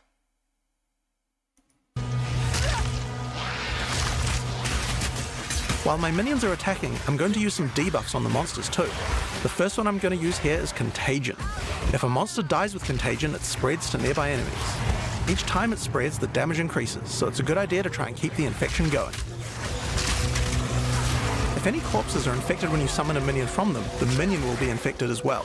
Each time they hit an enemy, they'll continue infecting them. It's nice to have an army of infected scorpions on your side. I also have another Chaos debuff called Essence Drain. This one does even more single target degen. If the monster is infected with Contagion at the same time, then the Essence Drain will spread as well. This can turn into a real plague of destruction. Another minion type I can summon are zombies, but they require a corpse.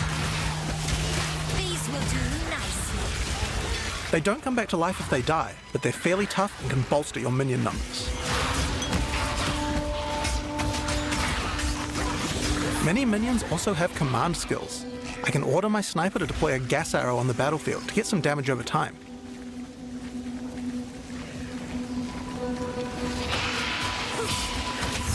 Yeah, I'm not really like a summoner enjoyer, but the system does look pretty good, to be honest. Now I'm going to summon a skeletal arsonist. They can throw little fire grenades, but they also have a command skill that can detonate your own minions that are low on life.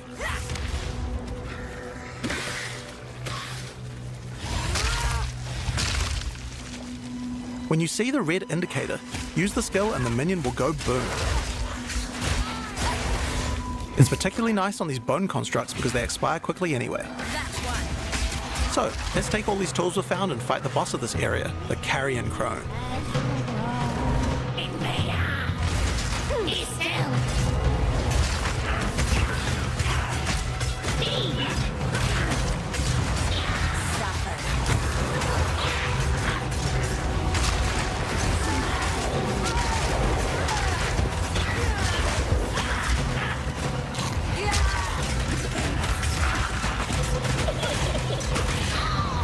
Actually melting the boss. So, that's how many minions you can get at level 2. But let's see what minion gameplay looks like at a higher level. This is a level 30 area. I want to try a different group of minions. I still have my trusty warriors, but there's a lot of different types to choose from, like brutes for stunning or ice mages for freezing, and most of them come with their own special abilities or command skills. For now, I'd like a couple of storm mages to shock enemies, a cleric to heal and revive my minions, and There's a lot of Reavers spirit, as well. man. There's like 300 Reavers spirit do or high something. damage, and you can also enrage them before battle. This slowly kills them, but my cleric should be able to keep them alive. This video is on a PoE While YouTube my channel. minions are attacking, I can use channeled skills like Bone Storm, which creates a devastating volley of sharp spikes.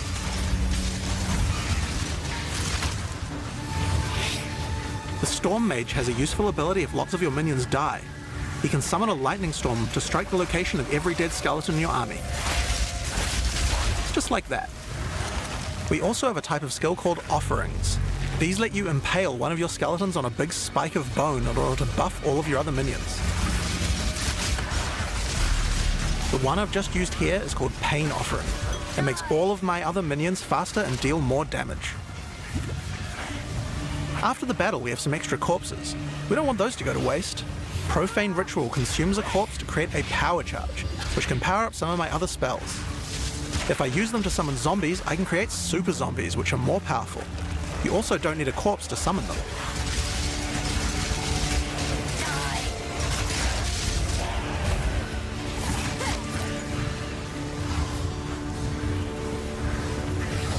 I can also use power charges to channel Bone Storm.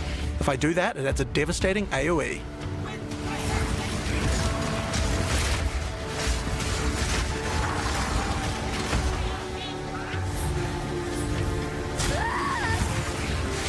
Did this just like detonate dead her?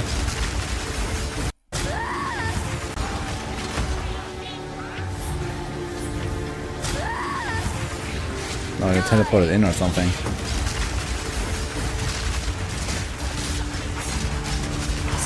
It's not a boss. In PoE 2, even non-boss monsters can be pretty devastating, like this Faradin Impaler. There's a wide variety of abilities and is pretty tough to defeat. But maybe I can put the body to a better use. This is a Bind Spectre gem. Using it, I can take the body of any enemy and capture its spirit so that I can keep it as a minion. Any monster can be captured, but the spirit cost depends on how powerful the monster is. It takes a lot of spirit for such a powerful enemy, so I'll have to unsummon a lot of my other minions, but it certainly seems like it might be worth it. Give me your essence. If the Spectre dies, just like any other minion, it will unsummon a lot of my other minions, but it certainly seems like it might be Okay, just right click, activate it, worth and it. boom, it's there. Your essence. If the Spectre dies, just like any other minion, it will respawn after a short time. Oh, Nielsen, I use the Maxroll guide very much.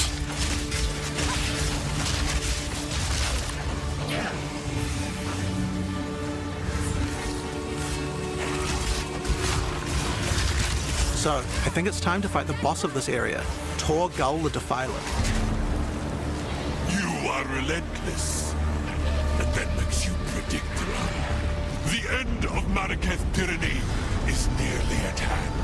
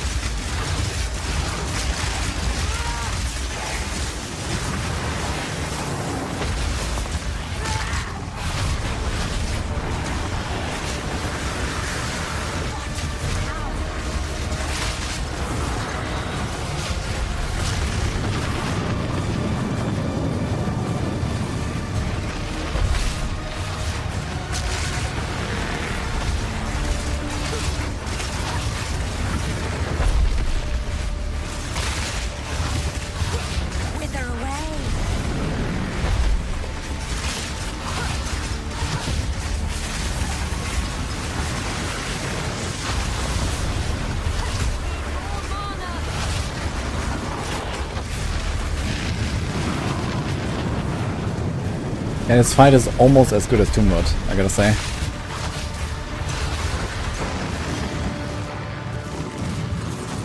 GG really set up the game with their boss design.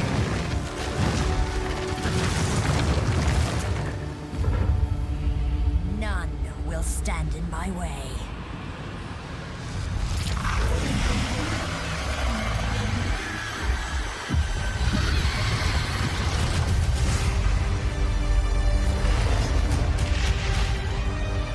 Did we make him a statue?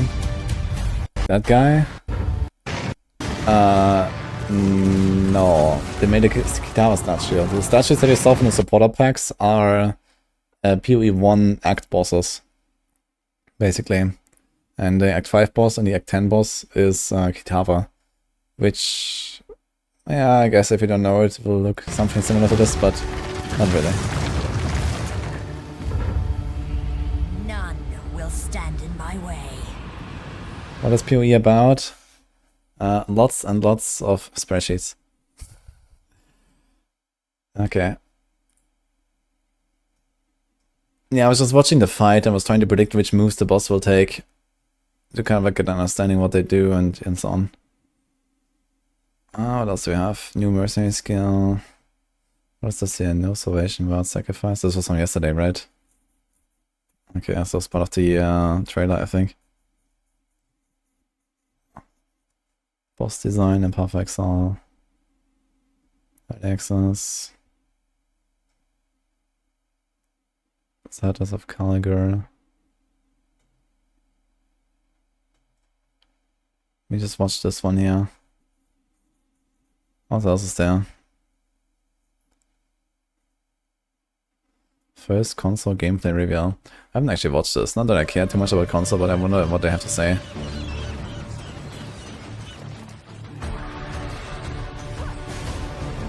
Huntress, Druid.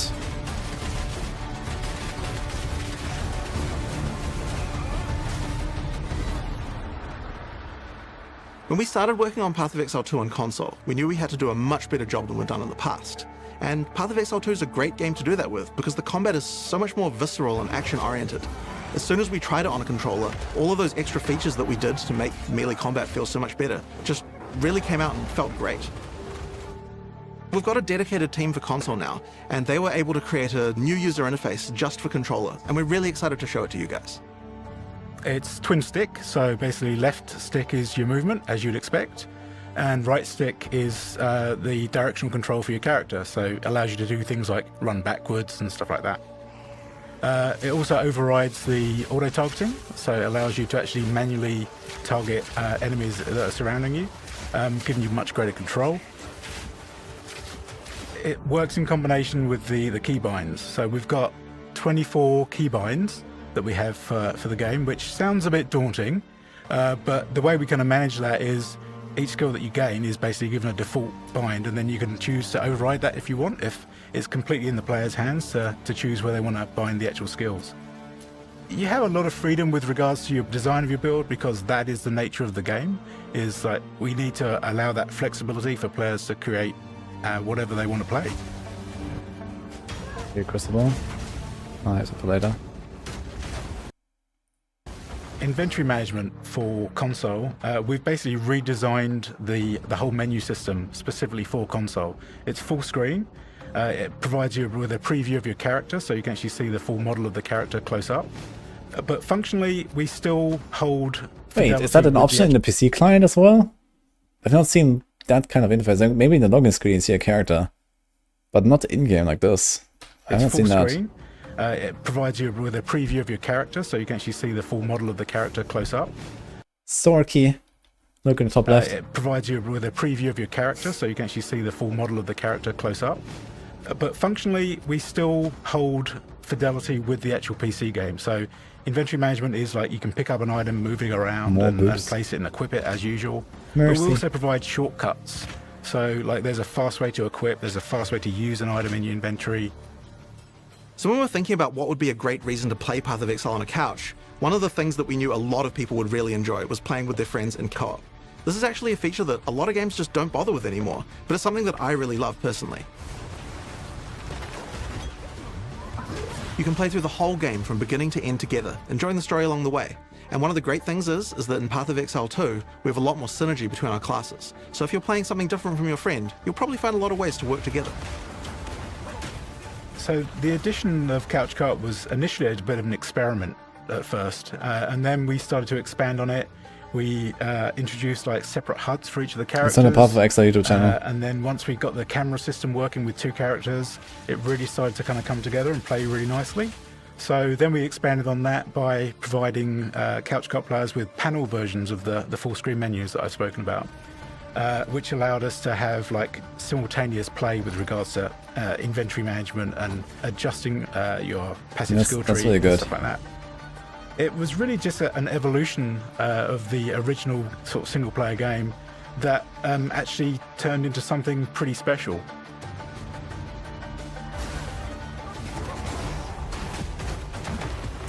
So logging in with Couch Co-op is pretty straightforward. Like you log in as normal with single player, and then you can choose to log in second player as a guest on that account. Or if you've got a friend who's a fan of the game as well, who also has an account, they can log in as a second player and have access to all of their content as well. So we've basically made it as flexible as possible to play any way you want to play. We're really happy with the addition of it, and it's available on console and on PC as well, so it's on all available platforms. I'd say it's like integral to the main game now. With Path of Exile 2, we're trying to introduce the game to a much larger audience, and that means that it's really important to make sure that all our mechanics are understandable. Path of Exile's kind of got a reputation as a game of complexity, and this is something we want to make sure that we're improving while also maintaining all the depth that we have. So we're making sure in PoE 2 that we've got a lot more systems around giving you more information. Our item system, for example, it's certainly an area that had some complexity to it. Well, in PoE 2 we wanted to make sure there just weren't any hidden mechanics anymore, and so we've added a help system built into every hover. You get the press of a button, you can get help about what any stat does, and we found that that's really useful to the play experience. More layers. Path of Exile 2 has full cross-play and cross-progression. Cross-progression basically allows you to Install a new video game on your PC, and then if you want to move to the couch and continue play, then you can. You could just switch on your PlayStation and continue playing. It makes sense for us to release this on PC and consoles at the same time. The tooltips have tooltips, and those also have tooltips. 5 and Xbox Series models. People around their office have had a huge amount of fun on the console version of PoE 2, especially with the couch co-op. We'll be having a beta on console simultaneously with PC at the end of the year, and I'm really excited to see what you guys think. Yeah, I'm really looking forward to converting everyone to use a controller when they're playing Path of Exile 2. This video was from 5 months ago.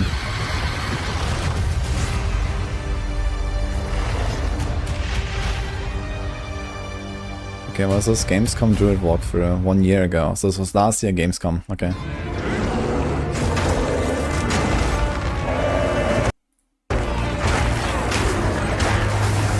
Druid, people clap.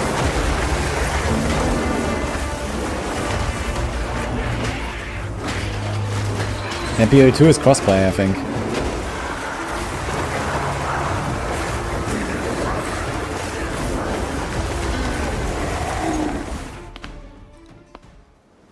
Hi, I'm Jonathan Rogers, one of the game directors on Path of Exile 2. In Path of Exile 2, you can pick from one of 12 character classes.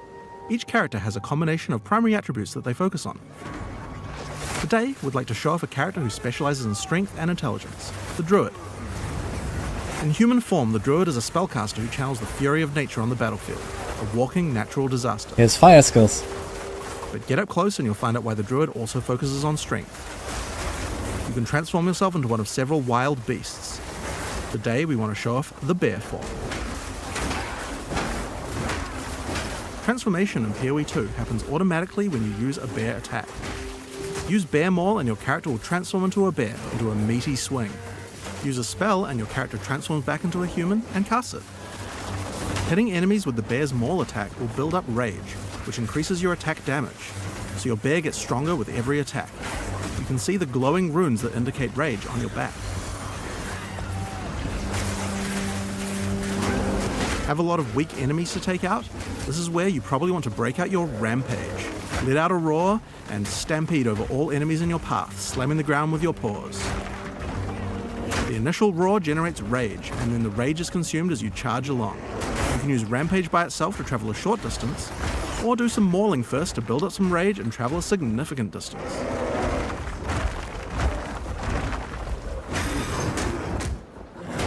Now, while the bear is big and strong, this isn't a I pure might have strength watched this, class. I'm not sure. You don't have as much armor as a warrior would have. In order to protect itself But from larger... for me, it doesn't matter right now if I watched it already. A lot of people here certainly haven't watched it, and also I'm just focusing on a lot of details right now. Like I'm looking at what the monsters do, I'm looking at the animations, I'm looking at the maps, you know, I'm gonna start memorizing details. attacks, you might want to consider a skill like Furious Slam. This skill is all about stunning rather than damage, so it's quite useful if you're mobbed by smaller monsters and just need to get out of there. Of course, like any PoE 2 character, you can always use a dodge roll to get out of danger. Since the bear is the slowest of the druid's forms, making sure the dodge feels reliable and can get you out of any situation is paramount. When you dodge an animal form, your character instantly transforms back with no time penalty, so that you can get out of the way. You can even interrupt a mistimed transformation halfway through. Of course, doing this will mean you pay the slight time cost of having to transform back again, but it's certainly a lot better than dying. Something interesting about the skill is that it's faster to use if you're already standing up. If you're on all fours when you use Furious Slam, then the bear has to stand up first before slamming back down. But use Maul first and the bear will stand up as you swing, which has no time penalty. Then follow up with Furious Slam and your bear will quickly slam down. Much more efficient. Very nice.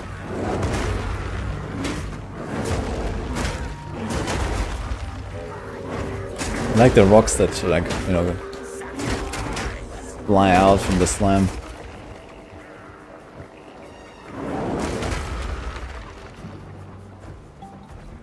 Next Probably gonna up, go I want to talk Mercenary about for the Ferocious Roar. start.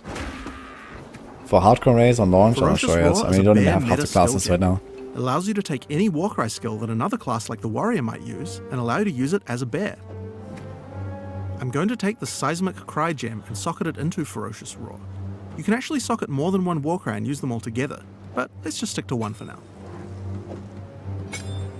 Seismic Cry pushes enemies back and has some stun chance, but the reason we want to use it is for a mechanic called Exerted Attacks. If there are any heavily stunned enemies in range of the Warcry, then your next slam skill will be powered to do double the number of slams. First, I use Furious Slam to stun these enemies. Next, I follow up with Seismic Cry and get the Exerted Attack, and then I slam again. See how 2 slams triggered?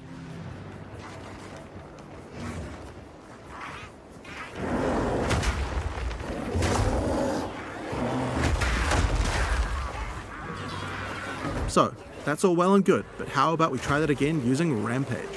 First, get a bit of rage, slam to stun the enemies, Seismic Cry to get the exert, and then rampage around to do insane amounts of damage. So we've covered some of the bear side of the druid, but how is he as a spellcaster? Now of course we want to maximize the amount of time you spend in your animal forms, so most of the spells targeted at the druid tend to be things that last a long time or provide tactical options on the battlefield. The first and probably simplest of these is Lightning Storm. Cast it on the ground and you get an area where monsters are continuously struck by bolts of lightning. The bolts don't do much damage, but they shock monsters, which is a debuff that increases all damage on them, meaning it's a great spell to use before going in as a bear. So, that's going to increase your damage, but as I mentioned before, the bear form of the druid could use some defenses as well. The bear in particular is the slowest attacking of the druid's forms. He hits hard, but if he gets swarmed too much, it will result in your death. That's why Tornado is so useful. Tornado sucks monsters in, allowing you to split up packs and deal with groups separately, or pin monsters in place and set up combos with your other skills. The Tornado doesn't really move big monsters much, so you can actually use it to separate a boss from its minions too. The Druid also has the ability to summon animal companions. This is another really useful defense because wolves can take aggro from you, keeping monsters away.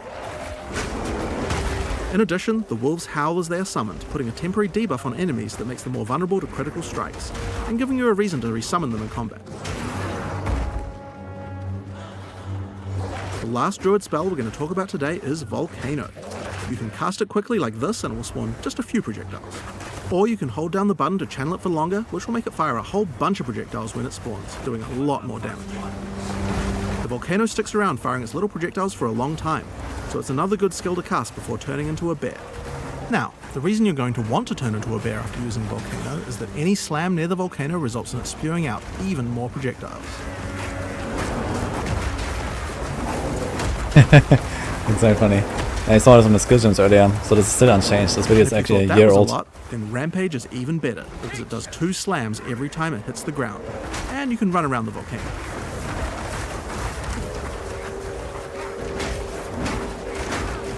It's a very Diablo-like game, yeah.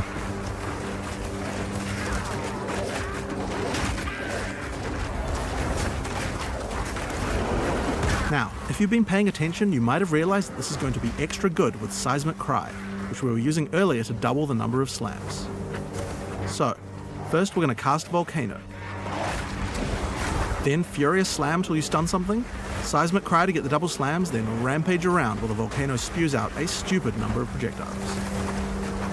This combo would have been even better if we'd remembered to cast our Lightning Storm first, but getting time for that seems tricky. It would also have been nice if the monsters were affected by the crit debuff that my wolves do when I first summon them. This is where some meta gems to automate some elements can come in handy. Here's a gem called Cast While Channeling. If we add Lightning Storm to the skill, we can cast it automatically while we channel a volcano as we set up our combo. Cast While Channeling is an ongoing effect, so enabling the skill will cost us Spirit, which is a new resource in PoE 2 used specifically for these kinds of skills. If you look at the top left of the screen as we channel, we can see the energy building up to cast the Lightning Storm. So long as we channel Volcano for long enough, the Lightning Storm will also be cast on the same targeted location. Currently, Cast While Channeling is active in reserving Spirit in both our human and bear forms. This means that any channeling skills we use as a bear technically will also cast the Lightning Storm. We can actually do this with Rampage right now, but it's not the best because we would prefer to stack the Lightning Storm on top of our Volcano, rather than just casting it randomly as we're rampaging around. We're also unnecessarily reserving Spirit in our bear form we could be using for something else, so let's fix that. I'm going to go into the skill options for the skill and disable it in my bear form. We showed at ExileCon how you could use skill options to control which weapon set to use when casting skills, but you can also use the same interface to enable or disable which buffs you would like to have active in your different weapon sets too, without having to recast them all the time, and shapeshifting counts as a weapon set. Now when I change to a bear, the effect and the spirit reservation goes away, and when I change back to a human again, it's back automatically.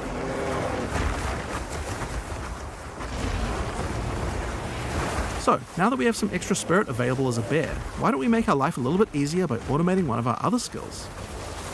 This is the Cast on Melee Stun meta gem. I'm going to put Summon Wolf in Cast on Melee Stun, so that whenever I stun a sufficient number of enemies while I'm a bear, it will summon another wolf.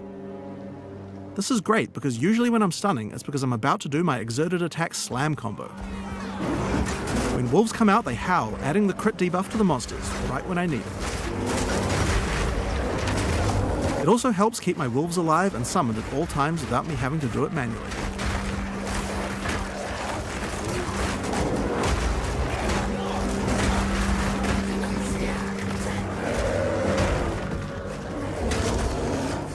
You probably have some portal scrolls that don't exist anymore and some scroll wisdom last to but not least, identify let's items. talk about the skill tree. At ExileCon we showed how you could dual spec your character so that different weapons can use different passives. Well, as I said before, the bear form counts as another weapon set for specialization purposes, so he gets a tree too. If I open my passive tree, you can see how I'm near a melee damage cluster and a spell damage cluster. By holding shift, I can allocate these passives in my human form, and these ones as a bear. Now, when I change between human and bear form, my passives reallocate automatically. So, here we are at the Blind Beast. The goblins have enslaved a huge behemoth and gouged out its eyes. Now they're sending it in to fight you while they watch. What have they done to this creature?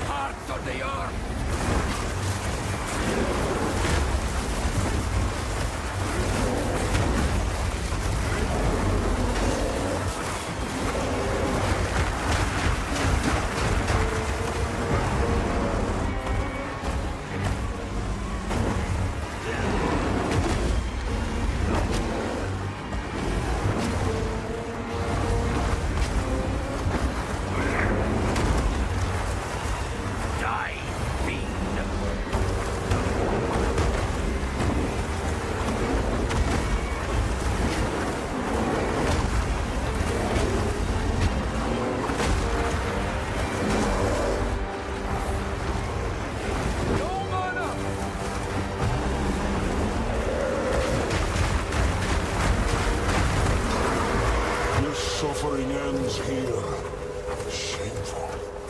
And there we have it. With a little bit of customization, we have a build that can combine many different active skills to do some really interesting effects. At the same time, your skill tree reconfigures automatically at the right time, and your buffs reconfigure automatically as well. You can even cast certain skills automatically. But we also haven't lost the dynamics of combat. Many skills interact with each other, and the ones you choose to use at any different moment depend a lot on what enemies you face or what situation you're in right at this moment. And at just the right time, you might be able to combine all your skills in one crazy combo, get some satisfying screen covering spam, and do some crazy damage. Now, these are just some of the skills targeted at the Druid in PoE 2. We didn't even show you the Wolf form yet. There's a lot more to play and experience, and we look forward to letting you guys try it out when we go into beta on June 7th, 2024. Okay. Ah, it was the close beta, okay. Alright, just the druid stuff. Anything else?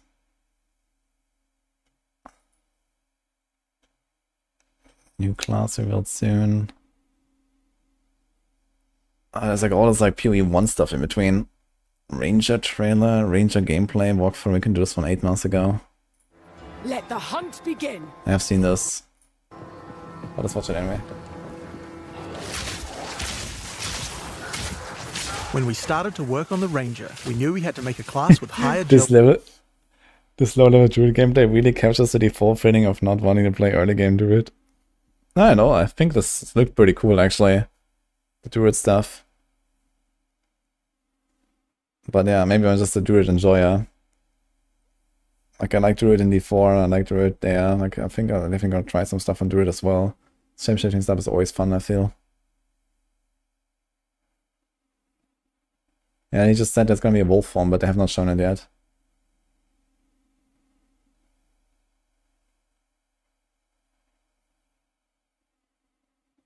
Everyone's going too hard on the hype. The hype's gonna get drained out of us. Ah, no. People are hyped, of course. You know, yesterday was insane, and yeah, it's gonna be good, I guess. ability. The dream of fast bow gameplay is Legolas, so that's what we wanted to deliver. The starting point is moving while shooting a bow. Any kind of basic arrow skill can be fired while moving, with a movement penalty. This immediately gives you a lot more freedom on the battlefield. Here, I'm starting each battle with a poison burst arrow to poison groups of enemies, then using a lightning arrow to arc lightning around larger packs. For even more mobility, we also have a variety of skills that involve vaulting around the battlefield too. This is Frost Escape. Using it jumps backwards and shoots a freezing arrow at the ground. Really useful if monsters close on you and you need to get away. Once you've landed, if monsters were frozen, it'd be nice to have some way to take advantage of that extra time. This is where Snipe comes in. Snipe is a skill shot that you need to charge up and release at exactly That's really the cool, right it's time. Snipe. Definitely want to try this. If you land the right timing, Snipe is guaranteed to produce a critical strike, and does a small AoE as well, so it's a great finisher. You can also move while shooting arrow rain skills too. This skill is Lightning Rod. It shoots an arrow into the air that sticks into the ground and does a small AoE. Once the rods are in the ground though, they attract any arcs of lightning that are nearby, causing them to explode again. This means you can stack up a bunch of lightning rods on the ground and bounce lightning between them, doing way more damage. Now this takes care of packs pretty well, but for bigger enemies I'd like to have something that's going to enhance my damage output too. This skill is Stormcaller Arrow. Using it sticks an arrow into an enemy. After a short period of time, a lightning bolt comes from the sky and strikes them. This has a high chance to shock them, and shocked enemies take 30% more damage from all sources. If something big walks along, it's a good idea to throw one of these at them first to enhance your damage before following up with the other combo. Now if I really want to enhance this combo, there are a couple of things I could do using our support gem system. WSD is Skills a reality and Path for of this Exile game. are granted by items called skill For, gems. Each skill most- gem has most coloured builds, I'd sockets in say. it, and these sockets are for other items called support gems. Support gems modify your skills, and it's where a huge amount of the customization of your character comes from. First, I'm going to take this multiple projectile support gem. I could add it to my lightning arrow, and it would fire multiple arrows. This would increase the number of targets I can hit, but that isn't the effect that I'm after. If I add it to my lightning rod skill instead, then when I fire it, I get a nice group of rods. This means that I don't have to spend as much time setting up before I can use it with my 4,000 lightning hours arrow of combo. PoE. And like, I don't know, 10 hours of PoE 2 or so maybe. A bit less. I might also add faster projectiles to make the lightning rods land faster too. Now next up I'm going to grab this chain support gem. Chaining causes many effects to repeat on new targets when you hit them. If I add it to my lightning arrow, it will cause the arcs that come out of lightning arrow to strike even more targets, rippling along my line of lightning rods That's for very huge cool. amounts of damage. The animation here looks amazing. Ranger definitely feel really fun with that combo. I've done something similar as well when I played Ranger. Now I think we can use support gems to improve Stormcaller arrow I'm not as well. sure yet if I'll use the Let's PoE start channel on simple. YouTube. I'm going to chuck less duration I have a on here. PoE channel for This will cause the YouTube light that I used like a while ago. Well, long time ago at this point. But for now I'll be uploading on the main channel and then we'll see if I can change. lightning from the sky to strike a bit faster. Next up we have a support called Shock Proliferation. I was way past the tutorial. I made like hundreds of POBs. Don't worry. This support makes it so that any enemies shocked by the skill will also have the shock jump to nearby enemies, meaning they'll take the extra damage as well. It's just a chance to proc, so it's not going to proc on every single pack. Nah, I have But no when it plans to play does, PoE 1. the pack will go down ultra quick. I haven't played PoE Another 1 very useful much in the last like few years. I enjoyed it much more like, you know, 5 years ago or something like that. Like the early 3-point leagues. I enjoyed it much more than the recent ones, to be fair. So I've just been like PoE 2 waiting room when it comes to PoE stuff for the most part. Here and there I did like a league start a bit and stuff, but that's it. Empowering skill Mostly is like Barrage. in the old days I played more. Barrage is one of the rare cooldown skills in PoE 2. It enhances whatever your next attack is to fire 3 times. With what we have here, I think it might be a good idea to use it with Lightning Arrow. It'll generate 3 times as many lightning explosions. You could also use it at just the right moment with Snipe, or any number of other skills depending on what effect you need more of right now. It's very versatile and can be used in a range of situations. But the snipe looks so satisfying, Just man. the right moment with Snipe, or any number of other skills depending on what effect you need more of right now. It's very versatile and can be used in a range of situations. Now, even as mobile as the Ranger is, it's still very useful to slow monsters down, and a Ranger certainly has quite a few tools to do this. That's If an you're interesting prepared to emerge get up Crucible. close and personal, we have a skill called Electrocuting Rod. First, jump over the enemy and shoot it into them. Once the rod's in place, any lightning damage they take will build up a special electrocute gauge. Once the gauge is full, the monster is totally suppressed, allowing you to kill them easily. I mean, definitely something of snipe is looking very fun. Like this whole snipe stuff looks so cool. Yeah, I used to be Ranger main, I guess, in PoE 1. For PoE 2, it might be something else. I'm looking more of Mercenary. Especially with, like, you know, the Gemlin Legionnaire Mercenary Ascendancy being, like, a very, very versatile one. You can do many cool things with that, I believe. And we'll see. And, like, the crossbow, the Ranger stuff, and Huntress might actually be a thing. Like, I think I'm gonna really enjoy Huntress as well. So yeah, we'll see. These Now, kind of like more sometimes agile when you use classes. Electrocuting Rod, the enemy dies Monk. before you get a chance to electrocute them. I think there's another support gem I could add to my Lightning Arrow to fix this problem. Neural Overload will make it easier to electrocute enemies. If the skill it's attached to puts them over 50% How do you play Mercenary without WSD? I recommend controller or uninstall. of their electrocute bar, it will trigger instantly.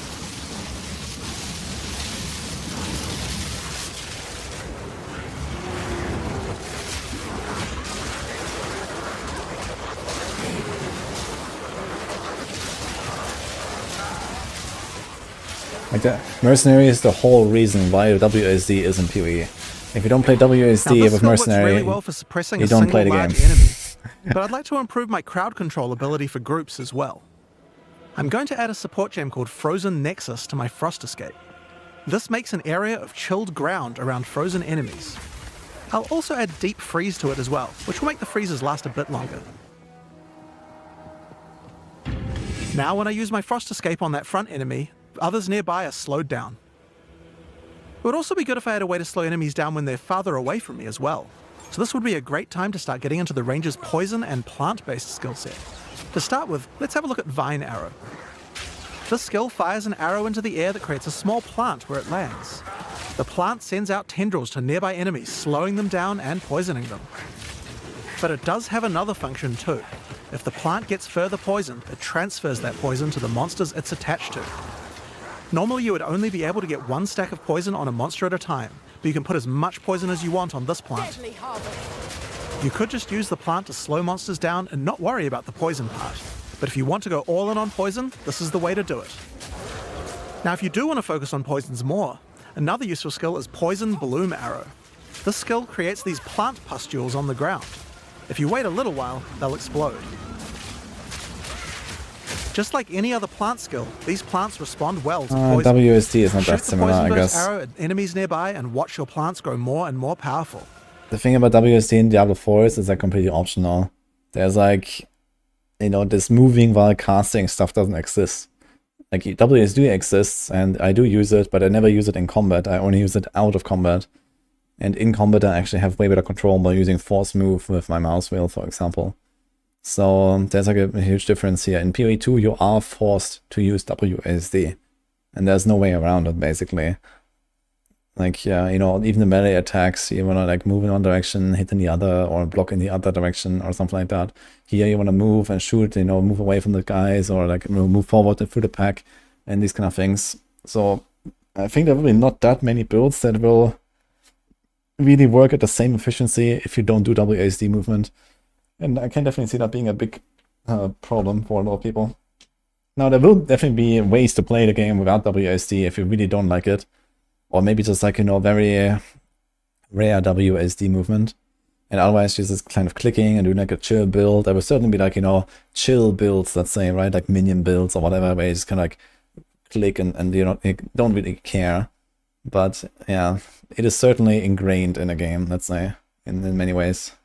Poisoning the pustules causes them to do much more damage and makes them explode much faster as well. I can also add the Pierce support to Poison Burst Arrow. Doing this will mean I get multiple poison bursts as it goes through each monster.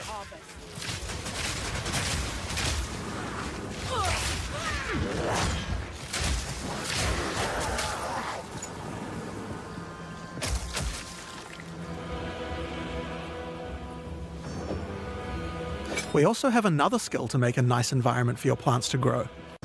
Did you just like take out multiple skills at the same time? Yeah, look at that. He takes out the skill and the two supports all together. We also have Interesting. another skill to make a nice environment for your plants to grow. Gas Cloud Arrow. This skill shoots the ground and creates a cloud of gas that continuously poisons things inside it. Throw your plants down, then put a gas cloud on top. The constant poisoning will make them grow.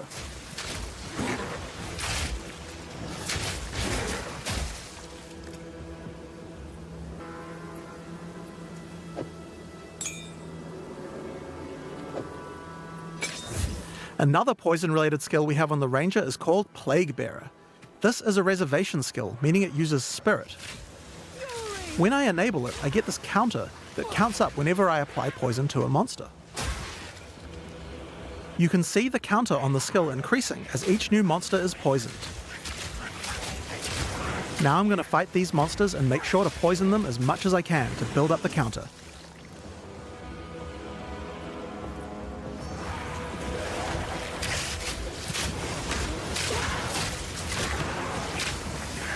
It does take quite a while to get the counter up to 100%, but it's worth it. Whenever I choose, I can unleash the poison in a big explosion around my character, dealing a large amount of damage.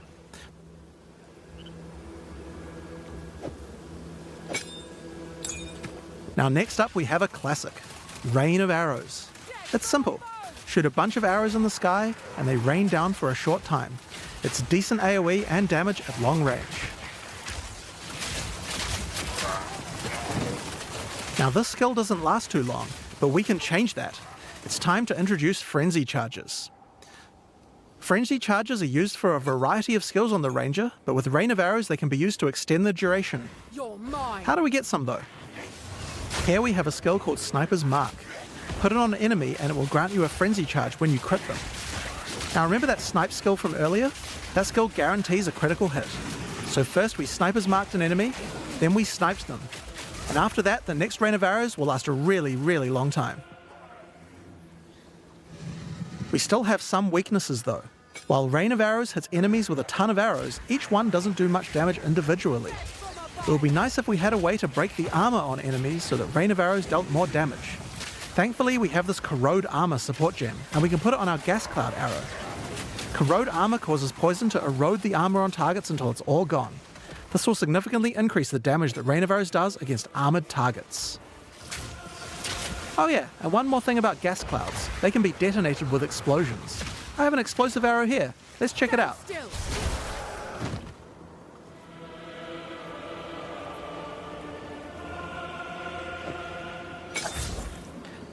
Now, because monsters in gas clouds are likely to have their armor broken, I think there's another useful combo we can do.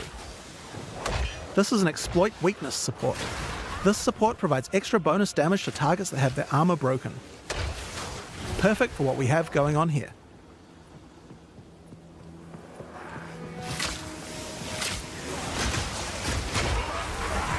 So, those are just some of the skills we have on the Ranger class in Path of Exile 2.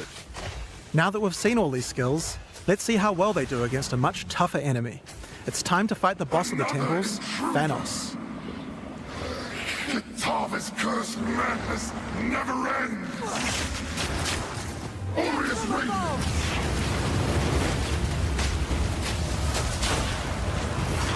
Missed. One is down. Chaotic power!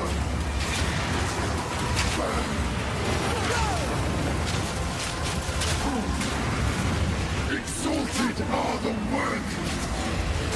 Stand still.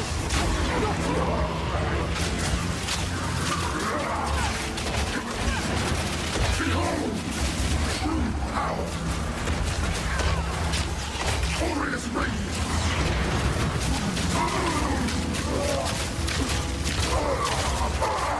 Exalted are the worthy!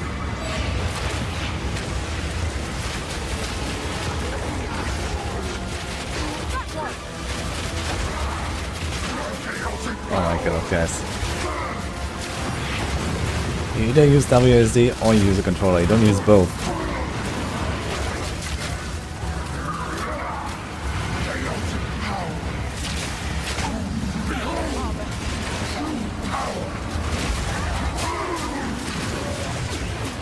One interesting thing is there doesn't seem to be stagger resistance like before. You can probably like giga stun bosses all the time if you really want to.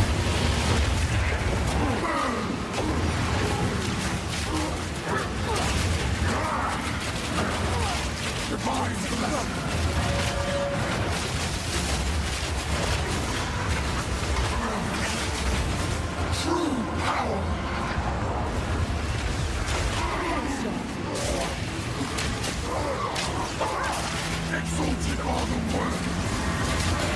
Blazing devotion!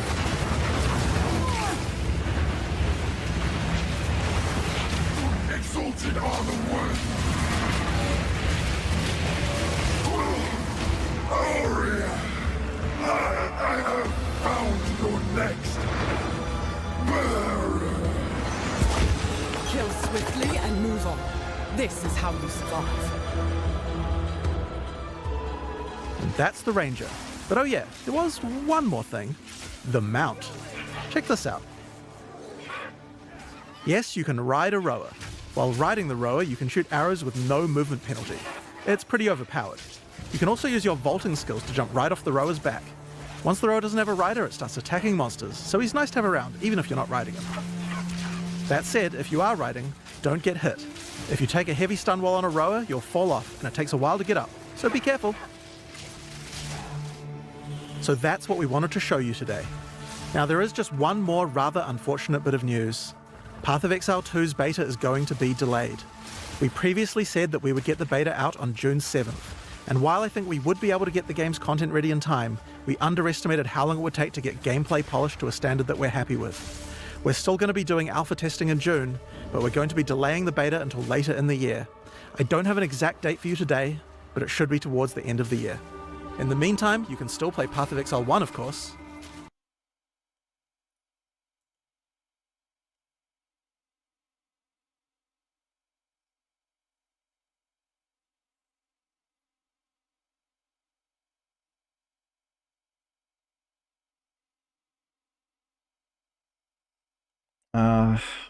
I haven't seen this one today at least, but I watched it some time ago.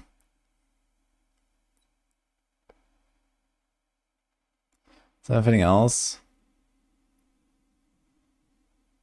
I mean, getting into pretty old territory by now.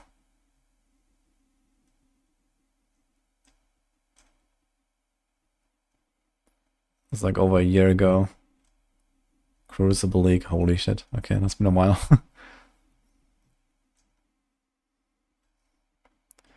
Yeah, they didn't actually make that many videos, huh? Turns out. I guess.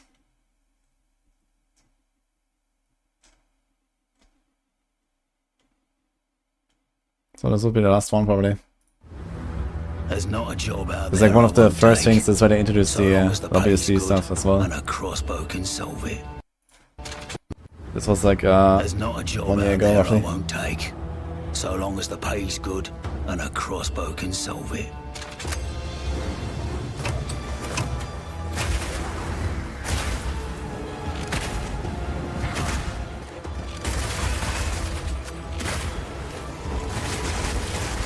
Yeah, Mercenary is super fun, man. This crossbow stuff is just really cool. I'll take them all down, one bolt at a time. When thinking about each new class, we really try to think about how we can make combat feel different from all the others. For the Mercenary, that difference is the crossbow. A crossbow is fundamentally different than a regular bow because it fires instantly instead of needing to be drawn back. This means that you need immediate feedback. Clicking the fire button should make the character shoot instantly, just like in a shooter. As No, soon the as we ammo stopping experience is that, actually, we I really like realize it. that there are a lot of design I don't know, lessons to might learn be from like a, shooters, you so we know, fully embrace them. preference thing. In Path of But, Exile, just like in a shooter. When I played Mercenary, this was actually really nice. This is actually like one of the easiest characters to control. Because you have the WSD and you load the ammo and it permanently has that ammo, and then you just like right click and move and press a flask or something, and that's basically it. And you don't do anything else. So it's like, you know, you have like this very smooth control there with the moving and shooting compared to other classes where you like constantly have to like use the same hand that you use for moving and also press all the other stuff. Here, you don't really press much. That's the kind of cool part about it. You just load the ammo and then sometimes you switch and then you shoot again. And it's fine. As soon as we experience that, we realize that there are a lot of design lessons to learn from shooters, and so we fully embraced them. In Path of Exile 2, we have crossbows that work like sniper rifles, shotguns, and assault rifles.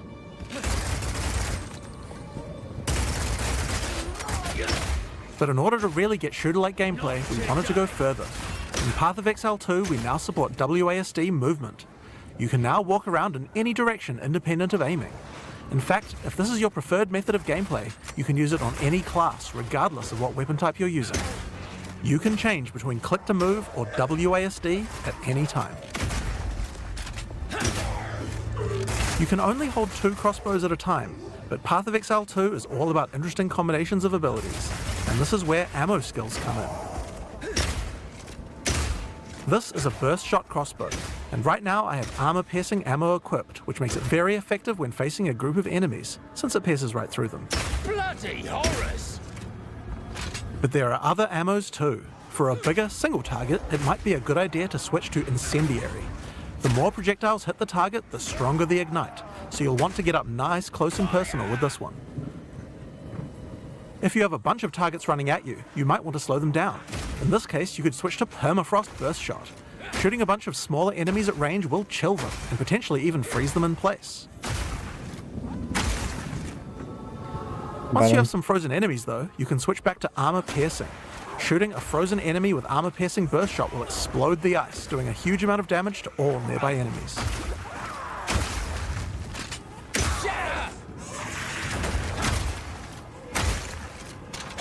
Another feature crossbows have is attachments. This is a grenade launcher. As you can see, when I equip it, it appears on the underside of the crossbow. I think this is not how it These works anymore. attachments are just like skill gems, so you effectively get extra skill slots. And you can augment these with support gems, just like regular skills.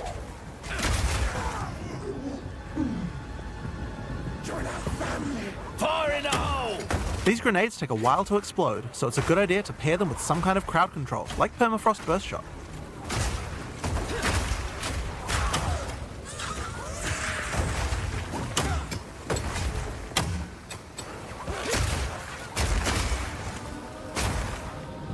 We have other grenades too, though. This attachment is What a do I flash grenade. pretend to start? It does barely any damage, but it does a huge amount of stun. What the hell? It can be a great opener before you run into combat. Probably this, yeah. Surprise! It's not very effective with grenades here so far. Now, here's another attachment, an oil grenade. Firing one of these grenades coats the ground and nearby enemies in oil. Oil slows enemies Yeah, down. I think all these so it's grenade another things have useful become crowd skill control gems now. mechanic. They're not these items anymore.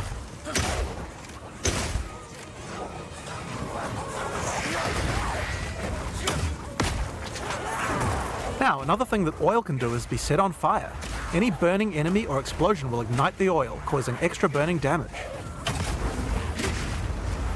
Like, one thing I think that's gonna be relatively cool, at least so far the way it looks like, is that it's gonna be a lot of combinations of, you have multiple skills that can do damage. You know, you can like have some more situational stuff, some stuff that you spam all the time, some stuff with cooldowns. And you can also even like, you know, overlap different like elemental types, right? So some stuff here does cold damage, some stuff does physical damage, some stuff does fire damage. And this is also something I noticed when I played. There's like synergies between these things, and they don't actually like overly specialize into a single thing, at least not from what we have seen so far. So there may be, you know, late game stuff where you go only lightning and then, you know, only lightning and crit or something like that. I could imagine there's certainly ways to specialize, but it also looks like there's a lot of room for cross elemental stuff, which is very cool. And I really hope they preserve that for the late game and don't like, you know, make too many things that make you overly specialize into one thing, which is like the common trap that these games fall into at some point. We see it in D4 as well, you know, like we have tempering, masterworking, all these things. We just like specialize further and further into one direction, and then you can't do combos anymore because one single skill is just like giga buff to the moon. But so far this looks very good. One of the problems with burst shot crossbows is that each pellet doesn't do much damage individually. This means that if enemies have armor, then it will be very effective preventing that damage. But thankfully, you can equip an additional crossbow in your second weapon set to deal with the weaknesses of your primary weapon. This is a rapid shot crossbow. Rapid shot is great for closing on enemies because you can shoot while running. In Path of Exile 2, we now have the ability to allow you to use some skills while moving. Being able to create skills like this opens up a lot of new design space and allows us to really increase the pace of combat.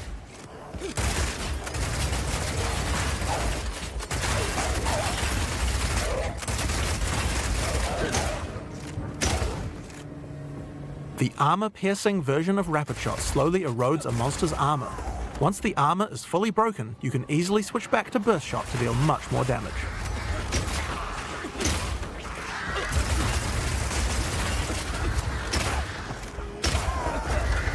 Baba Lazura, I said that earlier, you use either mouse and keyboard Being able to or run while controller, shooting not with two at Rapid the same Shot time. is also great for when you want to perform a fighting retreat. Reload! And the fetish tutor class in D4.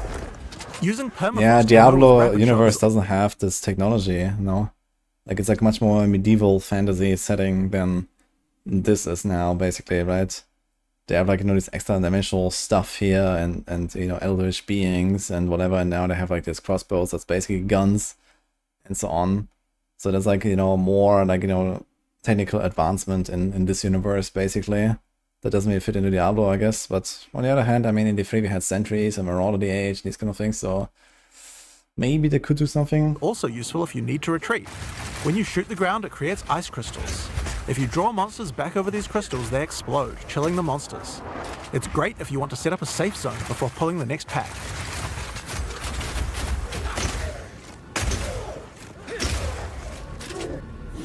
Slowing enemies down can come in handy if you want to use the incendiary version of Rapid Shot. Using this skill requires that you charge up a little bit before it fires, but as it continues to heat up, it will do more and more damage. It has a really large clip size, so you can just keep firing and firing with it. But the other really useful feature is that when the crossbow is heated up, it adds extra fire damage to any grenade that you launch. This actually works very different now. Now a grenade consumes all the heat, and you don't have any charge up that you really have to wait for. You just need to get to like a certain heat level and then you consume it all. And actually, you want to avoid getting to Now I've maximum been heat, I using think. explosive grenades here, but it will work equally as well with flash or oil grenades too. If you use it with oil grenades, the oil will catch fire immediately.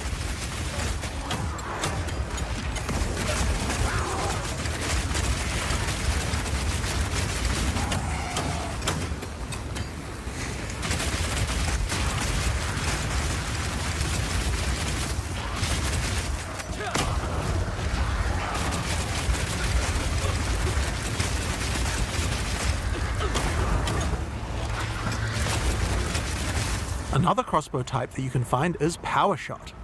This one works just like a classic sniper rifle.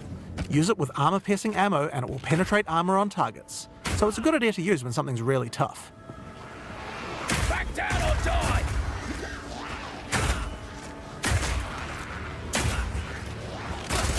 Now this skill has another interesting interaction with armor break.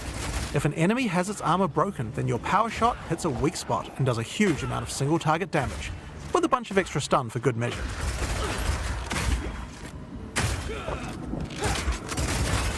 Bullseye! Now, the incendiary version of Power Shot is more like a rocket launcher. It does a big explosive blast at a distance.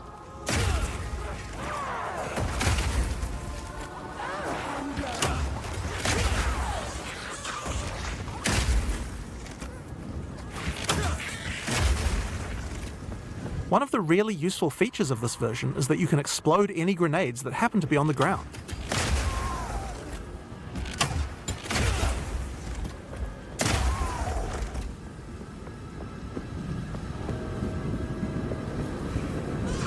This combo also works really well with Incendiary Rapid Shot.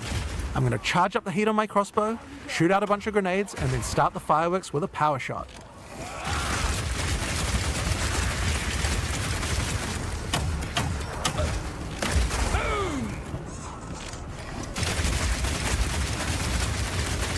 The ice version of Power Shot creates frost walls at a distance. This is great for crowd controlling monsters in tight passages. The wall segments have other uses too. If they get destroyed by monsters, then they will explode, doing a small amount of damage. Block him in!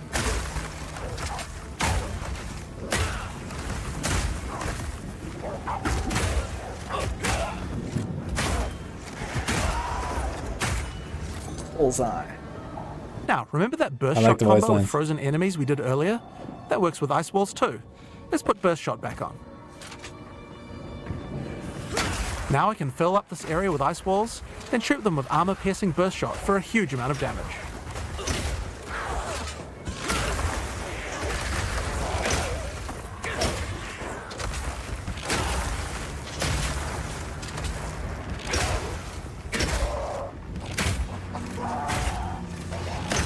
Alright, it's time to face the boss for this area. Let's see how we fare against her with all the skills I've shown you so far. Shall take pleasure in your castration! I'm not letting you anywhere near him.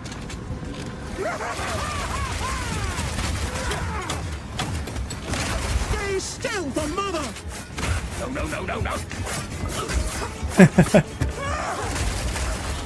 This boss man. My dear child!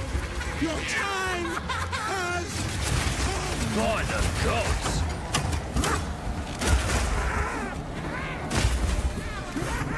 Rapid fire! children! Eat your fill!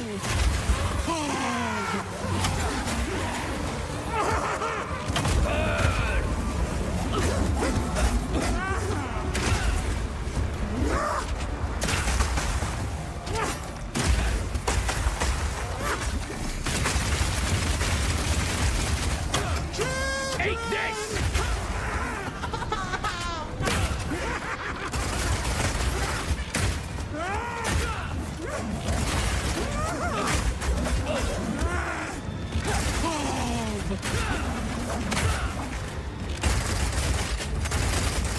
Piercing shot!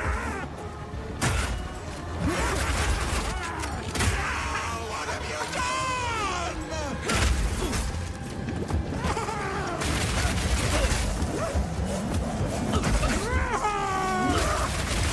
Come, my children! was almost dead for the time.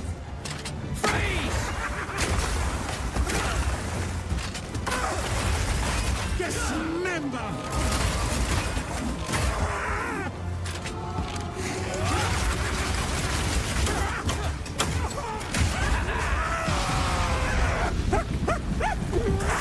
What is going on in this godforsaken city? And that's the Mercenary. It feels totally different than anything we've made before, and shows you the range of what's possible in Path of Exile 2.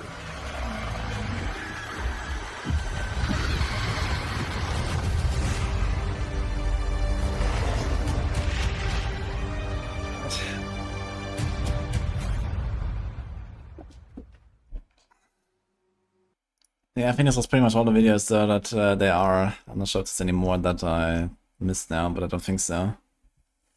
Any other stuff? I think that's pretty much it.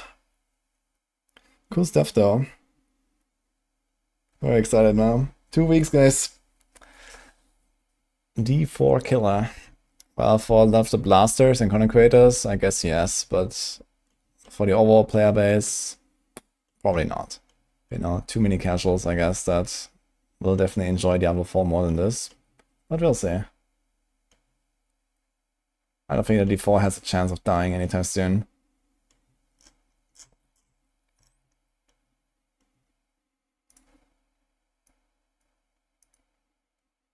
Smells some music again.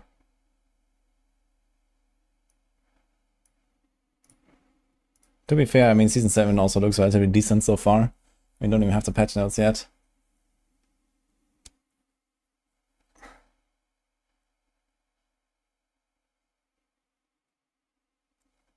D4 is a different feel. Yeah, that's true for sure. I think even Love Blasters will probably just like enjoy coming back to Diablo 4 regularly, just for like, you know, a little bit at least. You know, as cool as PoE 2 is, it's still like, you know,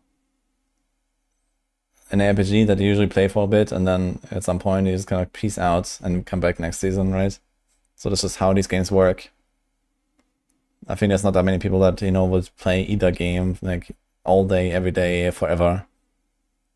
For example.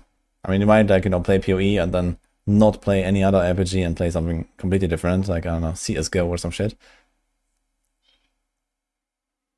But I guess for like the RPG audience, there will definitely be like a bit of back and forth there as well.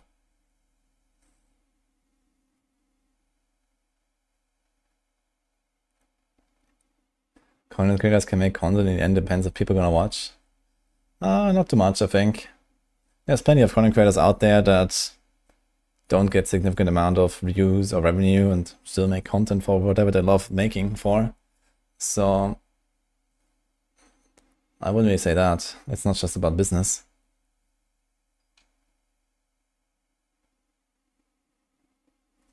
I think Elon Musk will switch to PoE too.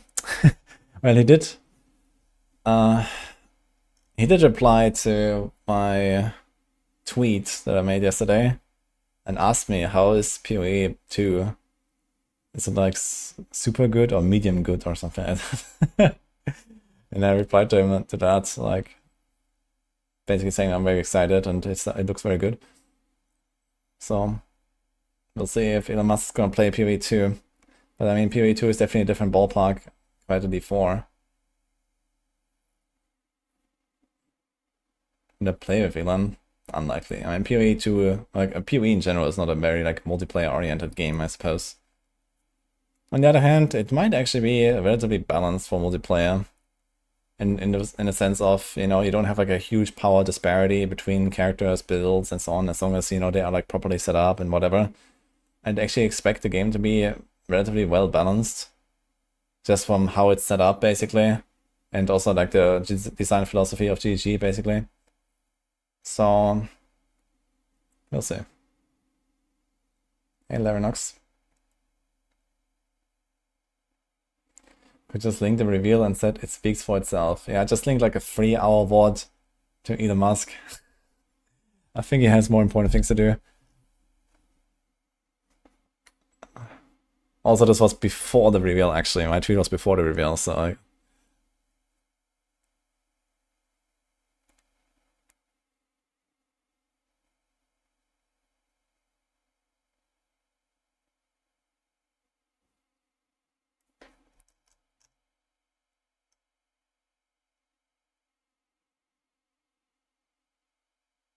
I can do the opening cinematic again. I'm gonna BRB real quick, actually. So, just what are we facing here? We watched this A relic yesterday. of I the was gonna old let us play once. It was pretty cool Ready cinematic. your men, Captain. And then we'll figure out what to do next. We'll only Really. get one chance. And remember, when you hear the whispers, call for help. Do not attack. When you hear the whispers, what do you think he was on about? It's Dorman, right? Yeah? Then Dorman, shut your damn mouth. Ugh, why do I always get stuck with these rookies? Hey, the kid's got a mean cleave. Give him a chance. Quiet.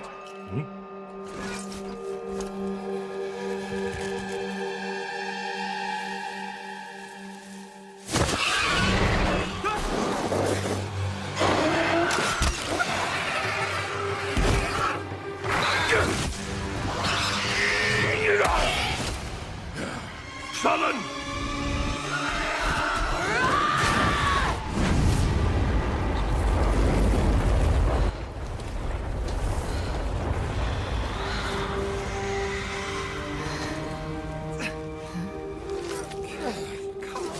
A mean cleave, eh, Captain?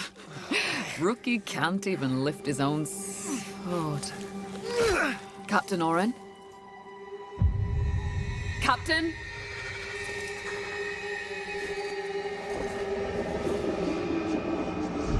It's here. Rain! Send the signal! What the fuck? Rain! On my back, blade up! Come on, come on! I'm ready. I'm ready.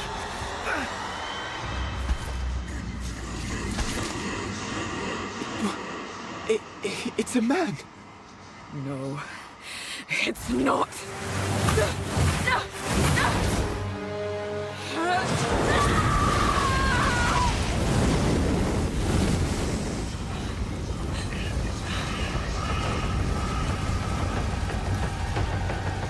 Run.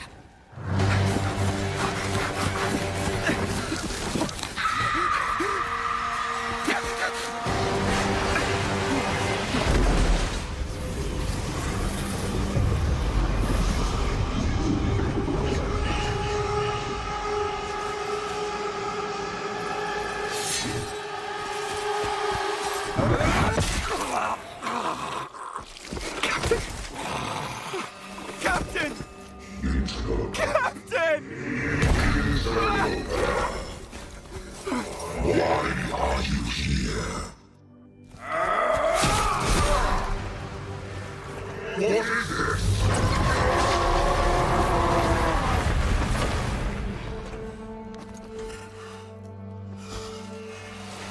Stop! Humanity isn't ready. On your feet, lad. Sir, the captain, You'll be fine. Here.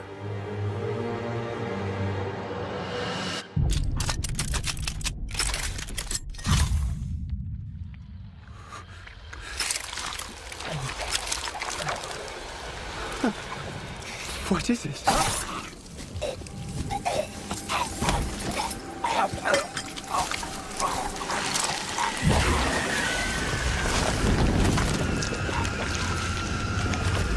Get the body. Stop. Mortal. It can still be contained. You don't know what you have on. Your kind no longer control this world. We cannot destroy your body, it's true. But you will watch as we destroy everything you have built. Bind him!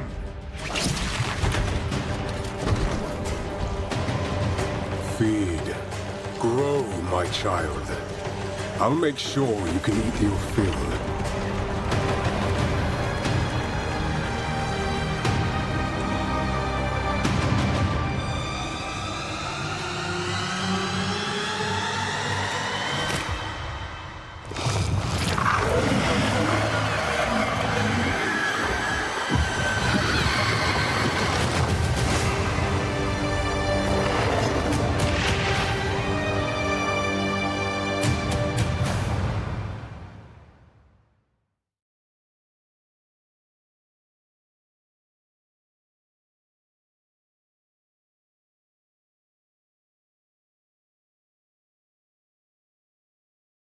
Alright.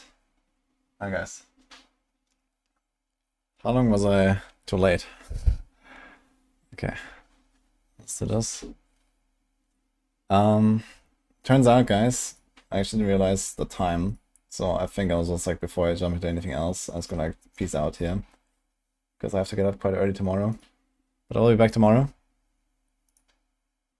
Was fun though. Want this? Yeah. It was a really cool cinematic, yeah, that's why I wanted to play it again. Since I was FK anyway.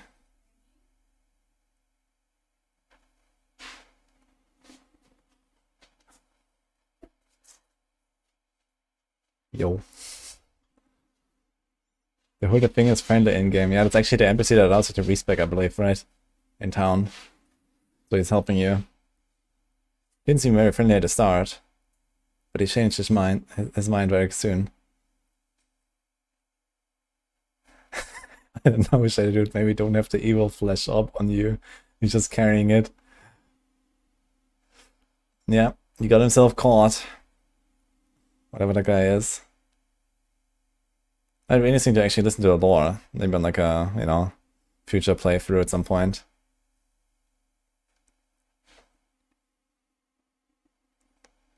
He helped us incinerate Sork's respec. Oof.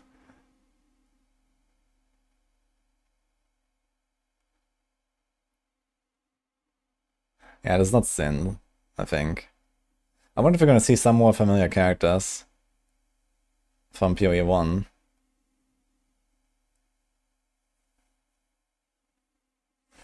Anyway, guys, let's wait someone. I'll be back tomorrow.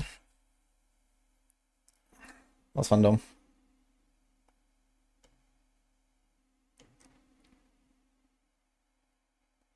Who do we write on?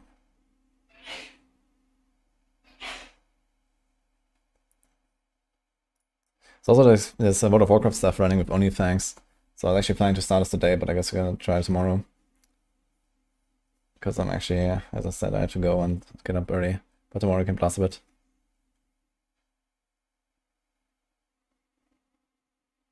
So I have one of the World of Warcraft guys in that case. Well, World of Warcraft / PoE guys. There's Steel Mage blasting, for example. Let's go. Maxroll. What is Maxroll up to actually? He's doing PoE. Yeah, it's fine. Let's say Steel Mage.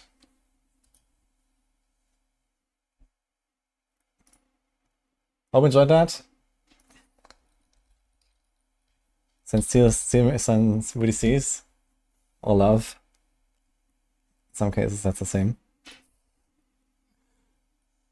Have a good one, guys.